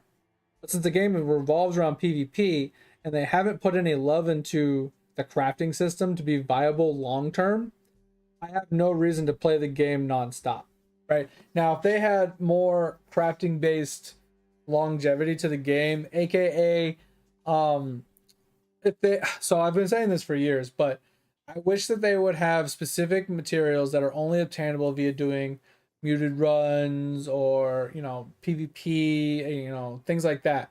So like completing, like winning in an OPR can net you a bag that opens up and you can get a certain resource from the bag that is used in a crafting recipe that is like somewhat of a consumable, right? Something that isn't permanent. So it forces you to want to do more PvP to make these consumables, right? So you go in, you do these PvPs, you get the materials, you craft this consumable, and you sell the consumables to people that need them, right? Because these consumables are more or less designed around the wars, right? for territory control and stuff. So you want these buffs to be able to be brought into wars to buff players. So you want these people to be wanting them, and they need to have a good demand for them. So buffs and benefits that could go on equipment, gear, weapons, foods, stuff like that, that are above and beyond what the traditional high tier stuff is. That is only obtainable via doing muted runs, raid runs, PvP runs, things like that. Not just stuff where you run around in circles, pick up broccoli, and oh hey, look, I made the best in slot food. Like, stupid, right? Because the only thing in this game that has any type of longevity is foods and potions, right? People buy foods and potions regularly because they don't want to spend the time to run around and pick up all the materials and make it themselves. But when it comes to like weapon crafting, armor crafting, and like things like that, you kind of only get someone buying something when they're making a new character or putting a new build together. So these items are ones and dones. So I wish that there was more for armor crafting and weapon crafting where you could make attachments to gear and equipment and stuff that has a duration period of some kind, that required materials that was only obtainable via doing certain objectives, right? Not just running around in circles gathering the materials, but actually running dungeons, actually, doing trials, going into here and going into the activities and forcing people to do the stuff in the activities to obtain stuff. So doing expeditions, doing muted expeditions, doing trials, doing raids, doing arenas, doing catacombs, doing outpost rush, capture the flag, any of these things. Like maybe the green ones net you one resource, right? Maybe expeditions give you a different resource, or maybe trials and expeditions give you like one resource, right? Maybe raids can give you all the resources, but they're not exclusive to raid only because raids lock people out of content. Maybe catacombs are another content that could be like tied in. So it's like 3 different resources that you can obtain to make 3 different types of gear or equipment to sell to people that have duration slots that are good for making builds min-maxed a little bit further. So it would give crafters a reason to do the other content in the game, to be able to craft goods to make a good living as a crafter, right? That's where I wish they would have went with it, because without something like that, crafters basically have nothing to do. They literally are trying to make 700 gear score items all day long. Every day they're just farming to make those, to put them up for big ticket gold prices, waiting for some random person to join the game and dump 200,000 gold on a one item to make their build work or whatever. And that's just a really dumb way to look at crafting. Like, now I'm holding on to this best in slot bow for fucking a year and a half waiting for someone to buy it. Just stupid. And there's like no gold dumps in the game. So like you just end up stockpiling gold to max limit, which I guess they increased to 1 million. It used to be 500k. So there's just like a lot, and like the combat itself is a little wonky with the fact that like, everything makes you like this light attack. Why am I moving during a light attack? Like, that's just stupid. And then you add in the auto lock from melee, so you lock onto a mob, and now you're like spinning in circles around a mob while they're attacking at you and they're spinning around you. And like it just causes this ring around the rosy effect. It's just, there's a lot of things wrong with the game that can be fixed, but the short of it is like that's why I don't have as many hours in it, because I typically like playing Ironman. I like to grind and level up my own stuff, but without there being some sort of longevity to crafting and professions, there's nothing for me to do once I start maxing things out. I'm literally stuck just doing chest runs and ore runs and stuff, just making gear for no apparent reason. It's not really worth it. Yeah, I mean, I like PvE, but PvE doesn't have a lot of longevity either. Once again, there's no reason. Once you have max best in slot gear, what's the reason for running dungeons?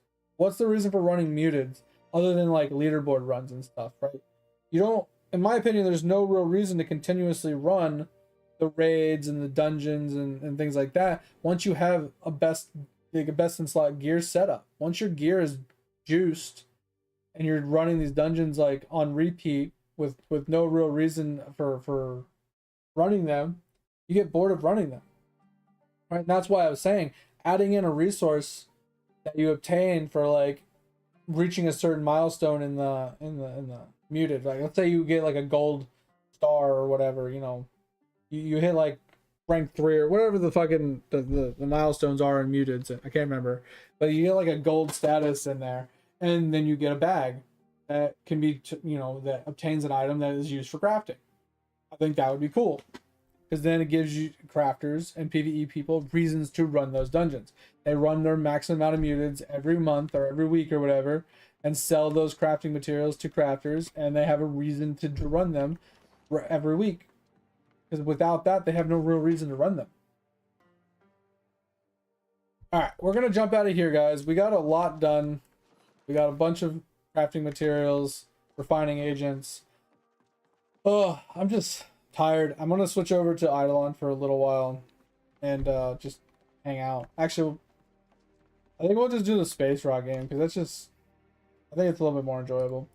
So I'm gonna go to the bathroom. I'm going to get the other game all sorted out. We'll log into that. We'll have some fun. But yeah, we got a bunch of refining agents. Should carry us quite a bit.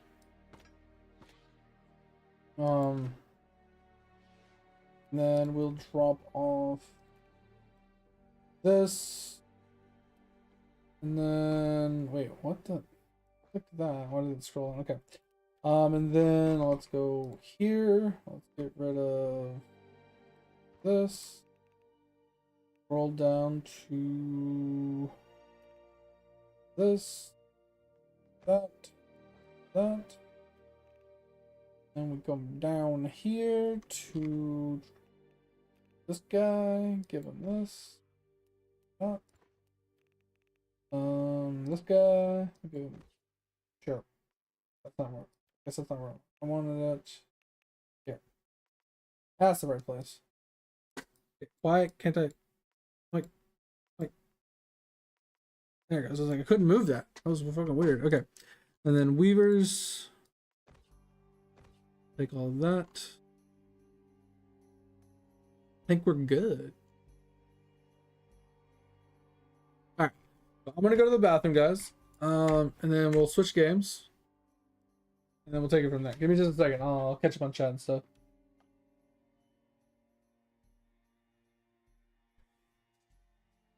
I have not seen that, Kaz.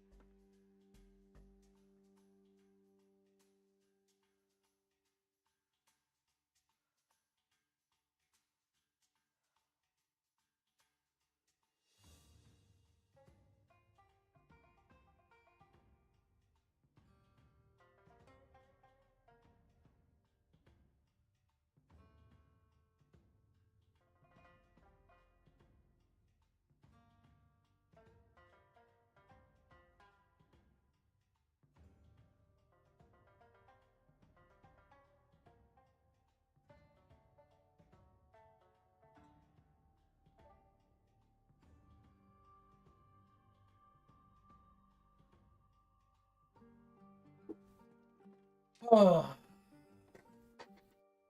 Gummy Chew, what a name. Oh man. Alright. Let's clear out our card best we can.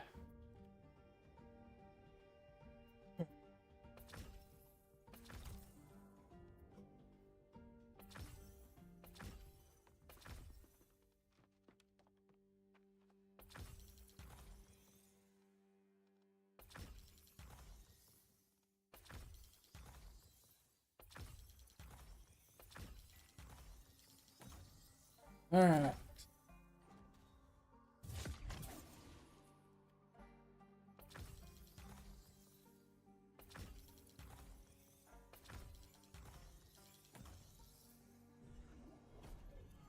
Card is completed.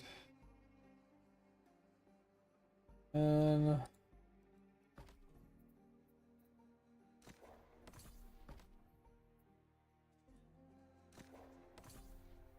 alright, should be good. Alright, like I said, guys, we're gonna leave this, play the other game for a little while, hang out and chat for a bit.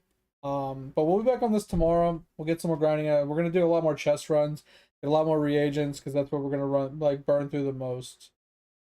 But that's kind of like the goal right now. We're gonna get our reagents up so we can get all of our findings up to 250, so we can start doing our daily crafts, so we can actually start making good gear when we get to it. Where is this fucking game?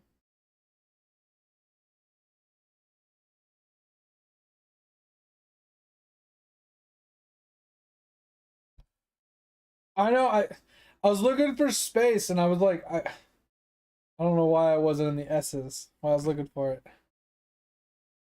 Brain fart, bro.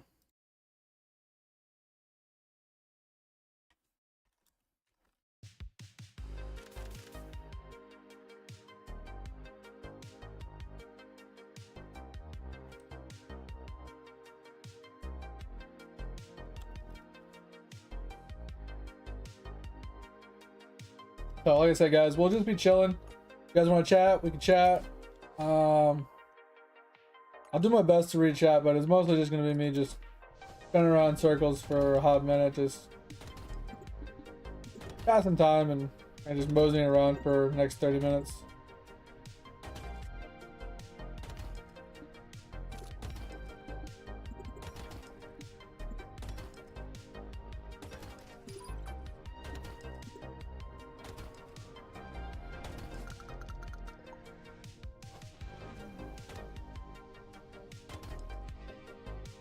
Yeah, we can look at that.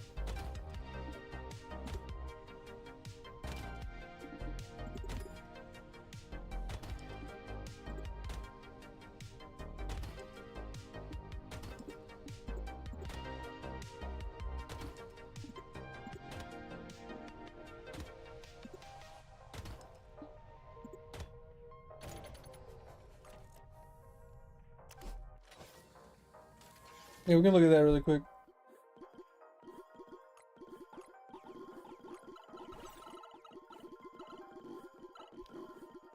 Never seen that one before.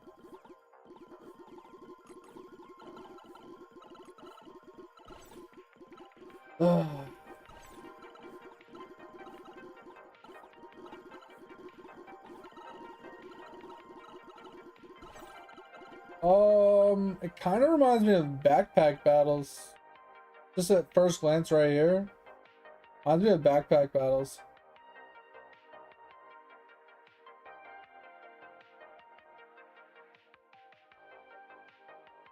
The backpack battles is cool. I don't know. I can't play games like this. I get really pissed at the RNG that goes into those.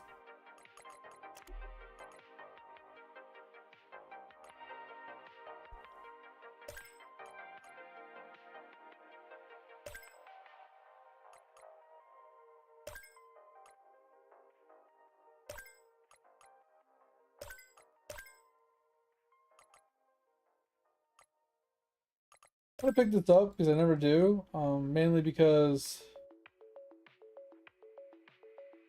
I've died a couple of times purely because of accidentally ran into a asteroid while I was thinking it was gonna break and it doesn't.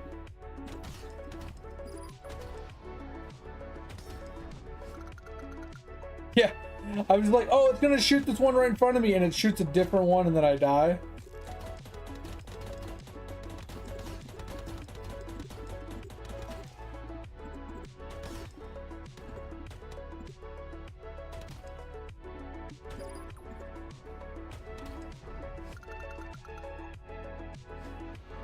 Yeah, Schedule 1 was really cool when it first released. I got really bored of watching it really quick, but yeah, it's pretty good. I haven't seen what they've changed on it since release, but it was a really cool game.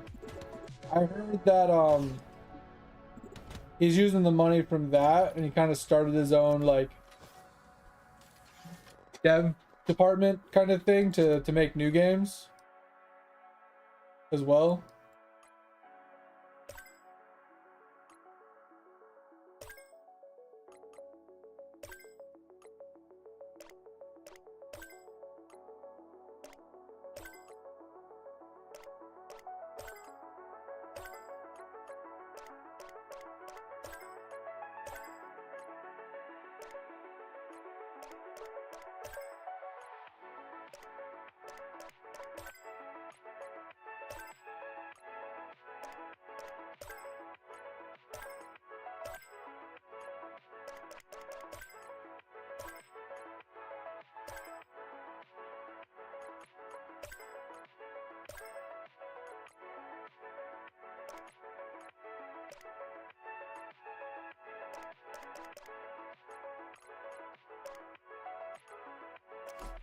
I have no idea what I'm clicking on, Tover. I'm just literally spam clicking everything. If I'm being honest.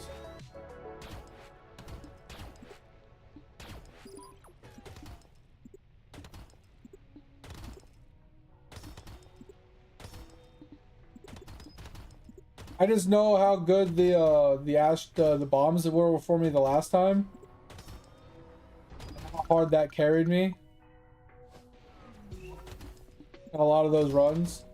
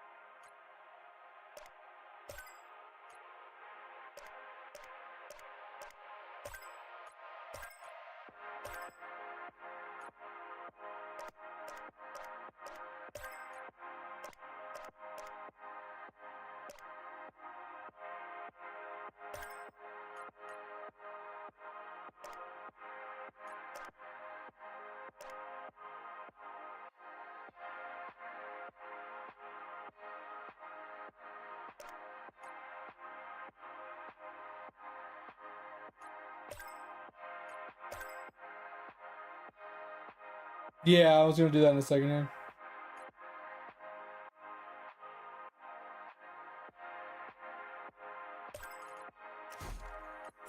I haven't picked up very many. So nice.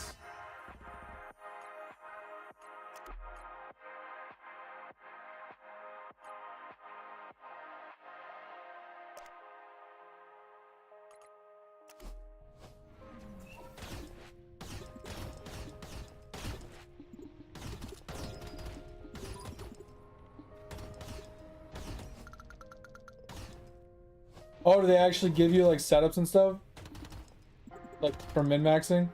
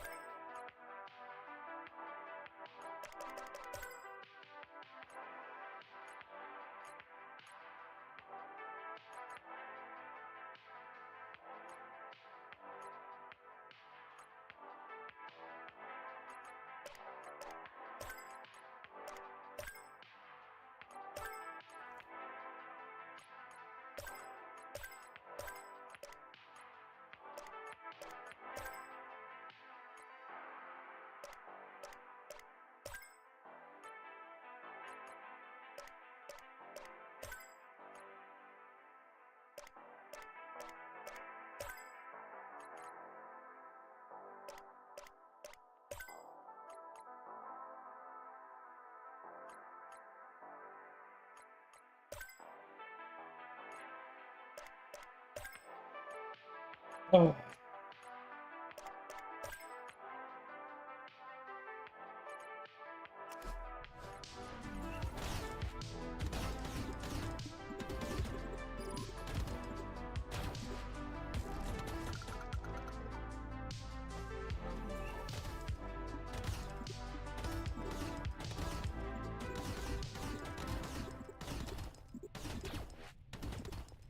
Nice, 21 days. It's huge. Almost there.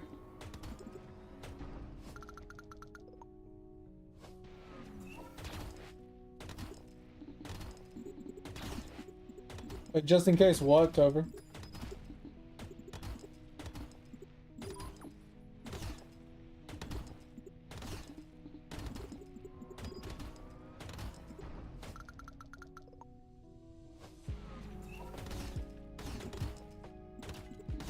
Oh, in case you hit the bottom and you break it.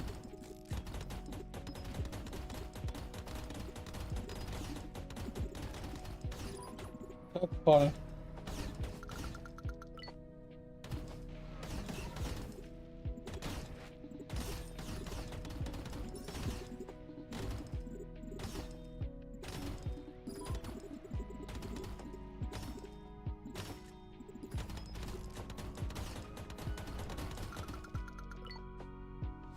Yeah, Windwalker, pretty helpful for that.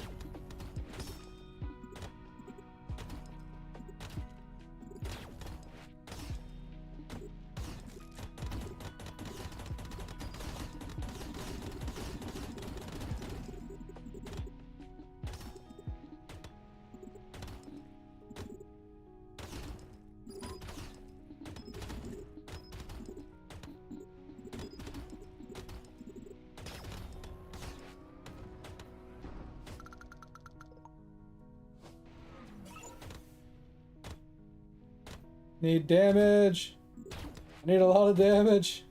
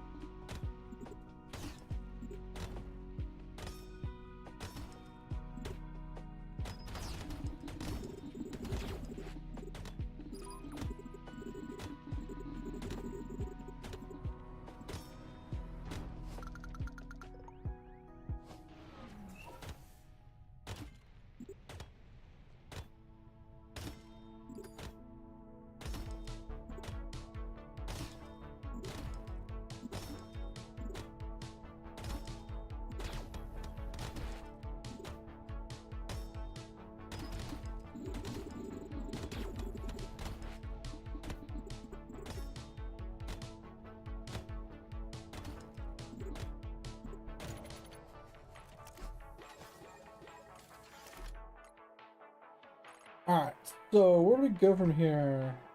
Additional lasers, damage. This is probably a good way to go. We need damage.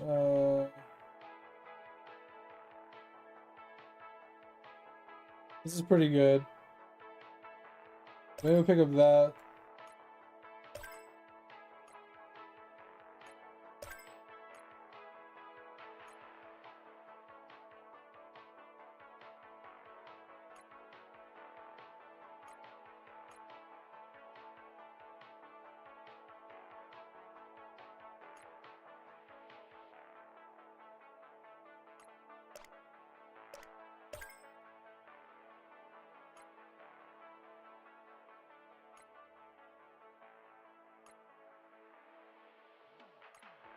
We can go into weapon crates if we really wanted to.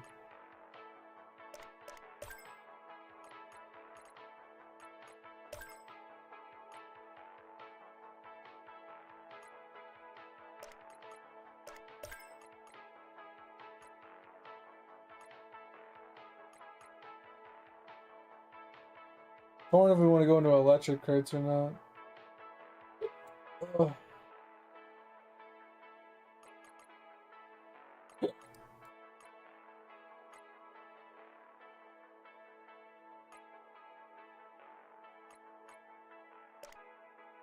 I'll do something like that for now.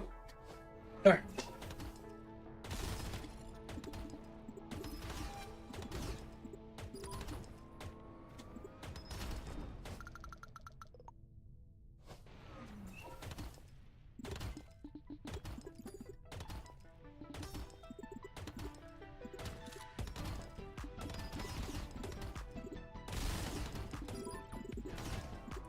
I wonder what procs the AoE loot on the screen.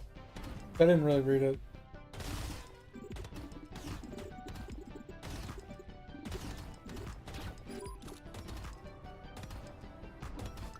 Oh.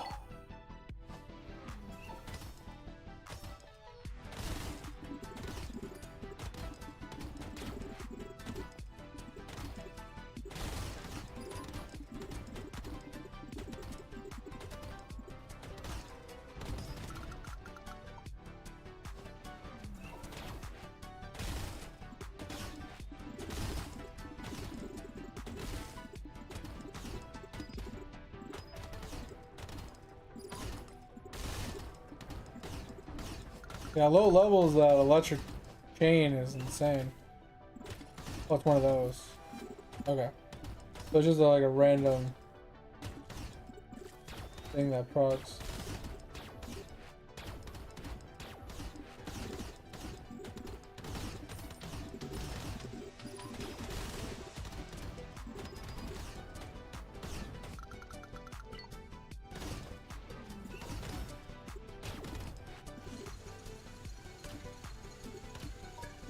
What the hell? I got a drill? Oh. I was like, why am I not shooting?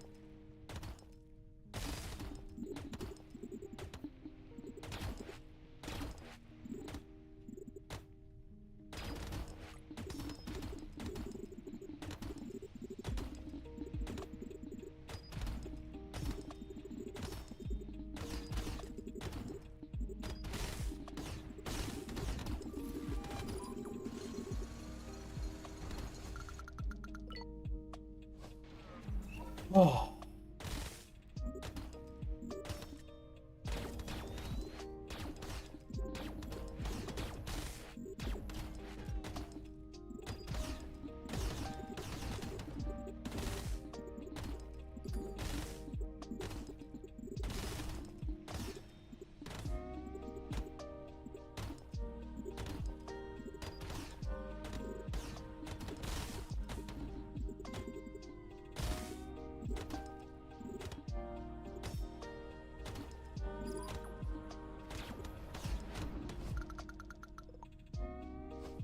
Wait, what artifact?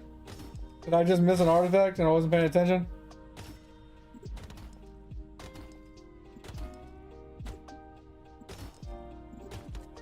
Oh, did I get it? Okay.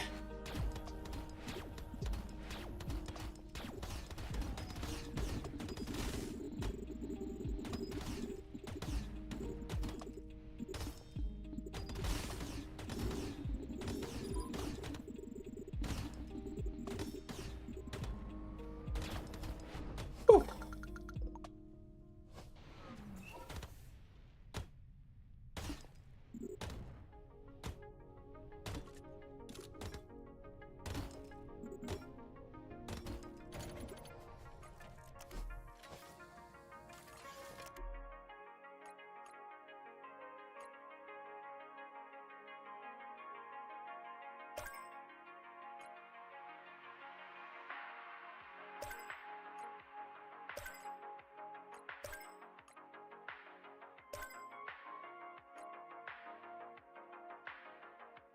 Stop, Jake.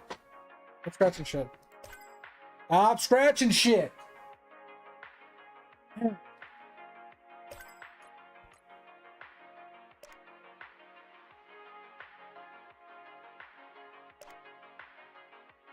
Oh yeah, you're right.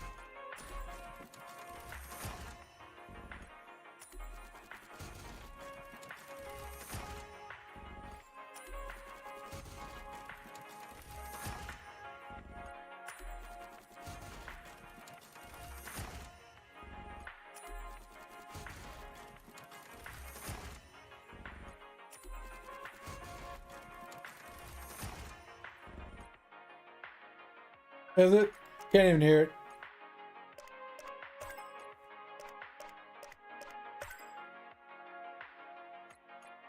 I literally have no idea what I'm clicking on, if I'm being honest.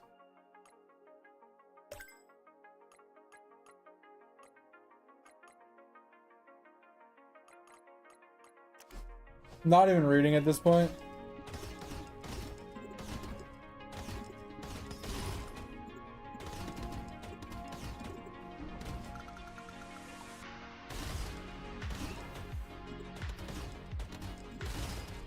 Processing?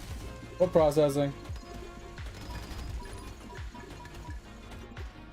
Oh no, I wanted the key.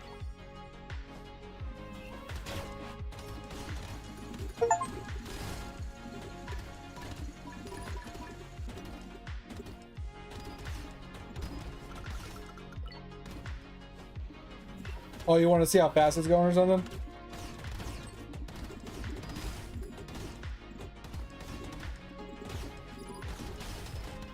Let me check it after this.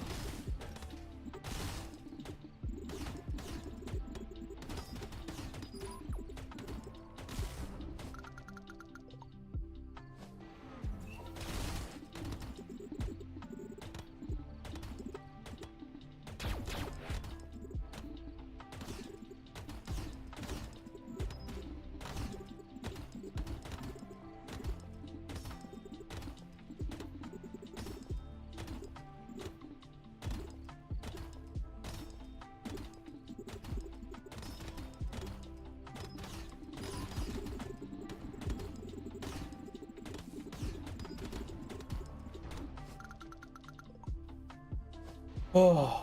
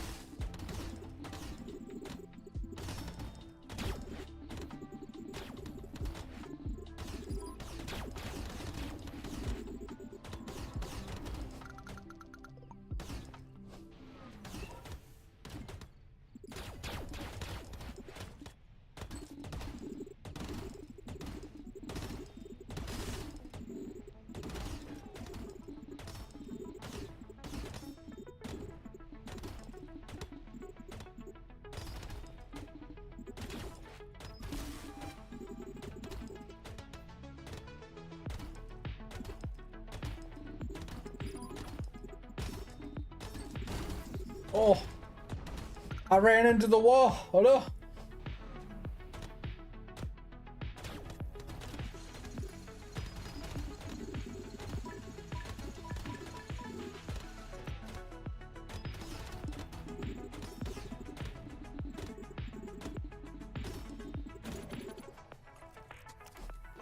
All right. Holy plinko.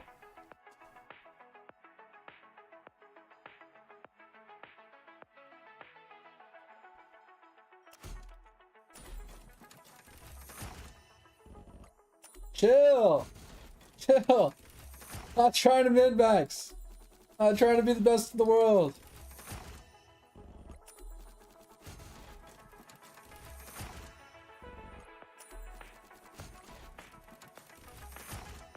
Maybe I want to see bouncy bouncy make bouncies. 16 mil. Alright, what are we buying? Are we buying this? We're buying that. I don't know what that does, but we're buying that. What does this do? What does that do? Can I just do like a search for damage? Fire an extra missile. Sounds good. Additional gun. Sounds good. 6 mil. More tag speed. I'm down.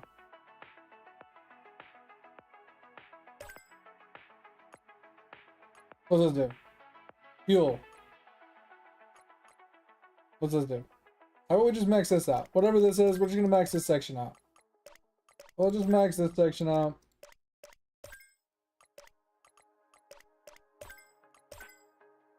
Sounds good. Max this section out. Max this out. What's this do? That's expensive. That's expensive. Max this out. Max that out. Don't know what these are doing. That looks good. That looks good. That looks good. Alright, what do we got over here? Got a bunch of expensive stuff over here with us. What's that do? Electric does more damage. I'm down. Additional damage. Sure. What's this?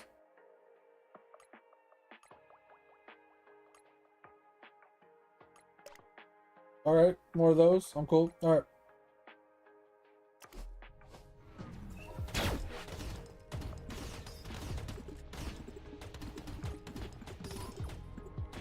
Got an extra gun. Let's go. We got 3 guns.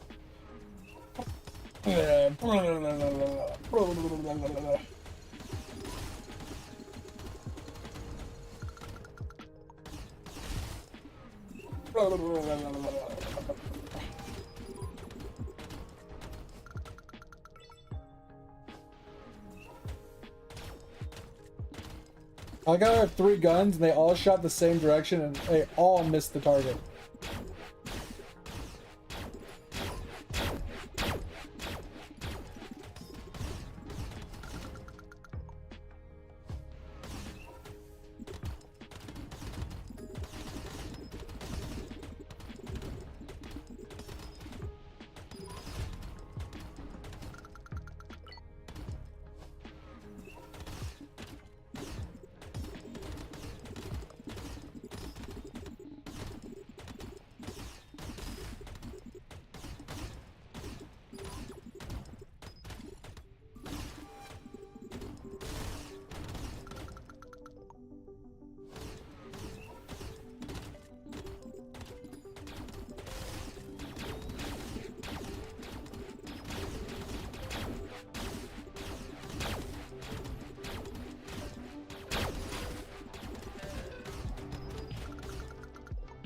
Yeah, mate. Alright, sounds good. Yeah, we're gonna be leaving soon here. I'm gonna try and kill 1 boss and get 1 prestige, and then we'll call it a night like we did last time. I think we gotta get to sector 15.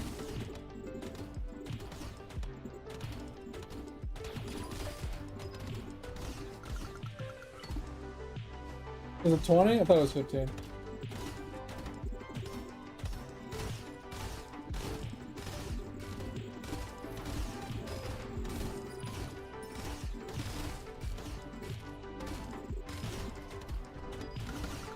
We're at 9.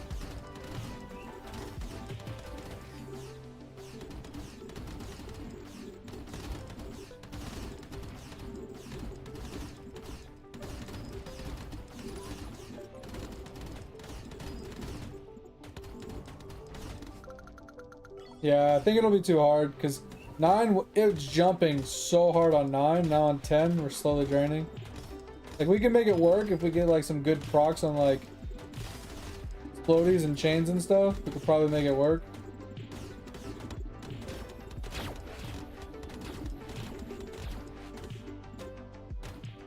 Yeah, I think 10 is our limit. Yeah. We kind of get cucked on 10 pretty hard.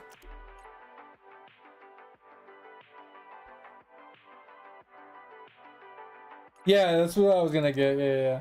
I just needed more stuff.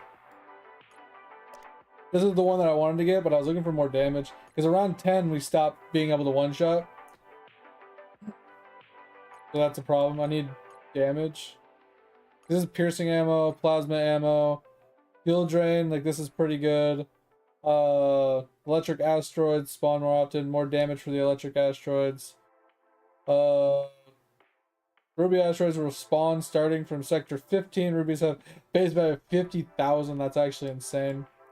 Attack speed, additional damage. Wait, gain additional +5 fuel each time a missile destroys. So that's fine, but like, I'm not seeing any damage numbers here. I picked up everything. Yeah. That's what I'm saying. The fuel consumption is definitely needed because I have 3 guns shooting and they're just, yeah, they're just draining our shit really fast.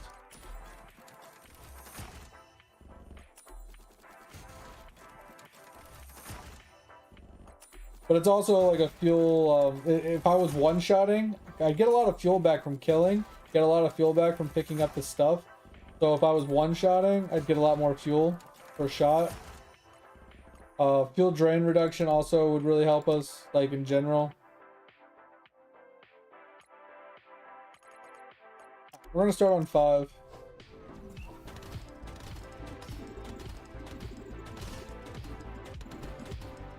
Oh.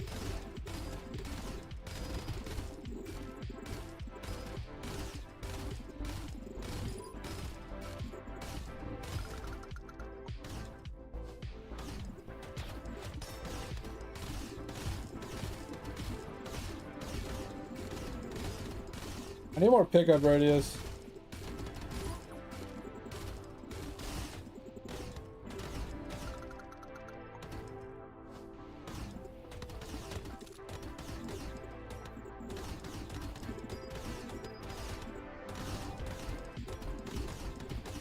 Yeah, see, our damage is already falling off pretty hard, so that's a problem. Right around sector 7, my damage starts to fall off.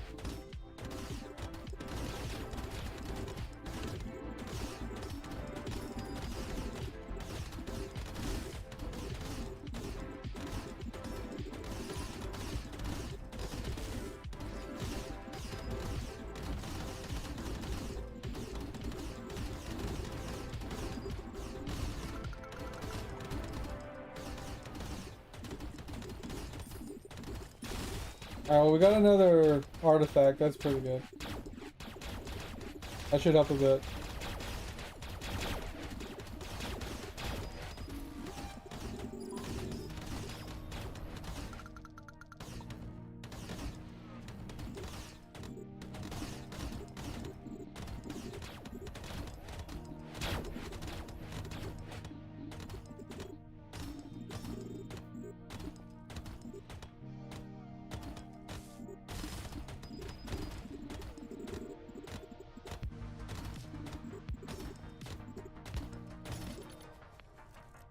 Yeah, see, the problem with 10 is just not breaking them fast enough, so it's just a problem.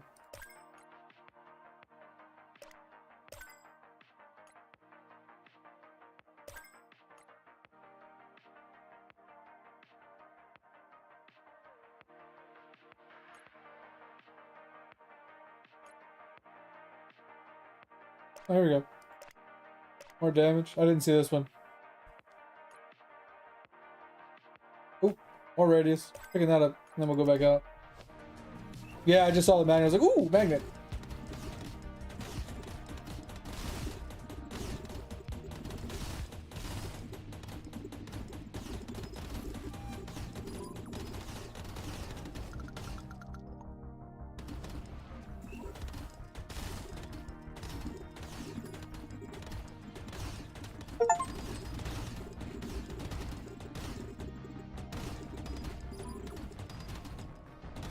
All right.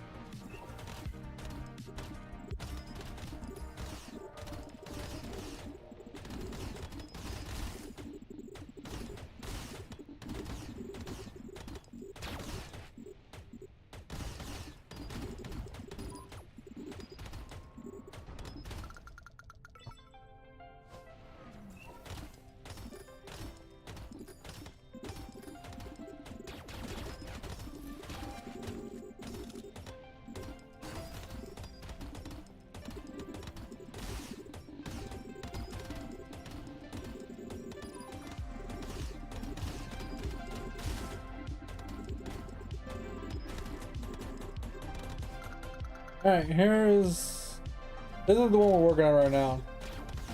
Trying to get past 10.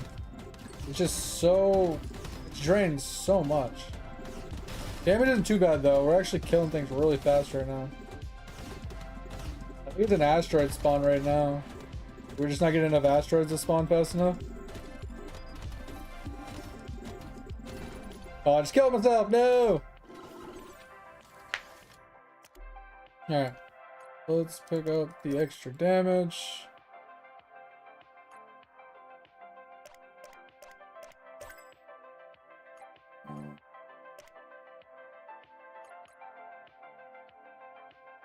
We need to expand these ones.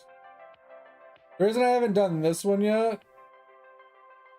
Oh, this one start because we haven't got past sector 10 yet. That's why I haven't got this one yet over. But I agree that there's stuff underneath it that I'm probably gonna need. So it's probably worth it.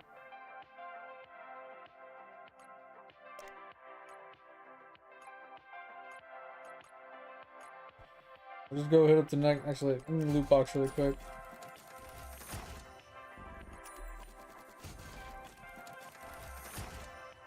Yeah, I'm pretty sure I have to do sector 15 to do the next boss.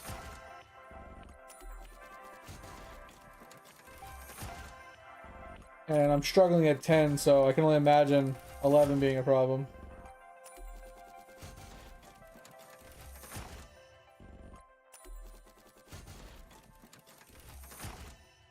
Do I have to check them for them to actually be active?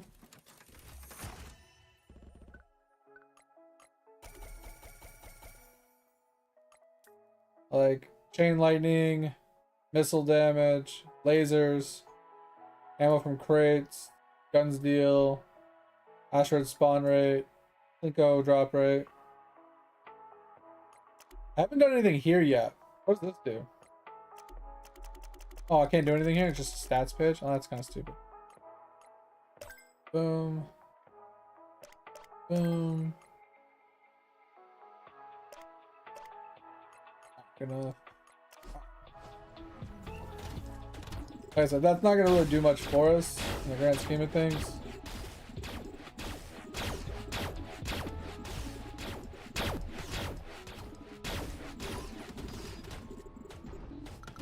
I could start at 10, but if I start at 10 and I can't stay alive for very long, then I'm not going to be really making any money. So, I mean, maybe I can try it the next time. Just want to see the drain rate and everything that we're struggling, like if we're still struggling at 10. Just trying to get some more money. So, if 10 seems to go well this time. If we can make it to 11, then we can starting at 10. And then picking up that one where emeralds start spawning at 10. We can take effect of that and farm even better money. Because the reason I hadn't picked up the emerald one is because they don't start spawning until 10 and we've been struggling to stay active on 10.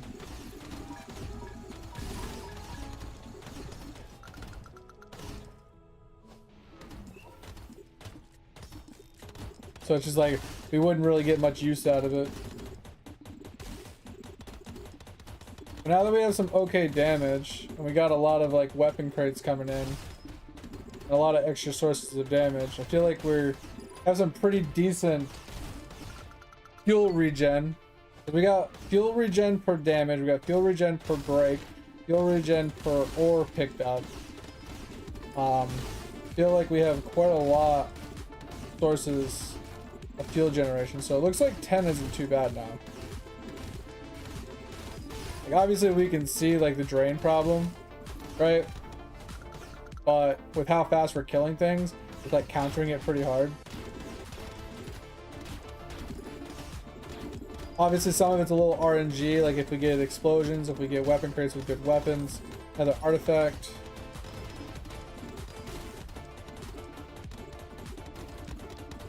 Obviously we need some more asteroid spawn rate, I think. It's like if you saw, like we don't really have a lot of asteroids right now. Kind of all spread out, so I think we need some more asteroid respawn rate. Alright, so it looks like we can start starting on 10 now.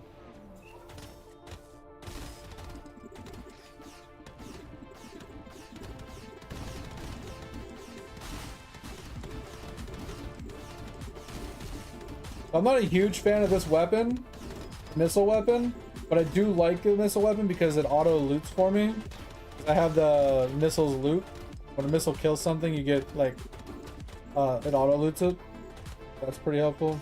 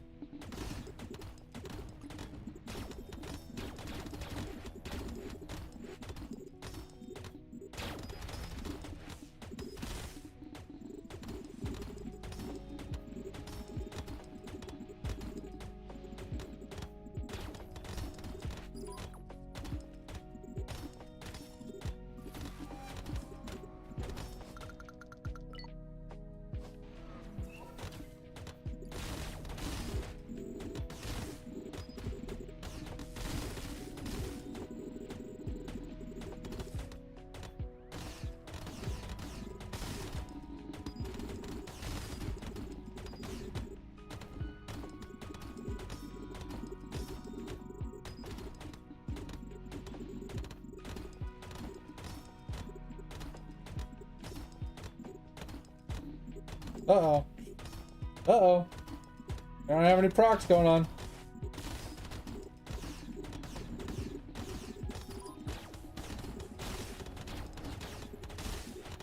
Oh, this is boss running. Boss wave! Boss wave!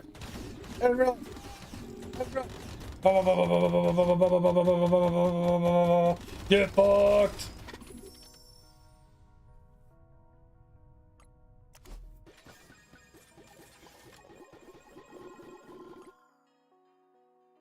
Oh! We did it!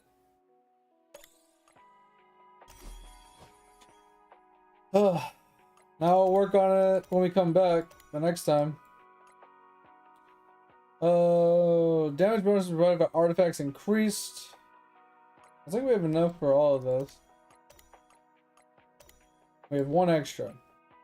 So, increased damage dealt by plasma and electric asteroids. Pretty cool. These look like permanent upgrades where you can continuously level.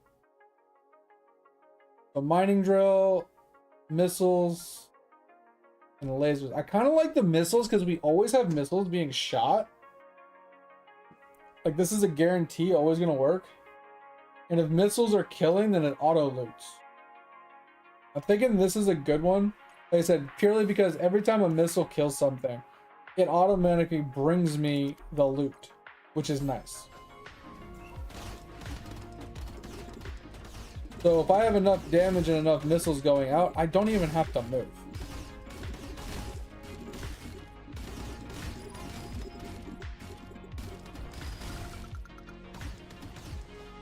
Yeah.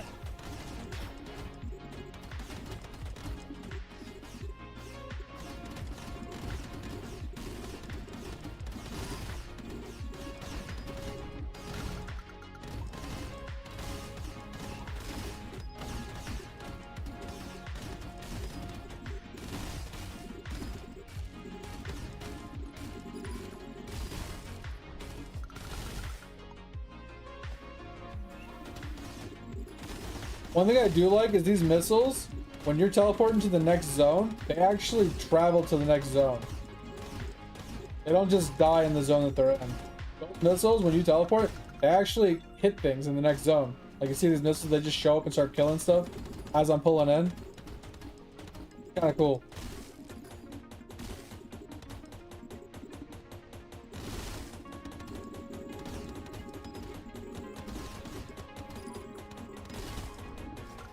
Alright, we can set it to Sector 10 now, I think.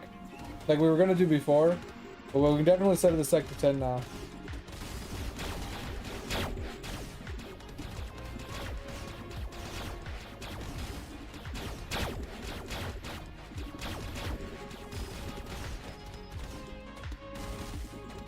And then we need to pick up the emerald rocks for extra money.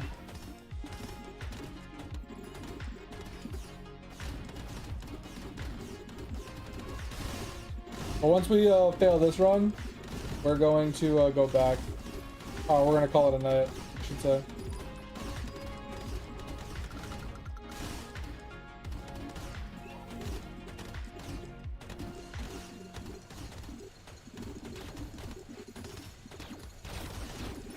Another artifact.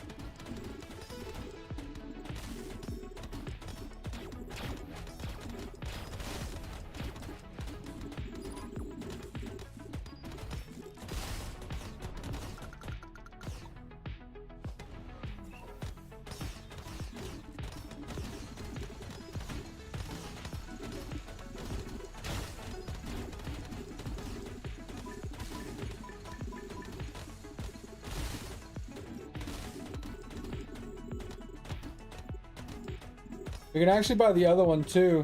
It's like a ruby one. They start spawning at wave 15. We can survive in 15 for a while.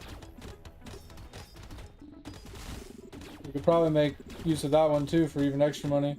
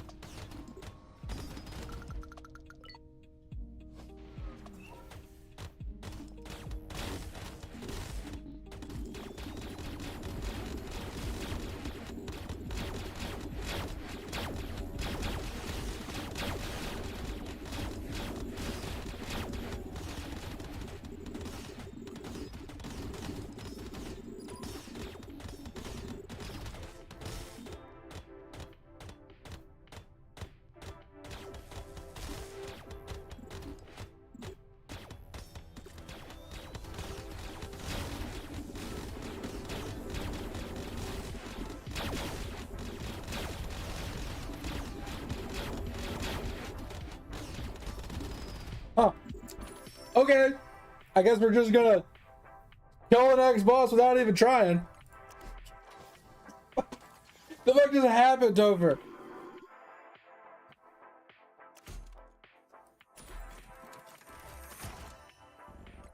Yeah, I'm gonna open up all the loot boxes. I'm gonna set the sector to I think 15. I'm gonna spend all our money and then we're gonna prestige again. I had like 46.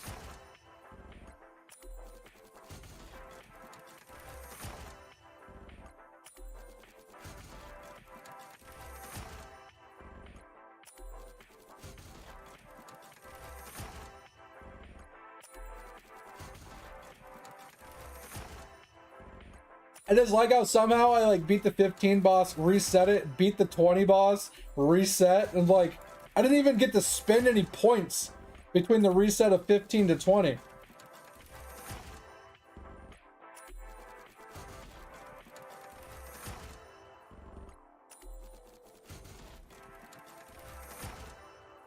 I don't know if it was just like pretty decent RNG with the weapon drops, or if like I was actually pretty strong or not.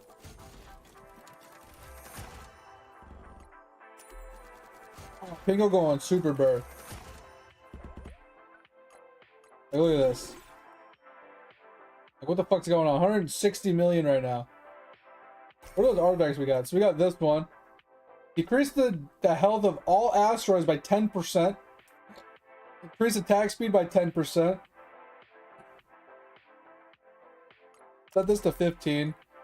Go in here. Alright, before we reset, I want this one. And this one. That's the two new asteroids for extra HP. We'll pick up some Pierce. I don't know why that wasn't done before, unless that's a new. I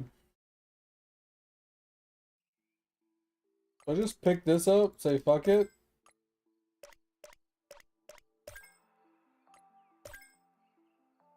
Fuel drain rate.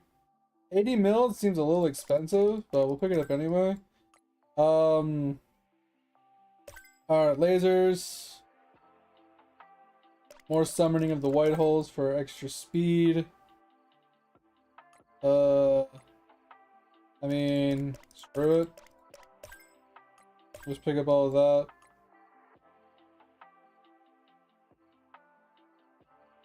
Gain 1% per level of your max fuel capacity each second. Huh?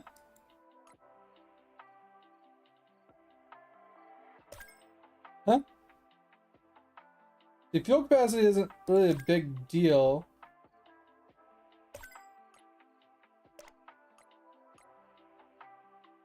Okay, more loot boxes. I'll just pick up this. Pick up this.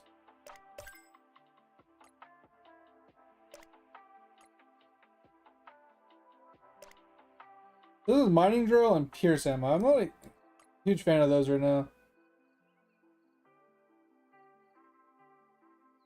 Sure, we'll just pick that up. Why not?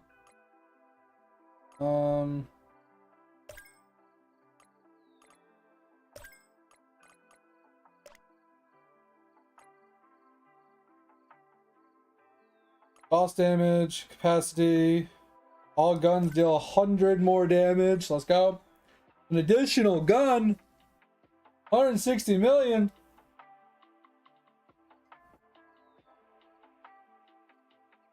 Yeah, that's what I was gonna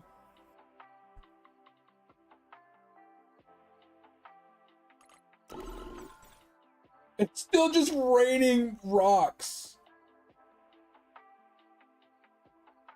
Yeah, and then push for the next boss.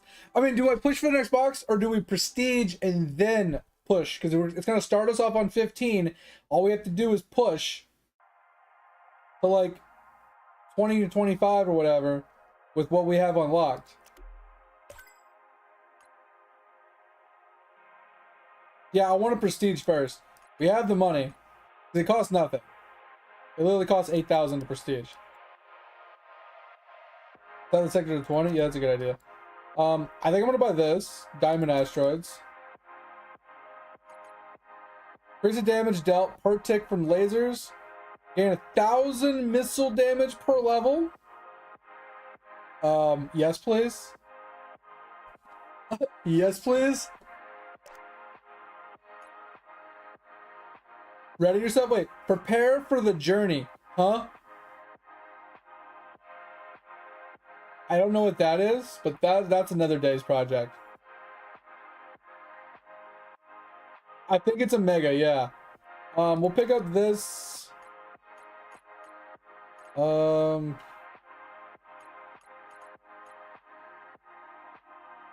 duration of ammo could be useful,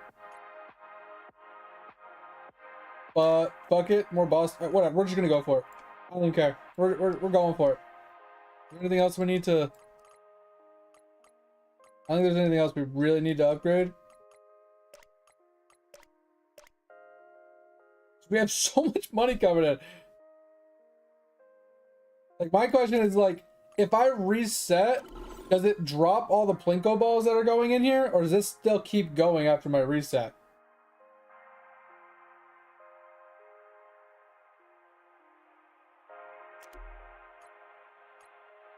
God, it just won't stop. We can max this out. We can max this out. And this. Oh, this one's a little more expensive. Okay. Everything's maxed out except for what's down here. Like I said, this is 80. Oh, wait, we finally finished. Okay. Let's go. Oh, blah, blah. Oh my Jesus. Okay, got another artifact.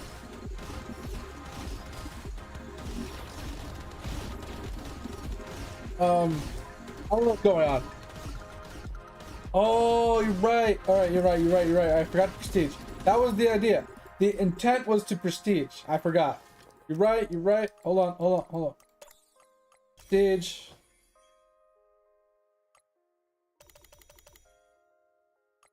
Continue. There we go. I forgot.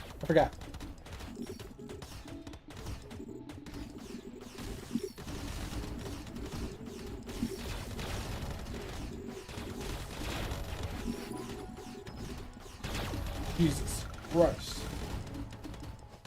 Yeah, I definitely forgot, Tober. We're not gonna say I forgot, but we forgot.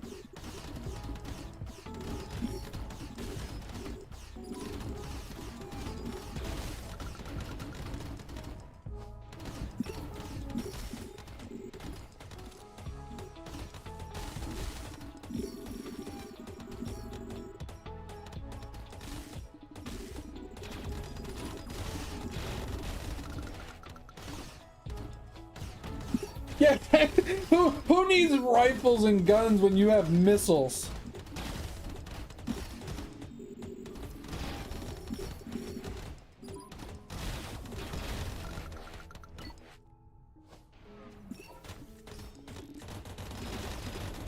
Look at that machine gun. Oh my god. What's going on?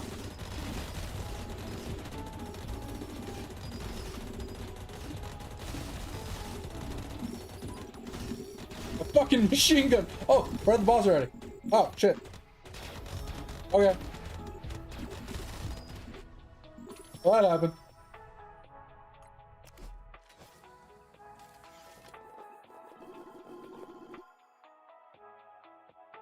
Um...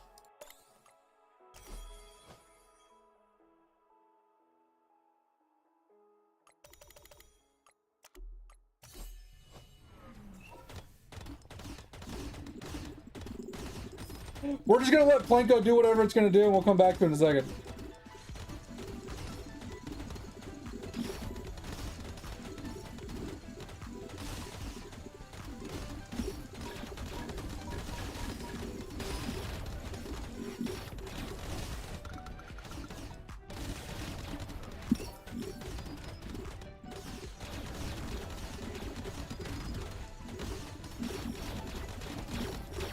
Where are the asteroids at? Oh, I need some asteroids. Over. Where are they all at?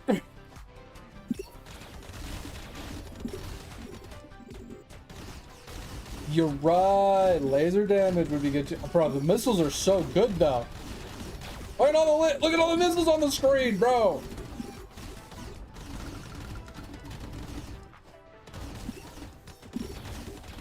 And they heat sink. I don't even have to think about it. They just fucking swing around the screen and just hit stuff.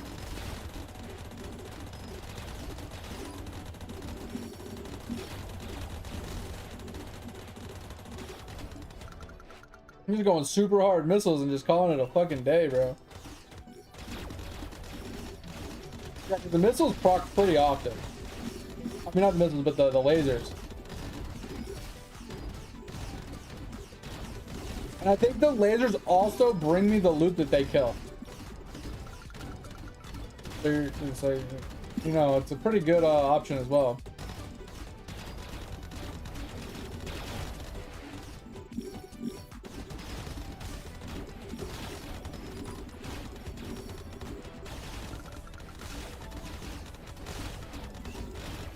You see how long it took me to load the screen? I could hear it attacking, but it hadn't loaded in yet.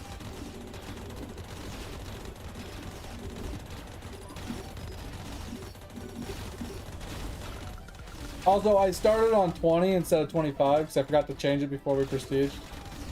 So we had to go an extra 5 levels. So Plinko's gonna be going hard when we bring all this back.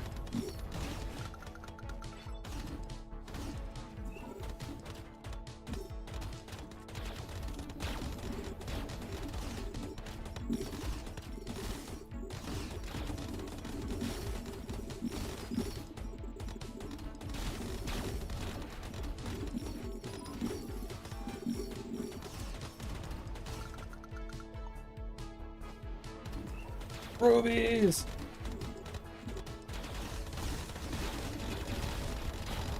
Jesus Christ! Bro, the screen clear is insane. Oh, we're on the boss level.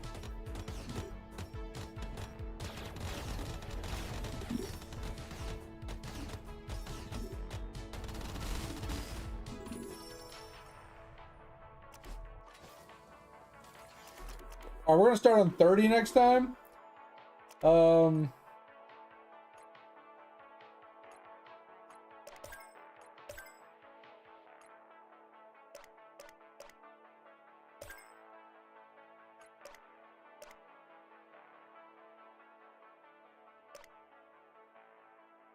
We're gonna do it in a second. I have everything unlocked. I'm gonna go for another prestige and another boss, and then we're gonna try what that thing is.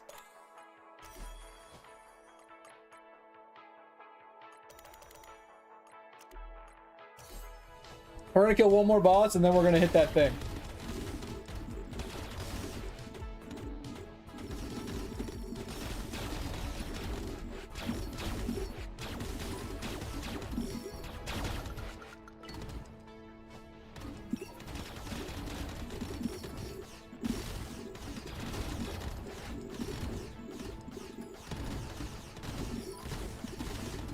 I mean, it's a temporary, like, hookage, right? At some point, I gotta just be like, all right, I'm done. I gotta get off. I gotta get off. And then I'm, like, good until I, like, log back into it. I'm like, okay, now I'm stuck. It's like Mega Bonk for me, right? It's like Mega Bonk's really fun to play for a while, and then I get really bored, like, real quick. But it's just like a rinse and repeat, just... Like, right now, I'm making progress. I'm you know, progressing. I'm getting things. I'm doing things. And then once I start feeling like I'm not really progressing, then the dopamine goes down, and I don't really feel the advancement as much. All right, where's the boss? Where's the boss? Kill the boss.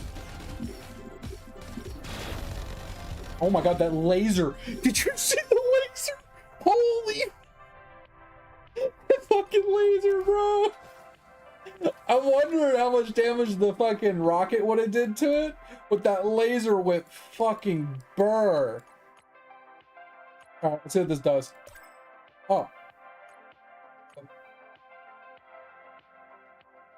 Huh? What?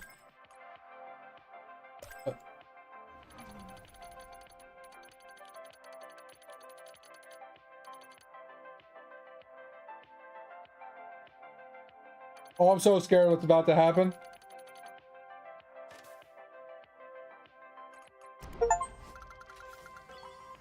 Wait, I beat it?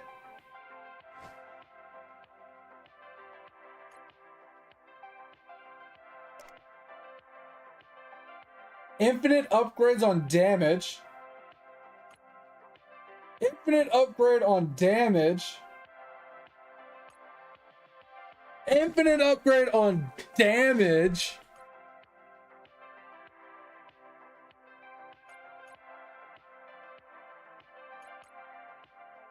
Oh my god.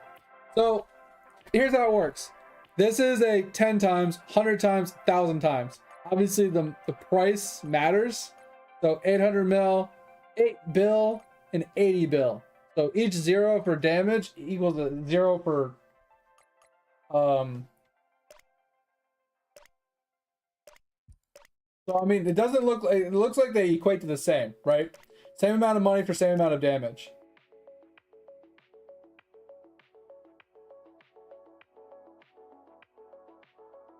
Fuck that. Fuck fuel. Who needs fuel? More damage.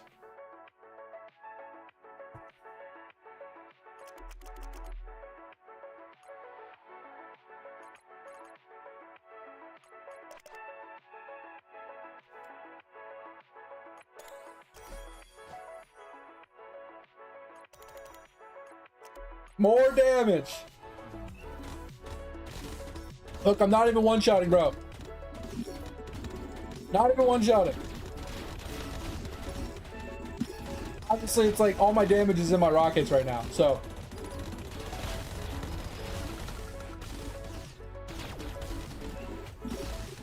All my damage is in my rockets.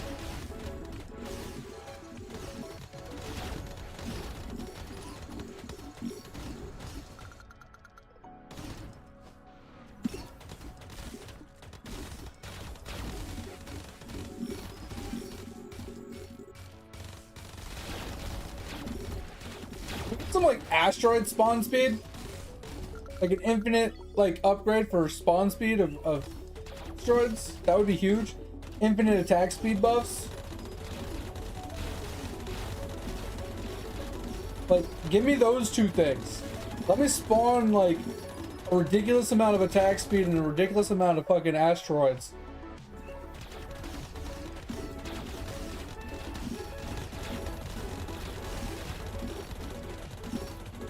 Where's the fucking asteroids? Give me some asteroids!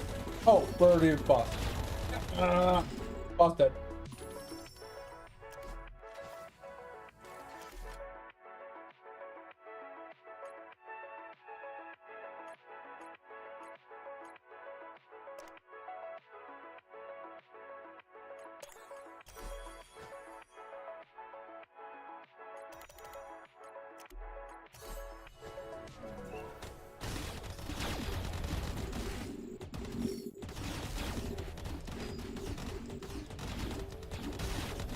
Did I not upgrade the difficulty? So I have to go up an extra 5 levels. I gotta go past 40 to get to 45 now, I think.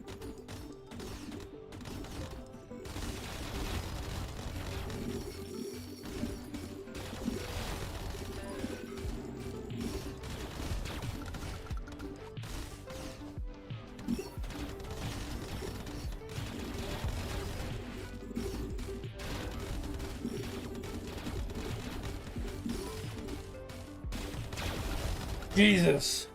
Let's go, Dover. No. No. Oh, mining drill. I like lock that so it never drops again. Kind of want to like lock all the ammos except for lasers and missiles.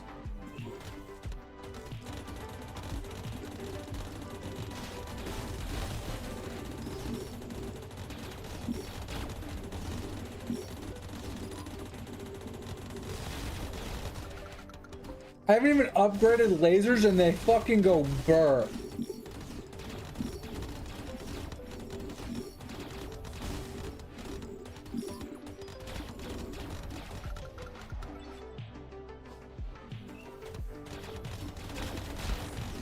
Man, look at those fucking lasers, dude. Lasers be going burr.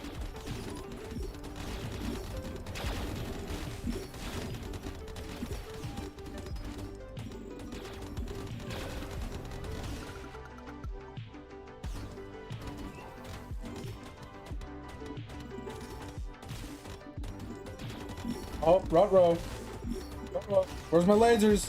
Where's my rockets? There we go. There we go. There we go. We weren't getting any procs.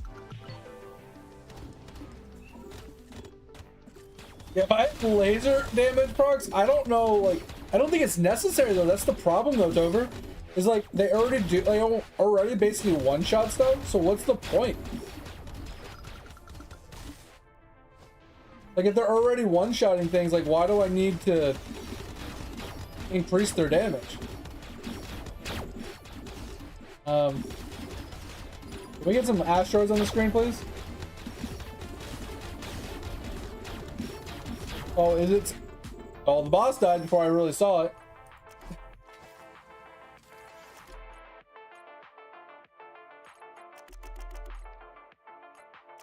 Going in. Going for another boss.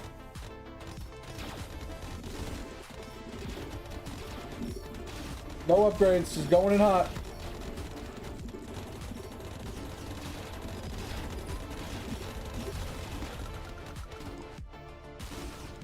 Balls deep, baby. Balls deep. Keep up in them sweet sugar walls.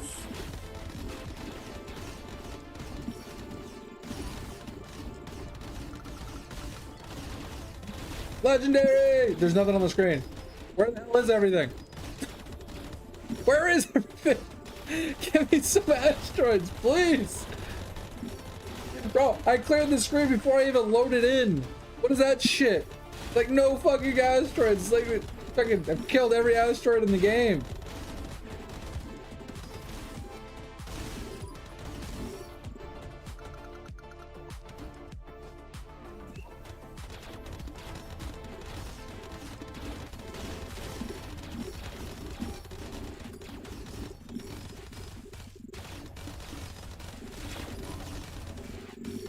Was it a boss already?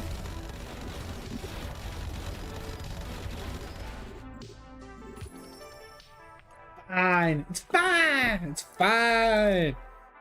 It's fine, Tover. Look, we only got 56 boxes. It's fine. Don't worry about it.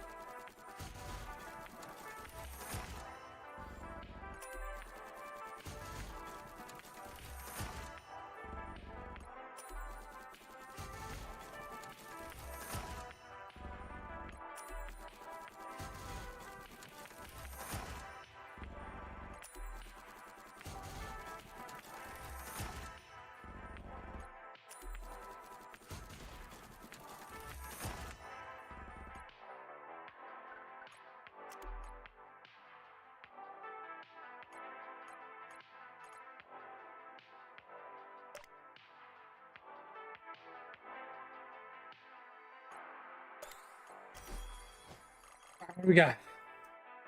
So this one does dealt by plasma. Okay, so this one is, yeah, it just increases damage dealt per tick by lasers. And this one's just the mining drill, which is kind of dog shit. So, I mean, this one's not a bad one. Like, we can easily pick up a handful of these.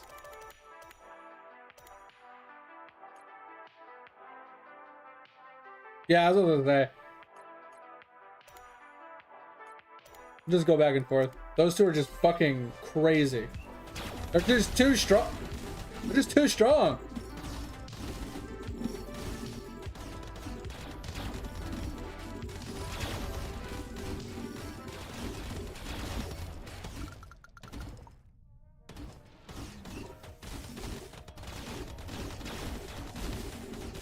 Yeah, missiles and lasers are like what's proccing the most.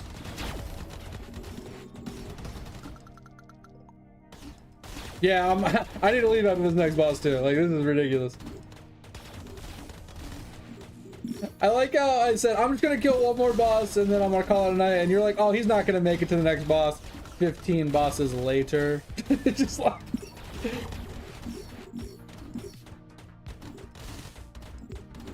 Oh, he hasn't done anything about it yet? Okay.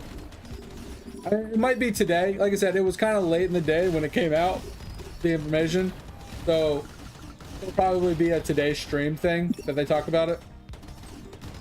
Because they typically talk about everything. Another person that might be interested would be XQC. So I'm curious to know what he has to say about it. So today would be the day of reckoning for almost anybody that was going to talk about it. It's going to be a hot topic for pretty much every stream today. So anyway, we're going to call it here. We got all the artifacts, I guess. Cool. This one's percentage of fuel capacity, ship speed, upgrades by 10%. Interesting.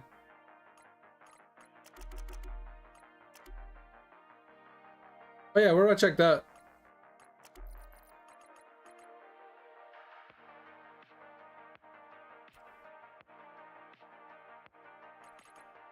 Yo, 100%, let's go. My first 100% for the year.